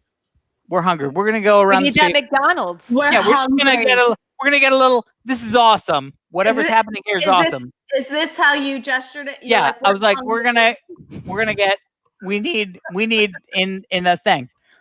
And so we go, we're just gonna go because it made sense because we didn't know anybody. There was 150 people there. And the guy goes, and Mick goes, blah, blah, blah, blah, blah, blah, blah. In Japanese, he turns and he goes like, we're gonna come. Is it okay if we come with you to eat? And I was like, yeah, I don't know. I just want to get the fuck out of this apartment. Right? Yeah, I was like, we're out. And the guy, literally, the guy who we didn't know, who didn't speak much English, literally stands over the thing and goes, blah, blah, blah, blah, blah, blah, blah, in Japanese, hand like this. Like everybody leaves the fucking apartment. What? And he goes, he's coming with us for dinner. And we were like, oh, okay, what is happening? So we all go then stand in front of the elevator, and everybody in the fucking party is lining up behind us like, what the fuck is this? What's fucking going on here? And we were like, we don't know. We literally don't know what's happening. So we leave. Everybody's just like fucking daggers. You closed the party. And we're like, we just wanted to leave. Yeah, we killed the party. So we go down the fucking elevator. We go, I don't know. We're in a car. I don't know. We get to this like Korean barbecue place. Now, here's the other thing that was very interesting about that night. Our guy on the first night of crazy Japanese sushi bought our dinner. And we were like, at some point, we're going to get this fucking guy. We're going to buy his dinner, right? Yes. So we go to this place with the guy whose penthouse it was, right? But we're like, I don't know who this fucking guy is. Whatever. We're going to go whatever. We're just going to dinner. So we go get dinner. We're all having, and he's not really talking to us. And he's talking to this guy, Mick Kozai, the animation guy. And we're like, whatever, it's fine. There's just an extra guy here. And yes, it was his penthouse, but whoever the fuck. So we go, we eat dinner and all that stuff. And I'm like, hey, this is the dinner. Let's go fucking pay for this dinner. Yeah, we're going to get this guy. So we go, sneakies. We pay for dinner, right? And end of dinner comes. And seriously, end of dinner comes. And they were like, okay, we can just go. And we were like, let's go. And everybody was like, what do you mean, let's go? Yeah, they were like, what do you mean, let's go? And we were like, we already paid for dinner. I went to the bathroom, like fake went to the bathroom because who does? I mean, we all do that. You fake go to the dinner, you go to the person, and they were all like really confused. So when I went up to them, I was like, just put dinner on this. Ha ha. Because they were like, are you sure you want to do this? And I'm like, yeah, fuck it. Let's, whatever. And so we were like, we got it. Well, the guy that we came with, who we had no idea who it was like inconsolable. It was like we had just shot his fucking dog.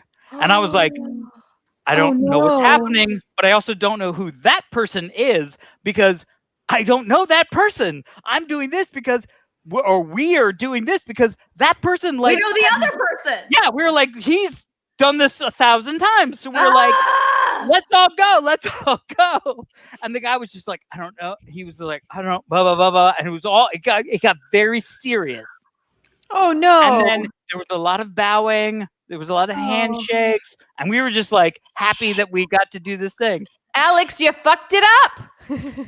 No, we don't even know. Fly back to the United States.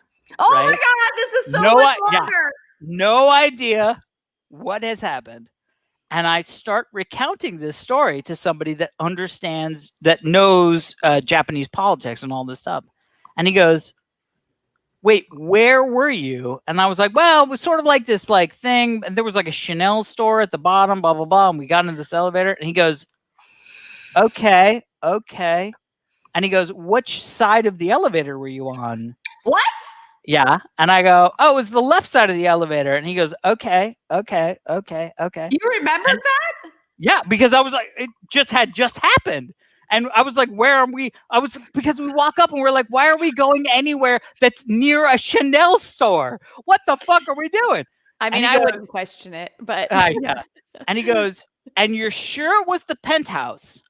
And I was like, well, yeah, we were on like the sun. Like we saw the lights of the sky at night. Like we walked out and it was night. And he goes, but that person that owns that penthouse is the son of the Emperor of Japan. Oh God.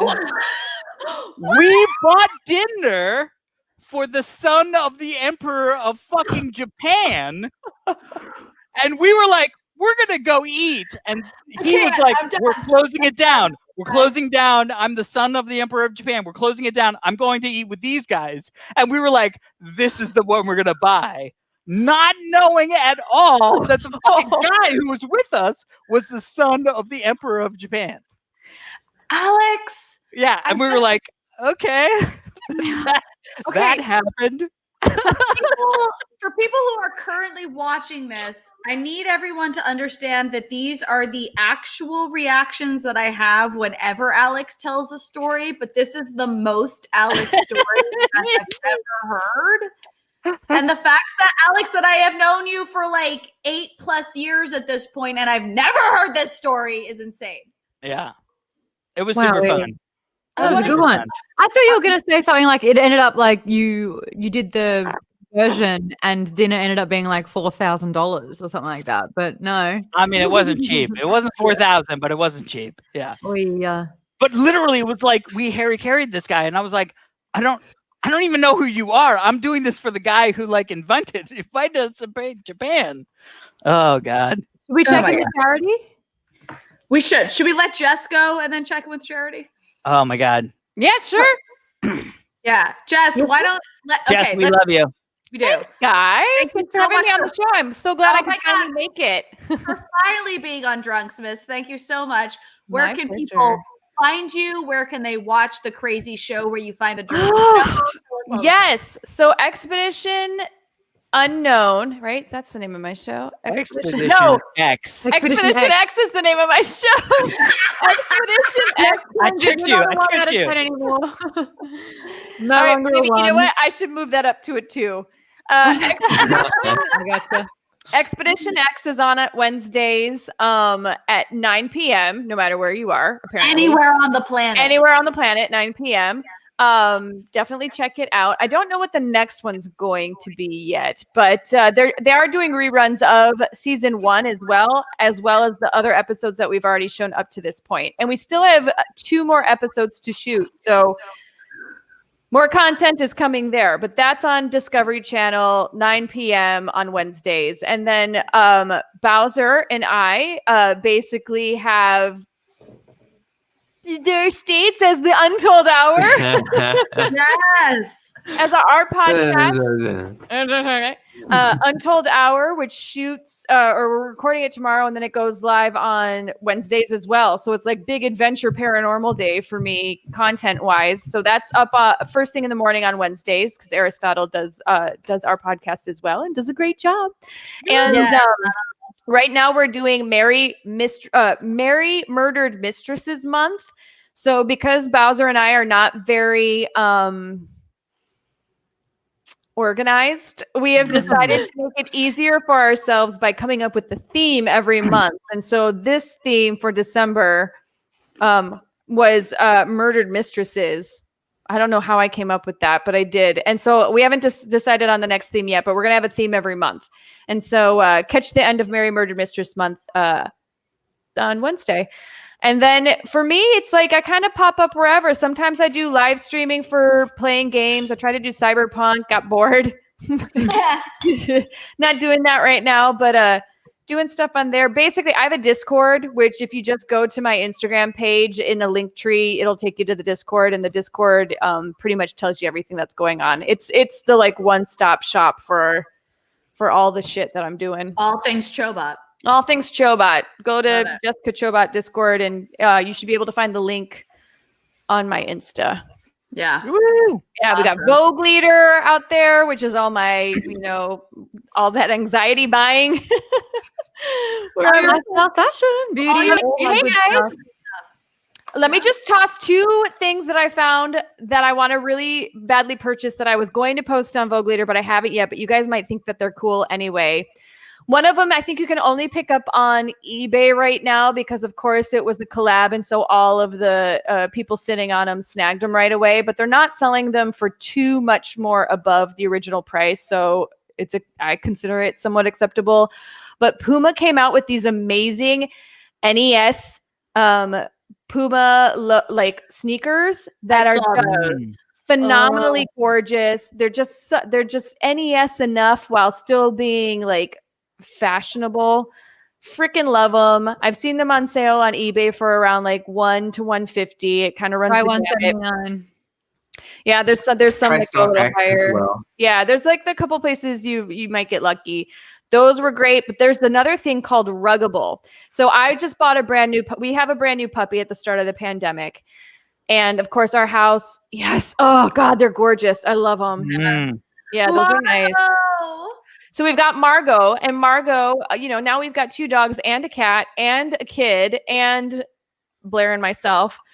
So our house is a mess all the time. And one of the things that really drives me nuts are the fact that we have hardwood floors. So I have rugs all over the place, and I'm like steam cleaning these rugs with this huge like steam cleaner all the time. It drives me crazy. There's a company called Ruggable. This is a long story, but when I get there, you'll understand why. So there's a company called Ruggable, again, Instagram. But I bought a rug from them. The whole shtick is that you can actually toss them into your washing machine, no matter. Oh, I have one of those. They're so good. Yeah, we have them in the kitchen. It's so great. Love them. Well, apparently they have a Star Wars limited edition series out right now that are super well designed. There's the Darth Vader one's really cheesy, but they have an X-Wing, and then they have a TIE fighter, and then they have like a couple other designs that are just. It's one of those kind of geeky things where if you didn't know you're geek, you wouldn't know what it was. You would just think it's a really cool rug. But if you do know your Star Wars, you look at it and you're like, these are good. I am into this. Those are just dogs. But yeah, see? What? That's a rug? That's the rug. Well, that's a rug. Yeah. But they've got a couple different ones that are just so nice. Mm. Oh my gosh, I love this. Yes. So those are the things that I was going to put up on Vogue Leader and like things like that. And Star Wars. I Yeah. also want to throw this question out because I feel like I don't get to ask this question often unless it's like before a podcast. But did you see the My Chemical Romance Hip Dot Yes. makeup line? I did. I myself am not the biggest My Chemical Romance fan, so it didn't really like that was after my time. I feel like I just was, you know, that wasn't me. But some of those eye shades were very nice. I tried. Did you get it? Did you get it? I wish I did. I know they're gonna sell it individually later, and so that's. Well, now I know what to get you for Christmas, Aristotle. Good to know. Listen. I was gonna say, Jess, I think I've already texted you about this. If I haven't, I'm telling you about it now. But I totally have an idea for you and I to do a podcast that combines your love for beauty products and my love for space shit. Yeah. Ooh. Right? I am curious. All right, hit me up. We're making this happen. Beauty and space. We're gonna make it happen because I like space. The two of us are both into. Yeah. Right. I like space and I like beauty shit. And I like skincare. I love skincare. Yeah, it's gonna happen. It's gonna happen. I am into the skincare machine. Well, thank you, New Face. Just kidding. I use it every night. 100%. It's the only thing that has gotten rid of my hormonal acne. I swear to God. That and turning 40 and, you know, having hormones change. But on top of that, like, I don't know what it is about that thing, but I've never had such nice skin. And I have struggled with acne for forever. I mean, I'll be honest, my like after shower routine has been expanded by at least 20 minutes at using New Face, but I'm like, it's fine. I just stand in the mirror and I'm like, yeah. Master of Space, get a new face. Who knows? We can make this podcast happen. There we go. Face masks? Yeah, no, they are. This is a machine, Maude. Yeah. You are a machine. It electrocutes your face for you. Yeah. But it's so good. We are pretty much nearly an hour over. We are. Oh my God. That really is. Chobot, thank you so much for joining us. Thanks, guys. Have a good Christmas. Have a good holidays. Happy holidays. Happy Yule. Bye, my love. Appreciate right. that one. I have saved this much booze for whatever we have to go to. As have I. Are we all ready? Yes. I also didn't realize until much later that Maude changed our names. No, I know. Yeah. The moment it happened, and I was like, she's right. Right. That's why I had to give you a 10 because you didn't even realize. By the way, I feel solid at my 12 out of 10. Thank you. I like my 9.5 unless I cry, and then I'm a 10. I still believe I'm a 7. I'm going to still go with the 7. Oh, sweetheart. No, those eyes haven't been completely open for a while now. I'm going to say Aristotle. So let's head over. I just removed it. Add to stream. I do have to give Aristotle a shout out for being. This is the first Drunksmas that Aristotle can participate in like fully and not just like freak out about audio engineering stuff. Yeah. Thank you, Aristotle. Yeah. I thank you all for allowing me to be You're on. a 10. All righty. So let's head over. So far, the last one. Did we have Powder James? Was that the last one? Yeah. Yes. Random. All right. Brad C and Charlotte. Did we have Brad C? No. No, he's adding to his donation because Tom would want him to. Yes. Cheers to that. That was sweet, Brad. Thank you so much for your donation because Tom would want you to. Oh, what's this? Aristotle. I also had to say I donated earlier. That's why I was like, oh shit, I forgot to put Fortify. So Fortify. Aristotle, what? And we fortified. Well, we know you're drunk. Thank you, buddy, for that one. It actually inspired me as well. Almost active. Those who can spend it with family, Allison. And for those who can't, Maude and all those too many to list. Almost active with 100 donation. Cheers to that. I do also have to say that I understand that I'm in the very lucky position to have I was able to travel significantly early and take the time to quarantine and get tested, to travel and spend it with my family. I understand that a lot of people can't do that, and that is such a frustrating and upsetting thing these holidays. And I'm very thankful that I had this opportunity. But for those who can, and for those who are staying home and staying safe, I thank you so much for that. Like, truly, like, this is a year where that's very important. Thank you for that. Aw, are you crying? Oh my God, I might be. 10 out of 10. 10 out of 10. I was kind of, and then you said it. Oh, baby. We got a 10. Oh, Allie, we love you, baby. You're the best. That's amazing. Oh, she's now 10 out of 10. You guys, I'll be honest, it's so easy to like wait. Like, now that I see my nephew every day, like, no joke, seeing him, I see him and I want to cry all the time because I love him so much. Allie. We're there. We did it, guys. We made it. It's full Drunksmas. I'm crying. Okay. So good. Oh, dear. This is the best. Okay, finish the charity. That's far more important. All righty. That's too good. Thank you so much, Almost Active. You got an Allison 10 out of that one. So honestly, there we go. I'll finish this. Without that. Michael Long.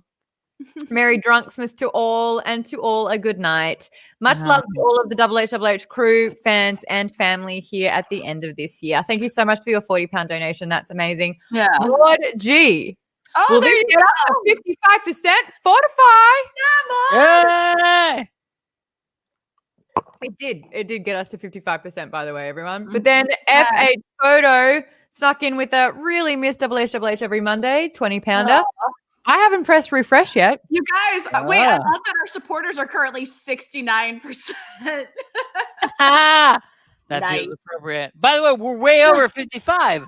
Look at We did that. 57, so I just pressed refresh. And Nickavision, what the heck is this currency with 20 pounds? Thanks, Amazing. Nickavision. That's Adam. And he's a real sweetheart who's giving me shit about having drunk eyes. And Mark Nunn Joe finishing off with a 30-pound. That's got us to, you know what? We started here. We raised nearly £2,000. That's amazing. Which is, I can't. Everybody. I'm drinking the last of my drink to that. I'm drinking the last of the other wine that I opened. Oh, It's a Drunksmas miracle. Wowie, I heard that one. Y'all, we did it. Hold on. Oh my God. Figure out how much we did. Oh yeah, $2,500. We raised $2,500. Yeah, that's amazing. Do you remember, Allison, when you were like, "Do you think we'll be able to raise $1,200?" That was my initial thought. Was okay. We normally do the 12 days of Drunksmas. Maybe we try to raise $12,000, which is $100 a day. You were trying for $1,200, and we raised more than double that. Yeah. That's phenomenal. So good. That's so good. No, well, remember episode. Yes, it's going to be released as a podcast episode. It's also going to be released as a VOD because we do rely a lot on sort of comments and visual prompts as well. So no matter how you listen, if you want to watch or if you want to hear it, it's going to be made available. Nathan said, Maude, you hit 3 goals tonight. Yes, congratulations to 7,000 subs. What is it? We've got 7,043. Oh my God, Maude, we got 55%. What was the third goal? Nath? He'll tell me soon. Yeah. What was the third goal? Surviving? Or to get us all to 10 out of 10, which Maude has not updated her name yet. To get Allison? I'm not a 10. Oh, guys, I'm not a 10. Oh, of course. Nathan said to get to 50% and then to get to 55%. 5%, of course. Yeah. Oh, wait, really important question. Hold on, we're underselling it. Someone did the because I was like, let's raise $1,200, but technically with the currency change, we've raised $3,800. Oh no. Yeah. We raised £1,900, which is nearly 2,500, which is over 2,500 US. I already did the number crunch. Oh, someone else did the US, which says it's 3,800. I'm just reading it wrong. Long then. story short. Yeah, no. They were thinking I was talking in pounds when I'd already converted it. Oh, got it. I'm on your bottle by Prime. I'm on your bud. By the way, my favorite is Why Drunk Allison doing Cockney accents. Right. Oh, guy.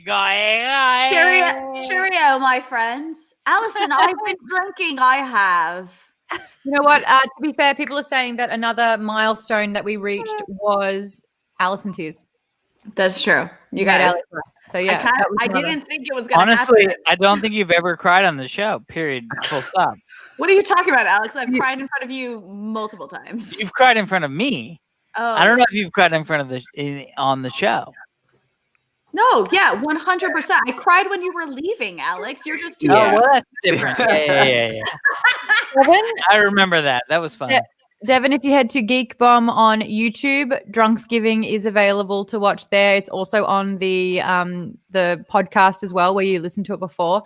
Meet the Ben. What are you doing to us, bud? When will the other 11 streams be available? No, we consolidated. We did an all-in-one this time round. Mm-hmm. Yeah. We're giving you one really long podcast to listen condensed. to. It's chicken bouillon cubes of. I have to agree. So you can yes, 13 out of 11. I'm literally gonna go eat whatever the fuck I can find. You had dinner. I did. I had 2 dinners. I didn't have any dinner. You guys, this was a full block of cheese when we started, and now it's a no block of cheese. Yeah, let's probably won't have sushi for dinner. No. And then can we have you 5 play Among Us? My goal is to get everyone on Among Us again for Geek Bomb, which I stream every Thursday afternoons doing squad sessions. So that would be amazing. Were you crying over cheese? I'll cry. At this point, I'll cry over it. Well, here's something I wanted to show as a way, since we were talking so much about Star Wars and nephews and crying. Here's a photo of my little chubby nephew reading or being read A Jedi You Will Be, a book I bought him. Oh my god. Oh my god, he's the cutest. Oh my god. Aristotle, is your nephew's a chonk too? He is very he's 3 months wearing 6 months already. Okay. Oh yeah. My nephew's 6 months wearing 12 months, and he has extra chins. And he's about to outgrow his baby jumper, which is insane. So my nephew eerily has started to look like me when I was a baby. Oh, I love that. It's like really strange at this stage. And I shot a photo off again because he's got a bit of a gap in his teeth and I had a gap in my teeth, and he's got blonde hair and I've got blonde hair, and his brother doesn't look like him. But then I don't think I look like my brother, and I certainly don't look like my sister-in-law. Thank fuck. But no, only because I wouldn't want my brother to marry someone that looked like me. Not because she's attractive. She's very attractive. She's just the opposite of me. Thank goodness. Yes. Yeah. But that has been throwing me off. And one day, I mean, if I was less than a 7, I'd probably get the photos. Was Maude a fat baby? She was not a fat baby. No. Final words, everyone. Holy fuck. I want to know, are you all going to be good for the holidays? Like, are you all somewhere are you doing something you want to be doing? Christmas time. The holidays can be such a wonderful time of the year, but also such a hard time of the year. So I just want to know that the other 3 people on the screen with me who are very important people to me are going to be good for the holidays.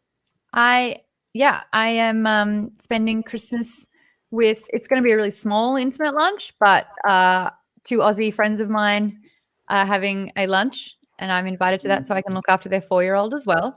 And then for New Year's Eve, I'm going to head to a cabin in the snow. Good for you. Yeah. Which snow? Denver. What? I'm going to Denver. Oh, Denver. Colorado? I was like, Inver? I don't know. Yeah. Good. Denver. Great. What's everyone else doing? I'm going to be in Newport with my little sister and her little pod people. And that's it. then I'm coming back. Yeah. Aristotle? That's the question of the day, is that I should be and likely will be staying here with the roommates, just hanging out. But my mom is also one of those moms that's like, "You're not gonna come see me on Christmas, Where you is she? monster." Not far from here, less than an hour from here. But it's more about like how much of the rest of the family is gonna be there. Yeah. But you could potentially see my her wife's from a going safe through distance. that, which is like, your son is a senior at the college that then traveled to go watch a football game that then went to bars and then probably banged chicks because hello, college. Maybe I don't see that person. We call it dirty, quote unquote, COVID dirty. I found the photos if you guys want to weigh in on it. Oh. This is the best way to do it under pressure. This is my nephew Charlie. Okay. Oh, he has the God. cheeks. Isn't he It's sweet? Mini Maude. Maude. Oh my God. That's Maude, actually Maude? That's you? That's me. Wait, what? Oh, wow. me. Oh my Charlie is God. Mini Maude. Mini Maude. Yeah. For sure. See it? That's the same child. That is the same child. Yeah. Bowl cut and all. Oh my God. Oh my That's God. I cute. love it. Aw, amazing. I die. they're so cute. Guys, thank you so much for joining us for the half-hour happy hour drunks. And we got drunk. And it we was only we 4 did. hours. We crushed I'm going to it. quickly press refresh again just in case. No, okay. Well, just in case. No, I think I wrapped it about 45 minutes ago. So We did, this was supposed to be a 3-hour episode. We're now over 4. So, it's midnight where you are. So yeah, we will wrap all of this up. For those that don't know, this is going to be available as a podcast. It's going to be available as a VOD on Geek Bomb's YouTube channel. Thank you so much for all the follows. I really do appreciate that. If you guys still can donate. For the what? Please still donate. I mean, Please they can still donate. Yeah. We wanted to get it to 50. We got it to 57. That needs to get to 100 no matter how we get there. So that would be amazing.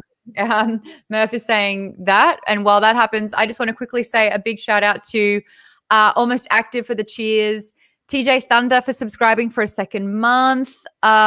There's a lot of follows, so I will thank you in another time, but I see you all. Champ Mav, thank you so much for subscribing for your second month with Prime. Speaking of Prime, Gilizard, thank you again so much. Jason Charles Miller actually rated a little bit ago, which was so sweet, which bumps our views up. Amazing. Nice. Nick Vision has subscribed for 6 months in advance. Thanks, buddy. He's a sweetheart. I streamed with him over the weekend. I'm scrolling back here. Nathan gave out 10 community subs. He gave out 10 subs. Thank you so much. And cheered 1,000 bits. Nath, MVP tonight. Another 300 there as well. Guys, we fucking streamed for a while. We Murphy, did. The cheers, bits, shit. Zephyr, thank you for subscribing for an extra month. Luscious Lou gave out 5 subs. You little legend. You've been commenting and you've been donating twice. Really appreciate that. Spiceman 2 used their Prime to sub. Murphy subscribed for 6 months in advance. Oh, Murph. Woo. Murph. That's Murph. Murph. Yes. Yeah. Who's telling us to drink a lot of water and to take an aspirin. Guess what? We will. Oh, you know what my dad has right over there at his office? Water and aspirin? No, those little patches you can put on for like hangovers. Oh my God, David Blue. David Blue. What's up, buddy? We love you. Hey, Slip. Hi. Oh, Actually, it says hail sip. Oh, It's okay. All well, right. we ran an hour over, so we're going to call it here. Thank you again to everyone. Really appreciate it. Alison Hayslip, where can people find you online? At Alison Hayslip. Alex. That's very specific. At Alex Albrecht, pretty much everywhere. Yeah. Aristotle. Ari's Tacos, everything. Thank you all. Yeah. And to the 3 beautiful people I'm looking at on screen, I love your faces so much, and happy holidays to you all. And I'm at Maude Garrett and at Geek Bomb on everything. Big plans for 2021. You three, thank you so much for giving me your nights. Thank you for making Drunksmas happen again. Big drinks for Tom. This one's for you. Yes, Tom. We did an amazing job with charity. We got shit-faced. Let's go take some aspirin. Taco Bell. Have an amazing night. Bye, Aspirin and everyone. food.